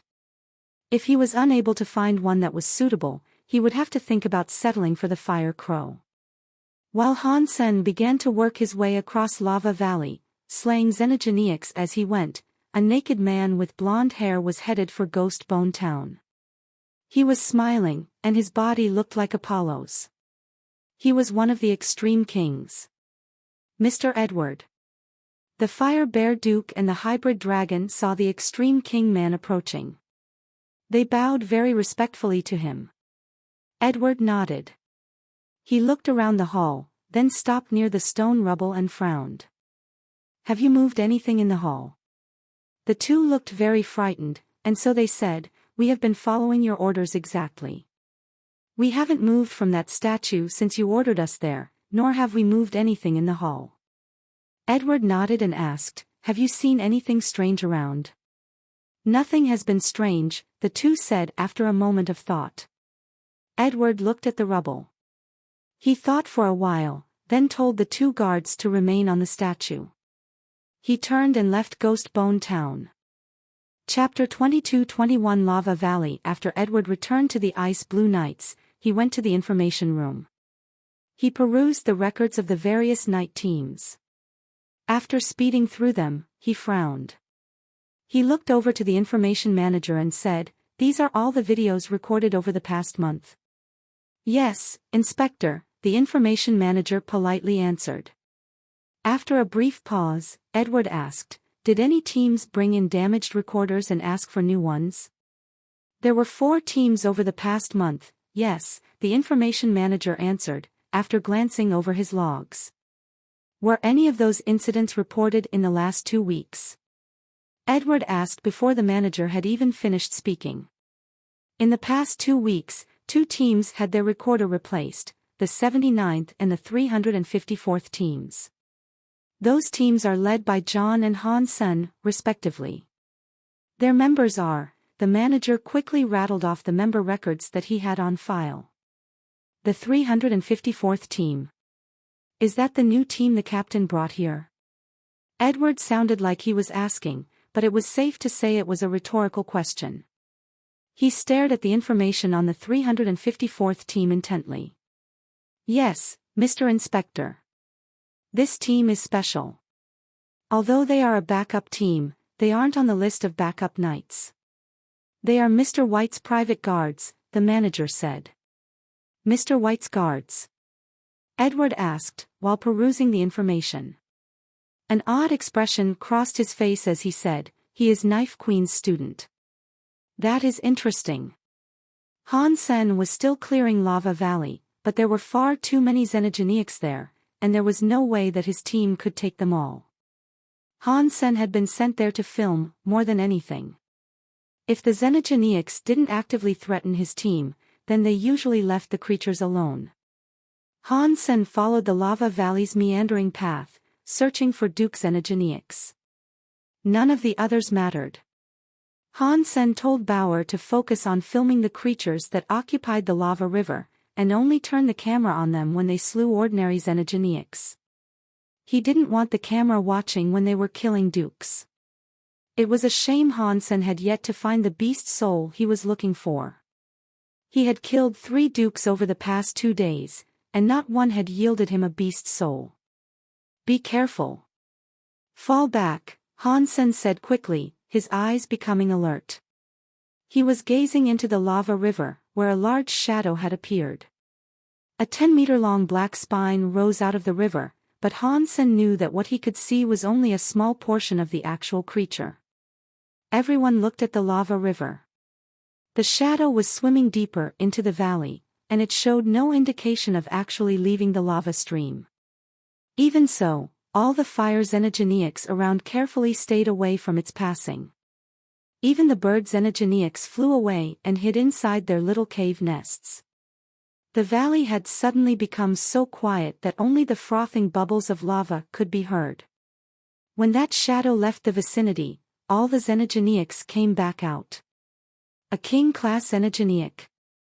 Ji Qing asked. Probably. Han Sen nodded. He and his people continued their advance. They eventually reached a dark spot on the lava river, where the stream of lava had darkened to a deep red. There were some birds there that looked like cranes. They had white feathers and red heads. Han Sen smiled at the sight of them. But there were a great many of those red cranes present. There had to be at least 1,000 of them, and the weakest of them were earls. Some of them were marquises, and others even dukes. I wonder what beast souls these things give. Han Sen instructed Bauer to film elsewhere. He and the team started killing the red cranes. They were a few thousand meters away from the red cranes when the red cranes finally noticed their approach. Flames burst to life on the birds' heads, then leapt over their entire bodies. They all squawked, and they raced towards Han Sen like a barrage of missiles. Han Sen's bullets and Han Menger's arrows engaged the cranes as they came, but when they took down the first crane, it exploded in the air. Fire gushed out of the bird's corpse, scorching the land around it. Oh no! These cranes are kamikaze pilots. Summon the Baisima. Han Sen shouted. Han Menger summoned the blue demon bug king Baisima, and many burning red cranes rammed into it. They started exploding against its surface like suns. 1,000 red cranes came against the Baisima like grenades. The scene was incredible to witness. It was like an endless stream of fireballs were coming to strike the Baisima, as great walls of fire swept out and burned everything. These guys really don't want to live. Han Sen watched as the cranes continued to dive-bomb the shield, hate in their beady eyes. The temperament of the cranes was obviously very bad. Thankfully, Han Sen's group had the demon bug king Baisima there for protection. None of their current enemies, even the dukes, would get through that shield. There were 1,000 red cranes there, and it took around 10 minutes for all of them to kill themselves on the surface of the Baisima. None of them were left alive, and they were all swiftly turned to cinders. Han Sen wondered how they had managed to survive as long as they had. The other xenogeniacs in the area had all fled in fear of the crazed red cranes. One xenogeniac flew out of the lava, though, without any fear of the red cranes. It glided slowly across the lava river, coming over to Han Sen without haste. The xenogeniac that had emerged from the lava looked like a gold peacock. Its body was composed of burning lava, and as it flew, the gold lava dripped off of it. Each drop hit the ground like a golden firework before turning into dust. When it had drawn near the demon bug king by Sima, the peacock xenogeniac opened its mouth to spew out lava. The golden liquid soon coated the entire demon bug king by Sima. The Bysema was inside its lava, but the liquid wasn't hot enough to get through the shield's protection. Is that a mutant Duke xenogeniac? Han Sen was surprised as he looked at that lava peacock. He looked upon it in delight. Open the Bysema and let me go kill it. Han Sen drew his ghost teeth knife and ran out of the shield's safety. He slashed towards the lava peacock, and the dark purple knife air looked like it would be driven straight through the lava foe. As the demonic knife came toward it, the lava peacock spewed lava even more recklessly, sending fountains of the molten rock up into the air. It did manage to melt Han Sen's knife airs, which surprised him. Han Sen moved like a ghost, slashing with soft knife airs from his ghost teeth knife, but his attacks didn't seem to be working on the peacock. As he was trying to kill the lava peacock, the bird flapped its wings. Then it vanished. It moved too quickly for Han Sen to track and attack it with his knife silks. This thing is unexpectedly fast. Han Sen frowned. Chapter 22 Goldfire Peacock. Han Sen flapped his dragon wings and flew behind the lava peacock. He slashed as quickly as he could, but the lava peacock was still able to avoid each strike. I do not believe I cannot kill you. Han Sen dodged the lava peacock's squirting of lava and thrust his ghost teeth knife forward, firing a knife silk at the lava peacock, but the peacock managed to dodge the knife silk net easily, and it did not even come into contact with its body. Han Sen put his ghost teeth knife away and drew his spell pistols instead. He fired at the peacock like mad, but the gold peacock was able to dodge each bullet, leaving a trail of gold dust in its wake. No matter how Han Sen tried to attack the peacock, he couldn't hit it. While the lava peacock fought Han Sen, Han Menger pulled the string of her bow and fired an arrow. The peacock dodged Han Sen's pistol attacks, but as it did so, it put itself into a more difficult position. Han Menger's arrow was on a collision course with the peacock as a result, but all of a sudden, the peacock flapped its wings. It made a strange curvature in the fabric of space as if to twist the dimension. By doing so, it managed to evade Han Menger's arrow. So strong. Han Sen was surprised, but Han Menger just frowned. Bzzzt. Huangfu Jing teleported her body behind the lava peacock and readied herself to throw a punch into its back, but the peacock waved its feathers and dodged her attack, too. Ji Qing was clutching her Duke-class galactic shrimp sword. She swung a few sword lights at the peacock, but it was able to dodge them, too. Han Sen and the others were all fighting the lava peacock together, but none of them were able to brush or ruffle a single hair of the creature. The peacock was like a flame that kept changing in the dance of its ripples. It kept flying around in a twisted way through the distortion of space. The lava lashed about all over the place, prompting Han Sen to fall back a touch. Pang! Han Sen and Huangfu Jing battered their jade drum, and it sent 2 strong sonic shockwaves out. It hit the lava peacock, but it just made the lava hotter. The shockwave only managed to knock back some of the lava splashes. After all, it was only a Duke-class jade drum. Its sonic powers would not be enough to damage the mutant Duke beast. Let me do it. Han Yen shouted. She was holding a Marquise galactic shrimp sword. Her body gleamed with a white light, and her hair became long. She looked as if there were a god looking directly after her. Han Yen slashed at the lava peacock, unleashing an invisible sword light. At the same time as this, the peacock's body was hit. It made it spill more lava. The falsified Sky Sutra worked to deliver an absolute hit as it ought to have. Han Sen and the others could not follow and keep up with the insane speed of the lava peacock, and while Han Yen couldn't either, she didn't have to. When the sword light was unleashed, it would assuredly strike the peacock. Han Yen kept swinging her sword, making many invisible sword lights come raging at the lava peacock for surefire hits. The lava it carried kept squirting around. But while she was indeed delivering hits, her strikes were not very effective. After all, Han Yen was only an earl.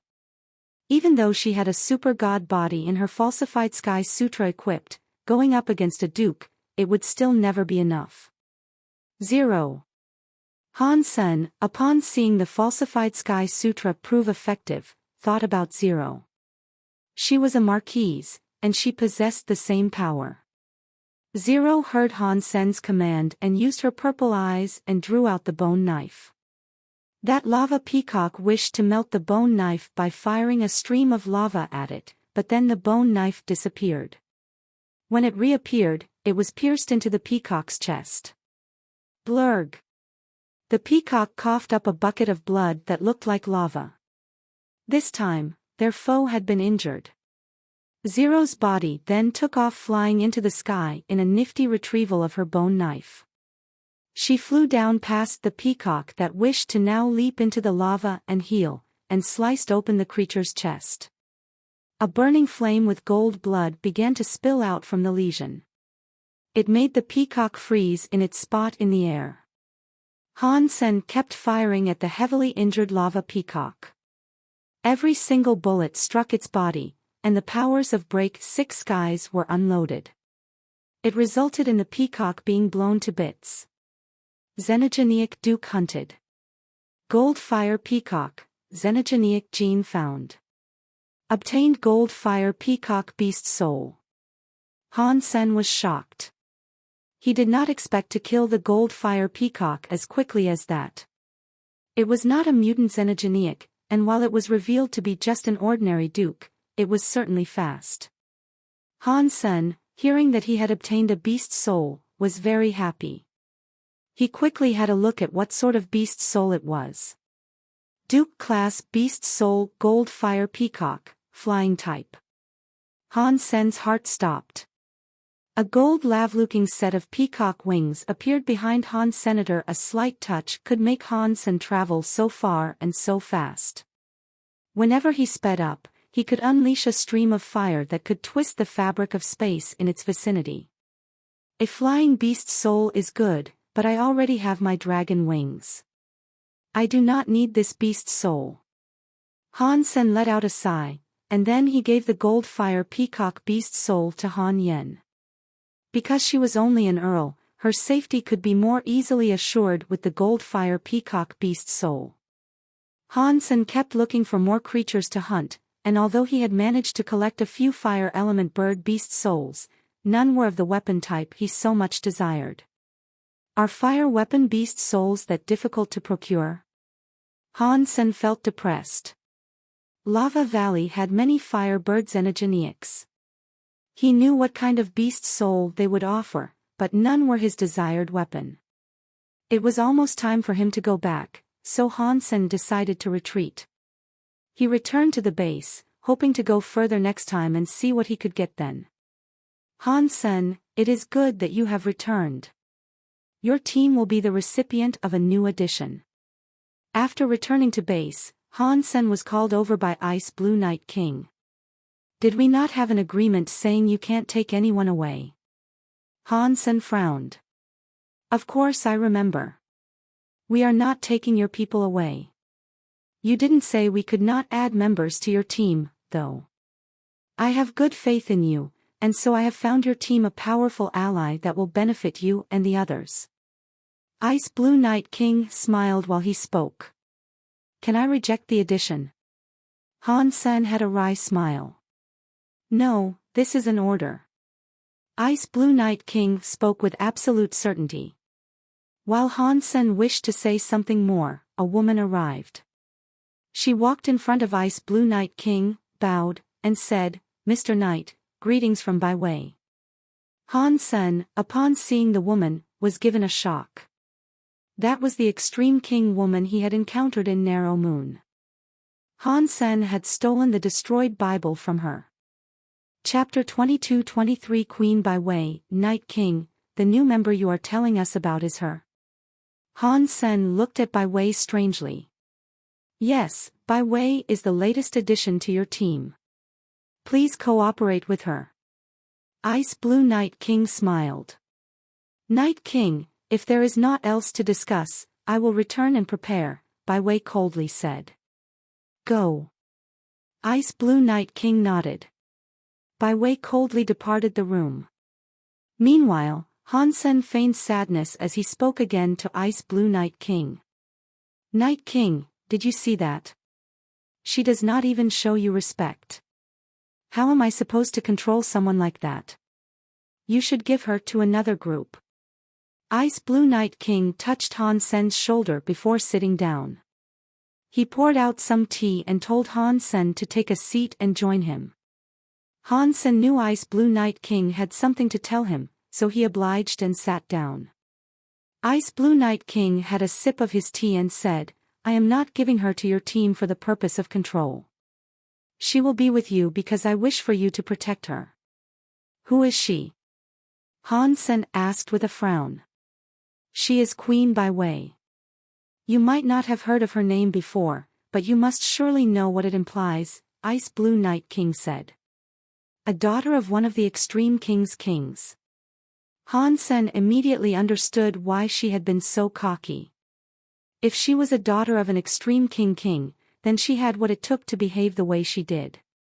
She has made mistakes, so a king seeks to punish her by sending her here. But the king also wishes for her to practice more. While that must be done, I cannot afford anything ill to befall her, so you must ensure she remains protected. If something happens to her, you and I will both be killed. Ice Blue Night King smiled. Why don't you find a high-level knight to look after her, then? I doubt there is much I can do to protect her.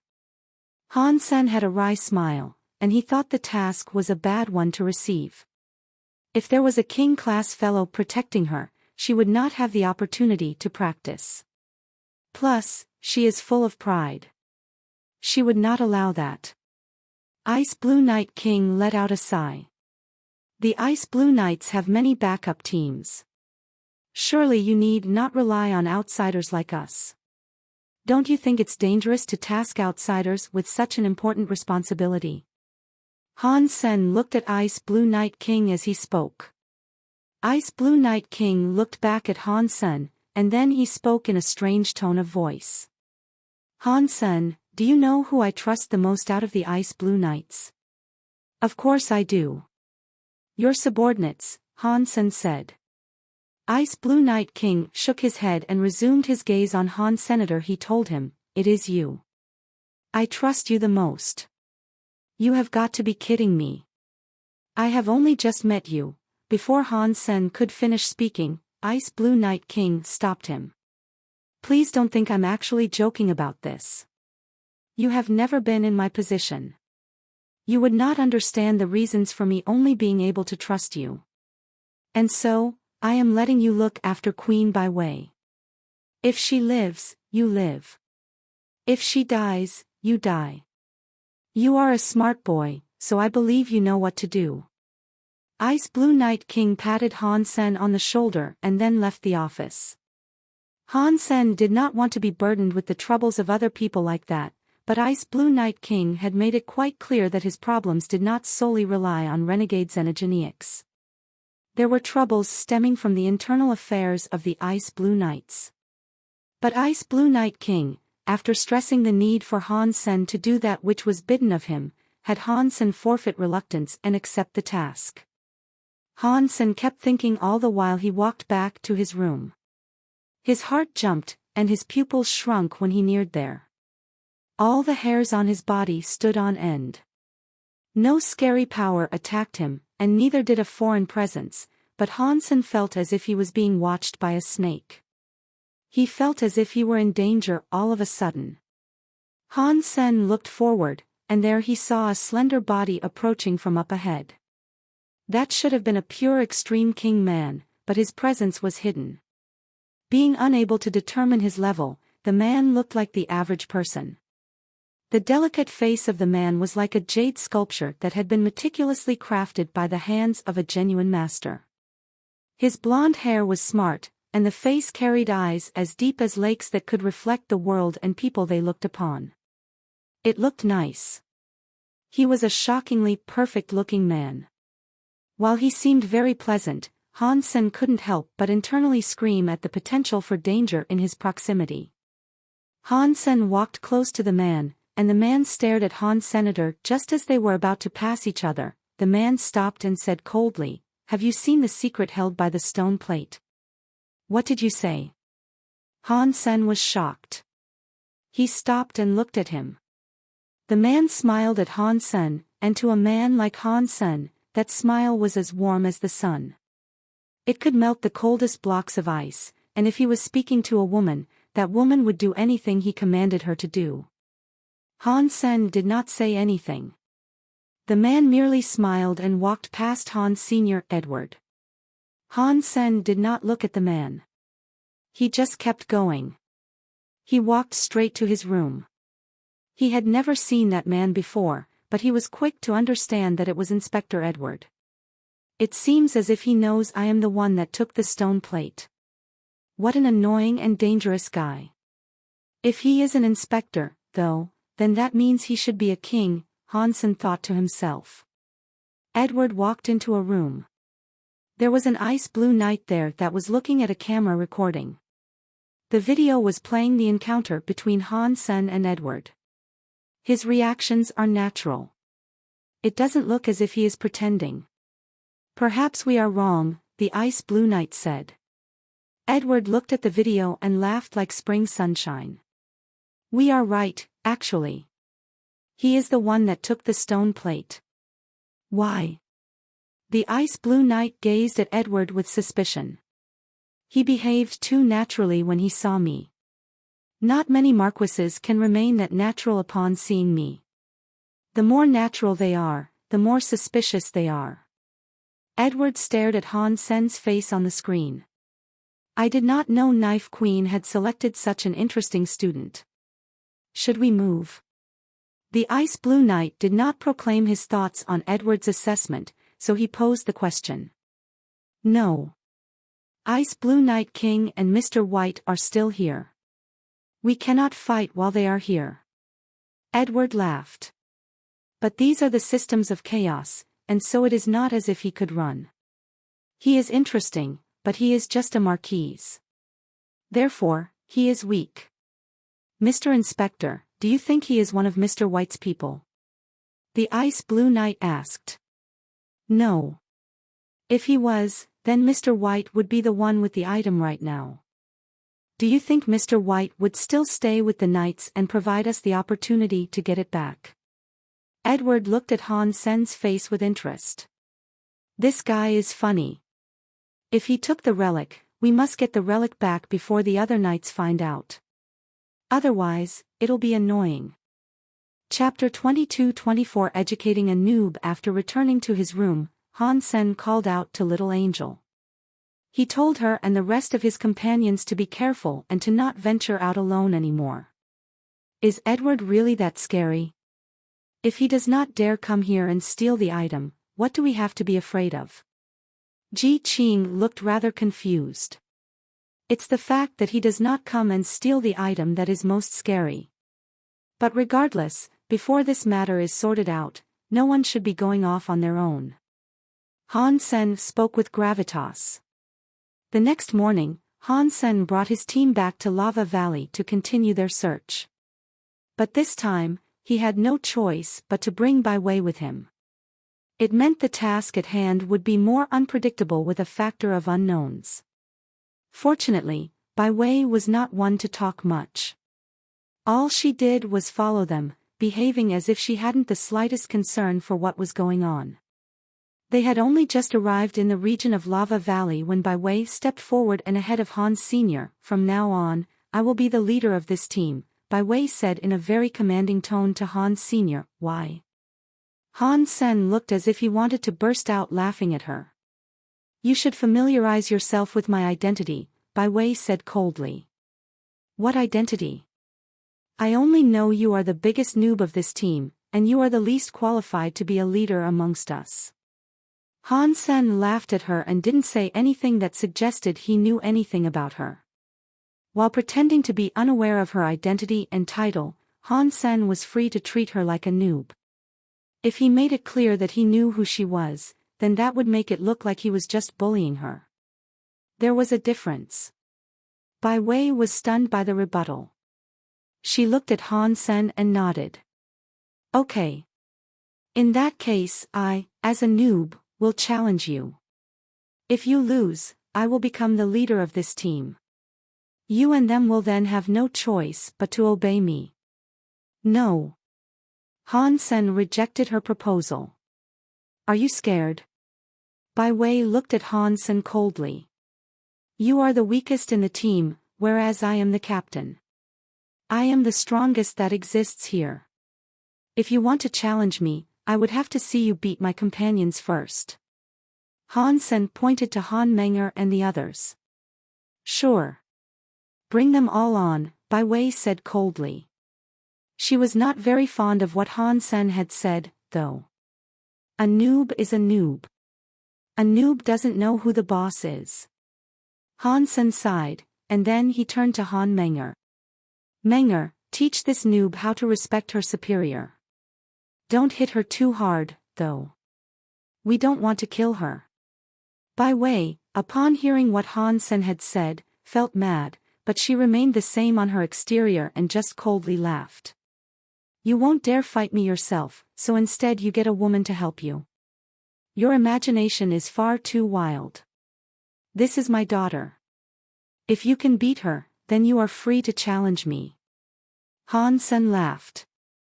Han Menger, after hearing Han Sen, stepped forward and out of the group. She walked in front of Bai Wei. Bai Wei did not care about Han Menger, and neither did she care much for Han Senator. She thought Han Sen barely had the power to put up any kind of a fight against her. She believed her opponent was a meager subordinate of Han Sen, and with her looking as young as she did not think there was anything to worry about. When Han Menger pulled the string of her bow, Bai Wei looked dim. Her whole body took on the image of a fighting leopard. She stared right at Han Menger, no longer with a look of disdain and underestimation. Bai Wei was cocky, but she wasn't dumb. In fact, she was a very smart individual, and as soon as Han Menger pulled the string of her bow, she felt threatened, so she gathered up might in her fists. Han Menger cared nothing for Bai Wei's reactions. She merely pulled back her string the farthest it could go, and when she let her finger go, the arrow flew quickly before Bai Wei's face. Bai Wei looked cold and threw a punch toward the black arrow. It was the Extreme King's final punch. It was in the top 5 strongest fist skills in the universe. The punch exploded from her hands, and she could have easily sundered an entire mountain if she were to hit one. Seeing that it was going to collide with Bai Wei's fist, the arrow suddenly disappeared from Bai Wei's vision, and when it reappeared, it was piercing her belly. Bai Wei's face remained unchanged. When her body staggered back, her fist became incredibly hard to hit the arrow. The whole action was performed very smoothly, and there wasn't a moment of hesitation or nervousness. Boom! A black sun rose where she stood, and Bai Wei actually ended up getting blasted away. Her armor was broken, and some of her hair was singed. Only the hair underneath her helmet was saved from burning. She would have been made bald otherwise. Bai Wei's face changed. A fire of golden light suddenly wrapped her entire body, so the explosion did not destroy her armor completely. But even so, blood dripped from the corner of her lips, and that meant she was injured. Bai Wei never would have thought that an arrow fired by someone from a backup team could be as strong as that. Not even the Extreme King's final punch was as strong as that arrow.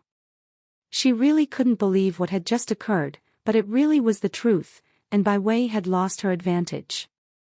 Han Menger then plucked the string of her bow over and over. Arrows flashed forward like thunderbolts.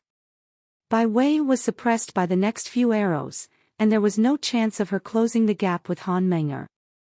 The Geno arts of an Extreme King were incredibly strong, and yet Bai Wei's Extreme King final punch was a little weaker than Han Menger's break 6 skies and destroyed Bible-fueled arrows. She was not weak enough to get wrecked, though.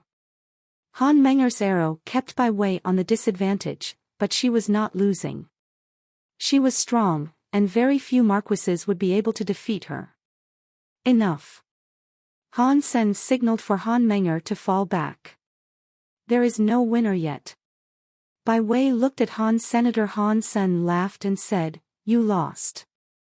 You forced yourself to use a Geno art and spend 10 times the amount of power Han Menger used. Even so, you were unable to resist the firing of those arrows. It might be a tie right now, but sooner or later you're going to lose. This is a competition, remember. It is not a death match, so there is no need for us to continue." Bai Wei could not say anything. What Han Sen had told her was correct, so she couldn't deny it. "If you cannot beat my daughter, then practice over the next few years. Do that, and maybe I'll give you opportunity to challenge me." Han Sen spoke clearly without hiding anything. Han Sen deliberately crushed Bai Wei so he could maintain his leadership of the group. If Bai Wei was to lead, Han Sen would have been unable to hunt the beast's souls the way he wished to. "Just wait. I will beat both you and her," Bai Wei said coldly. She did not continue her insistence on being leader. Bai Wei was obviously not as calm as she looked, though. She looked at Han Menger with a complicated look. Then she looked at Han Senator. She could not believe that cold-looking lady that was equipped with a bow was Han Sen's daughter. Chapter 22-25 Extortion. Outside of the Ice Blue system, Night River King was in the middle of slaying a bunch of Xenogeneics that were planning to invade. His face turned pale before long, and he was left gasping. After he was forced into the Ice Blue Knights, Night River King had been forced into the frontline ranks to be the first vanguard against any Xenogeneic enclaves that wished to invade the system. This engagement, however, had a few too many Xenogeneics to deal with. Even kings like him were left exhausted after the fight, and with how it had been each and every day, he couldn't stand how things were working out for him. Han Sen is an asshole. If I ever get the opportunity to, I'm going to kill him. Night River King quietly cursed his nemesis. "Who is here?" Night River King looked down a hallway due to being alerted. "You want to kill Han Sen? I will give you the chance you seek." A man approached him with a smile. "Mr. Inspector, what do you mean?" Night River King, upon seeing Edward, was surprised. It made him produce a large frown. Edward came before Night River King and said, "Han Sen took something that belongs to me, but Ice Blue Night King and Mr. White is around. As a result, I cannot go and kill him by myself. If you are of the mind to kill Han Sen, too, then we can cooperate. I will give you the exact opportunity you need to kill him." Night River King lifted his lips and said, "You must be joking. These are the Ice Blue Knights. If you have someone you don't dare kill, why would I take that risk? And on top of that, I am just a conscripted knight."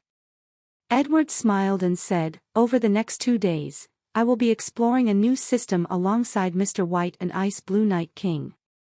I can have you sent to planet Ice Blue, and if your kill is clean enough, I can ensure no one ever finds out you were in the area. You have to retrieve 1 item for me, however. After that, I can also have you work by my side. You know, Ice Blue Night King put you out here on behalf of Han Senator. It was to please him, but you don't deserve such treatment at all." Night River King's face cycled through a variety of different expressions. He looked at Edward, not sure whether or not he would used and discarded once Edward had gained what he was looking for. Edward sighed. He looked at Night River King.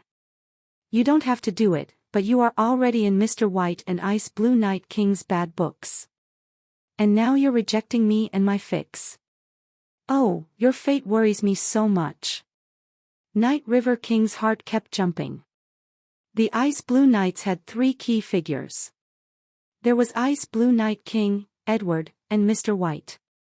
Ice Blue Night King and Mr. White stood on Han Sen's side.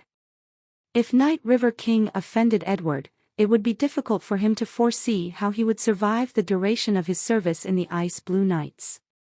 He would be treated as little more as cannon fodder. He'd be expendable. Mr. Inspector, it is not that I don't want to kill Han Senator, in fact, I would like to skin him alive.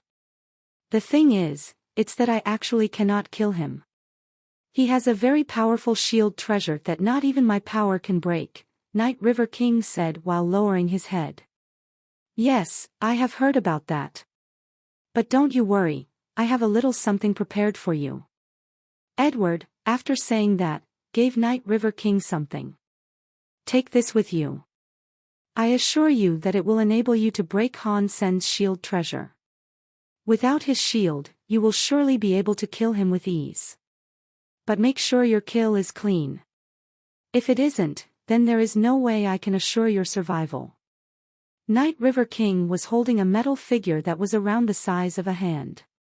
He kept wondering whether or not Edward was seeking to use him and then silence him when all was said and done. Edward seemed to know what Night River King was thinking, though, so he coldly said, if it wasn't for Ice Blue Night King and Mr. White keeping an eye on my people, I wouldn't be asking this of you. But by drawing them away with me, I am giving you the only window of opportunity you are likely to get. You just have to remember to get that item for me. If you don't, I will kill you. Night River King gritted his teeth and bowed. Do not worry, Inspector. If Han Sen has the item with him, then I will surely bring it back to you. Be prepared. In a few days, people will come to pick you up. Remember, you will only have one chance at this. Make it swift and clean, and for the love of all, do not leave a trace. If you leave incriminating evidence, no one will be there to back you up.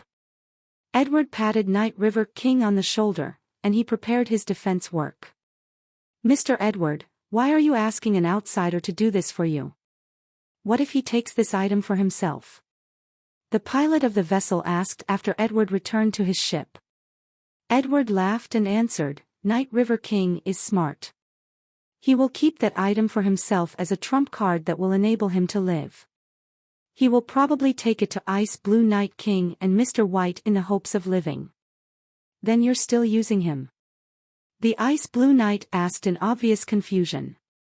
It does not matter. He has no choice. Edward squinted with his eyes as he spoke. With Night River King's suspicious personality, he will do the kill prettily. Including Han Sen, everyone in his team will die. Even Queen Bai Wei. Queen Bai Wei is in Han Sen's team. The Ice Blue Knight's face changed, and then he immediately understood Edward. Night River King knows he is going to be killing a queen. He knows going to Ice Blue Night King won't work. It will be death for him to admit the crime, so he will have to come running to you. And Ice Blue Night King and Mr. White will suffer because of Queen Bai Wei's death. They won't be able to take care of anything. Han Sen's team followed the way through Lava Valley. They had cleaned the early regions once already, so their going was quick and unhindered. Bai Wei was following Han Sen, but she remained very quiet. She slowly watched Han Sen and Han Menger, eager to learn of their powers. But on that trail, there was no opportunity for them to fight, and that disappointed her expectant desires. Seeing Han Sen continue to move, Bai Wei looked hesitant to speak, but after a while, she had to say, Captain, I am leaving the group for a while. No, you are in my team. Listen to me, you are not allowed to go off on your own. Han Sen did not beat around the bush. If Bai Wei went off on her own and something bad happened to her, Han Sen and Ice Blue Night King would be doomed. There was no chance he'd let her wander off alone. In that case, why don't you guys come with me? Bai Wei said coldly. I told you, I am the captain. We go where I say we go. Han Sen frowned. Go together, or I go alone. The choice is yours to make. Bai Wei looked indifferent and just as boorish as before. Where are you looking to go? Seeing Bai Wei was insistent on going someplace, Han Sen at least had to ask her this. The nest of an undying bird, Bai Wei said coldly. Chapter 22-26 Undying Bird Nest. What is the level of this undying bird? Han Sen asked with a frown. The name of the beast didn't sound like one that would bode well. Deified. Bai Wei did not hesitate to give him an answer. Han Sen licked his lips, looked at her, and said, Do you have any idea what you're talking about? You're on the hunt for a deified xenogeniac. Doing something like that will get you killed. Even a guy like me will get killed going up against a foe like that. If you are afraid, you do not have to go. Bai Wei changed her course and started flying toward a river that went beneath a cliff. Is this woman stupid? Han Sen had to bring his team and follow her. But Han Sen did not think she was flat out stupid. He was certain she wouldn't be so willing to throw her life away in a pursuit like this. It was Bai Wei's first time in Lava Valley, but she knew about the undying bird. That at least meant she had come prepared.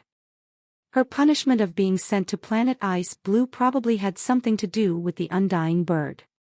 So Han Sen quickly followed. Han Sen wanted to know what Bai Wei was up to. Otherwise, he'd just tie her up and drag her along with him. Bai Wei looked as if she were familiar with the location, and after she got close to the lava river, she flew in a following of its way. She went toward a cave that had lava flowing out of it and flew right into it. Han Sen and his companions entered the cave, too. The entire cave was filled up with lava, so they had to fly over it. Even if you are this intent on going, you should at least explain what this endeavor is all about. Han Sen, as he followed Bai Wei, resumed conversation. Bai Wei just ignored him. She continued flying the way she wished to. The cave didn't have any other fire xenogeniacs occupying it. Strangely, it was entirely clear. Aside from the burning hot lava, there was nothing else there. Bai Wei was quiet, and she flew in a course that took them over half a day.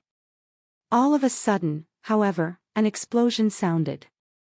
Han Sen looked in the direction of the chaotic acoustics, and he saw a cave open up. It was like a giant underworld had presented itself. The lava moved to drop down a cliff that was ahead of them. It became a lava waterfall, and it looked very strange. After they flew out of the cave, they saw that the underworld was gold and red. Lava was everywhere. It was like a sea of lava. Across the large sea of lava was a black mountain. There were lots of green plants growing across it, and it looked rather amazing to behold. Read more chapters at List Novel. Bai Wei flew toward the island across the lava sea without hesitation, but now she was flying at a much slower pace. It was evident that she was worried about something. Han Sen let Ji Qing, Han Yen, and Huang Fujing sit atop Little Star's back. Little Star was able to lead. If there were danger, and the Bai Sima was unable to be used, Little Star's power would be sufficient in saving their lives. Voila! Somewhere on that lava sea, an explosion occurred. The lava was tossed about like a spring bursting out of the ground. Something black and red emerged, and it was headed straight for Bai Wei. Bai Wei's face did not change, and she threw a punch at the black and red shadow. There was another explosion as the lava on its body spread out. She punched it and had the creature falling back 10 meters down into the lava. Han Sen, upon a clearer look, noticed how the monster resembled a crocodile. Its body was black like charcoal, but some parts of it were red like the lava. Han Sen looked around, and he saw many more of the charcoal-like shadows. They were like burnt wood, and many of them were coming forward to amass there. Voila! Voila! Many 3-meter-long crocodiles emerged from the lava. They were all headed for Bai Wei, and Senator Han Sen summoned his spell pistols. He fired bullets at the lava crocodiles while Han Menger fired her black arrows at the same fiends. Pang! Pang! Pang! Pang! Many of the lava crocodiles were killed by the bullets and black arrows. Their lava-looking bodies shattered into bits and scattered all around. They were like clumps of lava disintegrating back into the sea of lava. But Han Sen did not hear a hunting accomplished announcement. The broken crocodiles fell into the lava and became perfect again, and then they resumed their assault.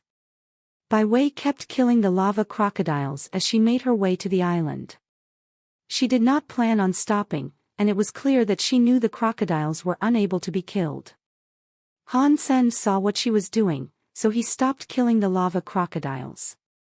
He allowed Han Menger to summon her blue demon bug king by Sima. It was able to protect everyone, so they all headed for the island in haste. Bai Wei was sprinting forward when she suddenly saw the shield of Han Sen's people appear right next to her. The lava crocodiles were launching themselves against the shield, and as that happened, they simply hit the surface and fell away. Han Sen was not planning on protecting her with the shield, though. He followed Bai Wei and watched her kill lava crocodiles alone. Bai Wei was a little bit mad about this, but she did not say anything. She kept moving toward the island and punched the lava crocodiles that got in her way. The lava crocodiles were difficult to kill, but they were not strong. They were just ordinary marquises, and so they couldn't prohibit Bai Wei from advancing. Not long later, Bai Wei found herself on the shore of the island. When she arrived, she started sinking. Han Sen felt the same thing happening to him, too. He felt so heavy, and it was like he was back on Earth after a flight through space and the reintroduction of gravity. They all started falling down onto the stone of the island. This island forbids air powers. Ji Qing looked at the island in surprise as she spoke. Bai Wei said coldly, "It does not only stop the air. It is easy to come, but getting out is far harder." "What does that mean?" Han Sen looked at Bai Wei and asked. Bai Wei did not answer. She pointed to the lava sea that was offshore of the island. Han Sen turned around. Across the sea in the burning lava were some gold bugs. They looked like high-temperature lava, but they were in fact bugs. God only knew how many of them there were. These are lava bugs, and they cannot leave the lava. They are extremely aggressive, and not even dukes can withstand their temperatures. They can fly here, but because you cannot do the same, you have to run across the lava if you ever seek to leave. You need to be a mile away from the place to fly, and going out there can kill you. I hope your shield is enough to break the lava bug's attacks, otherwise you are all going to die, Bai Wei said coldly. She was not happy that Han Sen hadn't protected her in the shield. Chapter 22-27 Undying Bird Challenge. Han Sen smiled. He did not mind the threat. The demon bug king by Sima wouldn't even buckle to the attacks of a king-class creature. Therefore, he did not think he had to worry about the tiny little lava bugs. Undying Bird really resides on this island? Ji Qing asked curiously. Bauer was lying down on Han Sen's shoulder. Her eyes curiously observed the small island they had landed on. The island was not big, and with Han Sen's speed, it would not take long to walk across it. The island did have a spectacular amount of flora, though. It was practically a rainforest. Insects and beasts roamed all about it. Standing on the island, you would not feel the heat of the lava that was nearby. It felt like a summertime place where you would want to sleep away the hours. Bai Wei did not answer, and she kept marching toward the jungle. Han Sen expected to encounter danger, but he soon realized that the creatures around were just ordinary animals. They weren't even xenogenics, and they most certainly weren't threatening. In the center of the island was a white mountain. It was only a few hundred meters tall, but it looked like a big steamed bun. The peak of the mountain cradled a broken tower of sorts. It looked very old, and it had decayed over the years. It was no longer straight, and it looked ready to fall apart. They walked before the foot of the mountain, then Bai Wei looked toward the broken tower atop the peak and shouted, "King Bai's heir has come. Is the undying bird at home?" Her voice echoed across the expanse of the island, but no response came from the tower, so she shouted again. After she shouted 3 times, a door in the broken tower atop the peak opened. It did so with a long, drawn-out squeak. Han Sen and Baoer's eyes opened wide as they looked at the tower's door. They were curious about what the appearance of the deified undying bird would be. The tower was not very large, so if the undying bird did indeed live there, it couldn't be too big itself. Everyone looked at the tower curiously, then they heard some footsteps emerge. Not long later, they saw a shadow open the door and walk out of the tower. She is the undying bird. Han Sen's eyes opened wide as he watched the person walk out of the door. He thought it was strange. It was not an actual bird that was emerging, it was an old woman with a cane. Her back was crooked. Her appearance was haggard, and her skin was all wrinkled like the bark of an old tree. Due to the fact she was crooked and old, her size only put her up to Han Sen's waist. She was wearing a pair of circular glasses and a red robe. She certainly looked rather weird. Who is making a racket down there? The old woman did not look tall. She stood in front of the tower and looked down the mountain. She couldn't see very well, so she had to raise her glasses. Her tired-looking eyes eventually settled on Bai Wei and the others. Bai Wei never expected someone like that would be the one to emerge. She was a queen, and though she was surprised, she still said, "I am Bai Wei, and I am King Bai's daughter. I am here at the request of my father. Are you the undying bird?" The old woman pushed up her glasses. She stared at Bai Wei and said slowly, "You are King Bai's heir." "I am not the undying bird. I am merely an old woman that is tasked with cleaning the tower." "Then can you inform the dying bird that King Bai's heir is here?" Bai Wei said. "You are too late, I am afraid. The undying bird is deceased," the old woman said slowly. "Undying bird died?" Han Sen's eyes opened wide, and his eyeballs almost popped out of their sockets. Bai Wei was frozen, as she had not expected this to happen. If the deified undying bird was dead, then there was no point in her being there. The old woman sighed and went on to say, "But Mr. Undying Bird told me that if King Bai's heir does come, that person can take whatever they please. That is, assuming they can triumph over the test." Bai Wei's face looked a little bit better, and so she went on to ask, "I would like to try it. What is this test you are referring to?" The old woman did not answer. Her old eyes, which peered through a pair of glasses, lingered on Han Sr. "Who are these people? They do not look as if they belong to the Extreme King. If they do not belong to the Extreme King, then just kill them. This is the Undying Bird's house, and not just anyone can make themselves present." Han Sen felt a chill. That old woman looked very, very old, but when she looked at them, Han Sen felt a great chill. He knew she was actually a very dangerous being. Bai Wei looked at Han Sen and answered the old woman. "They are indeed knights of the Extreme King. They have helped escort me here." "I see." The old woman nodded and did not say anything. She held her cane and slowly approached the edge of the mountaintop. She looked so shaky as she went, and it made the onlookers worry about whether or not she might misplace her step, slip, and fall off the peak to her death. Standing atop the peak and its stone steps, the old woman seemed to be recalling something. She eventually said, "Back then, the undying bird clashed with your father King Bai. Many people died, but there was no winner. 1,000 years later, they agreed to have matters of battle put to their marquis heirs. Their fights would determine the ultimate victor. But Undying Bird could not give birth to her heir. When she conceived a child, she died while giving birth, so the fighting was unable to continue. After the woman said this, she looked very sad. She pointed to the stone steps and said, "But the Undying Bird made these stairs before she died.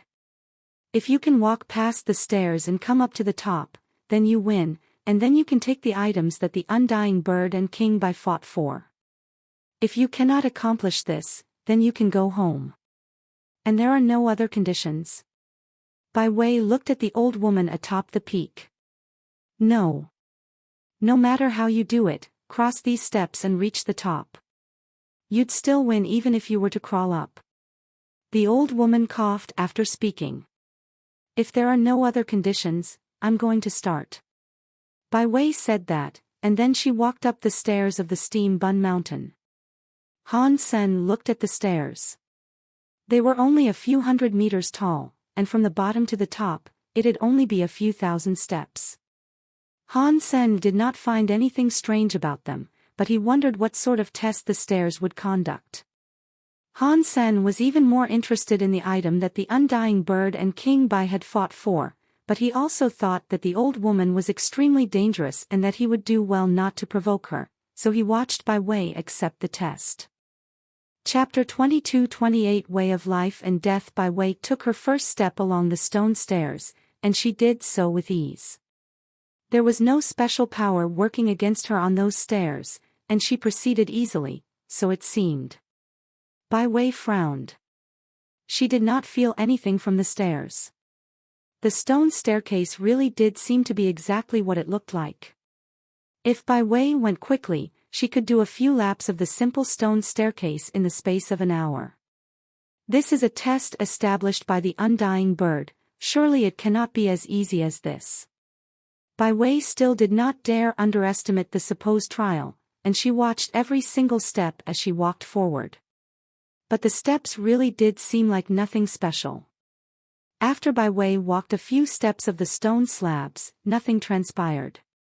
Nothing seemed to inhibit or work against her ascension of the stairs. "Bai Wei! Your body!" Ji Qing, from way down below, suddenly bellowed.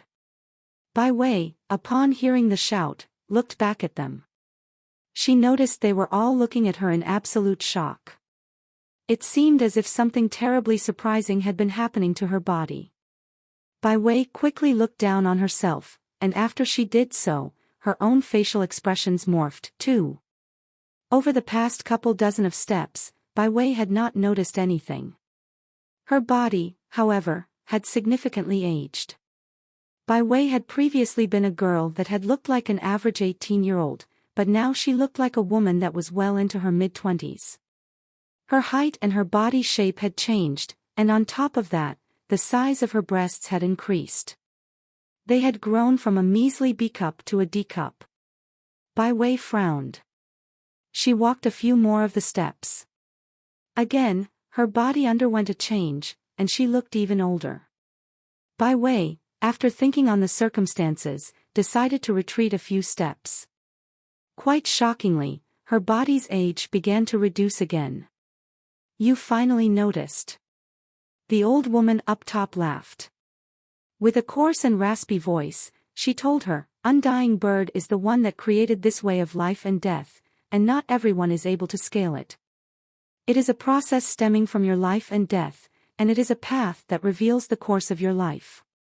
By the time you reach the end of this staircase, you will have arrived at the end of your life. If you die upon finishing it, what is the whole point of climbing these steps?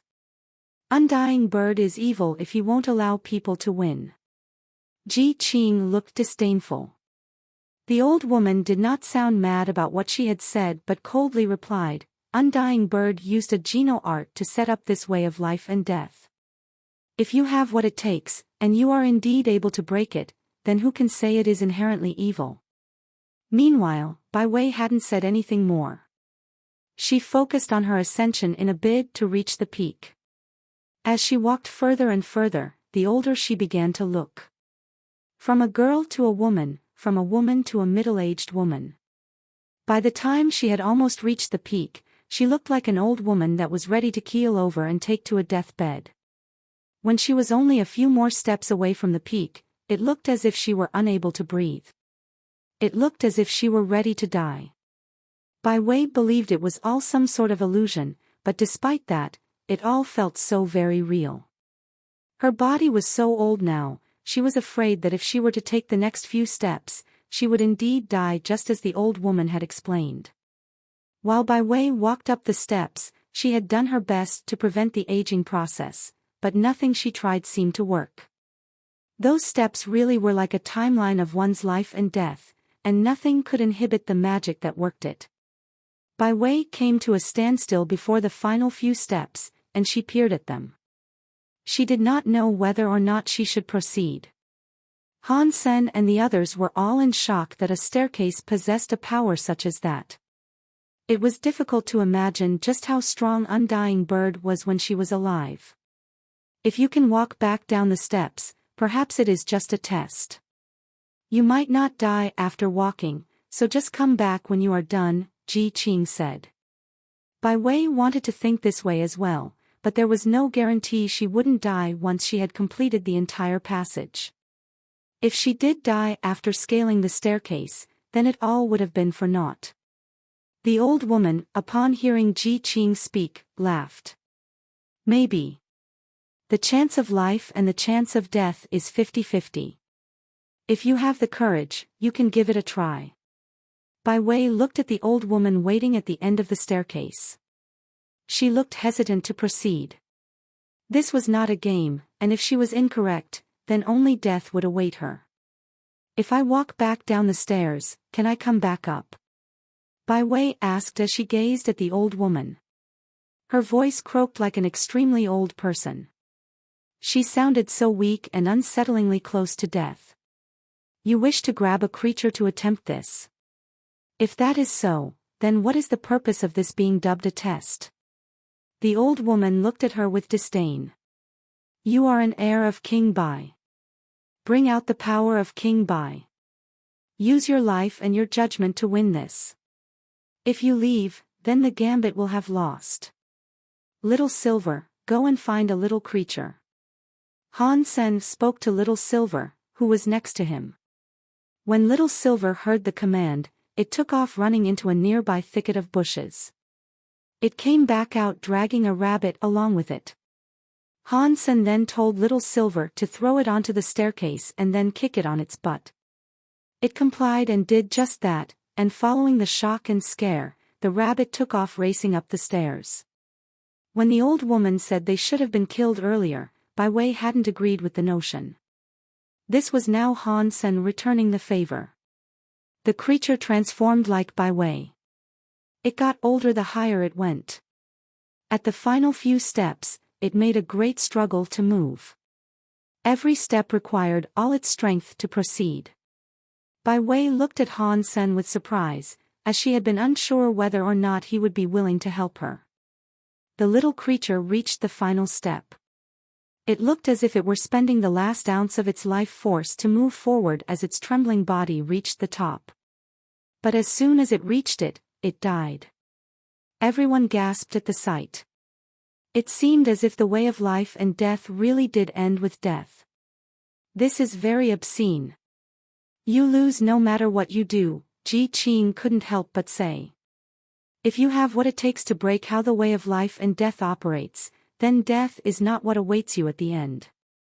The old woman looked as if she did not care at all. Bai Wei looked confused, and she wanted to return. Undying Bird had established a test that would claim the lives of many. It was not worth gambling one's life, no matter the potential reward. Just as Bai Wei sought to go back, she heard Han Sen say, "If I were you, I'd take and finish the last step." Bai Wei was shocked. She looked at Han Sen, unsure of what he meant. Young man, you are not the one who is standing before the end of the way of life and death.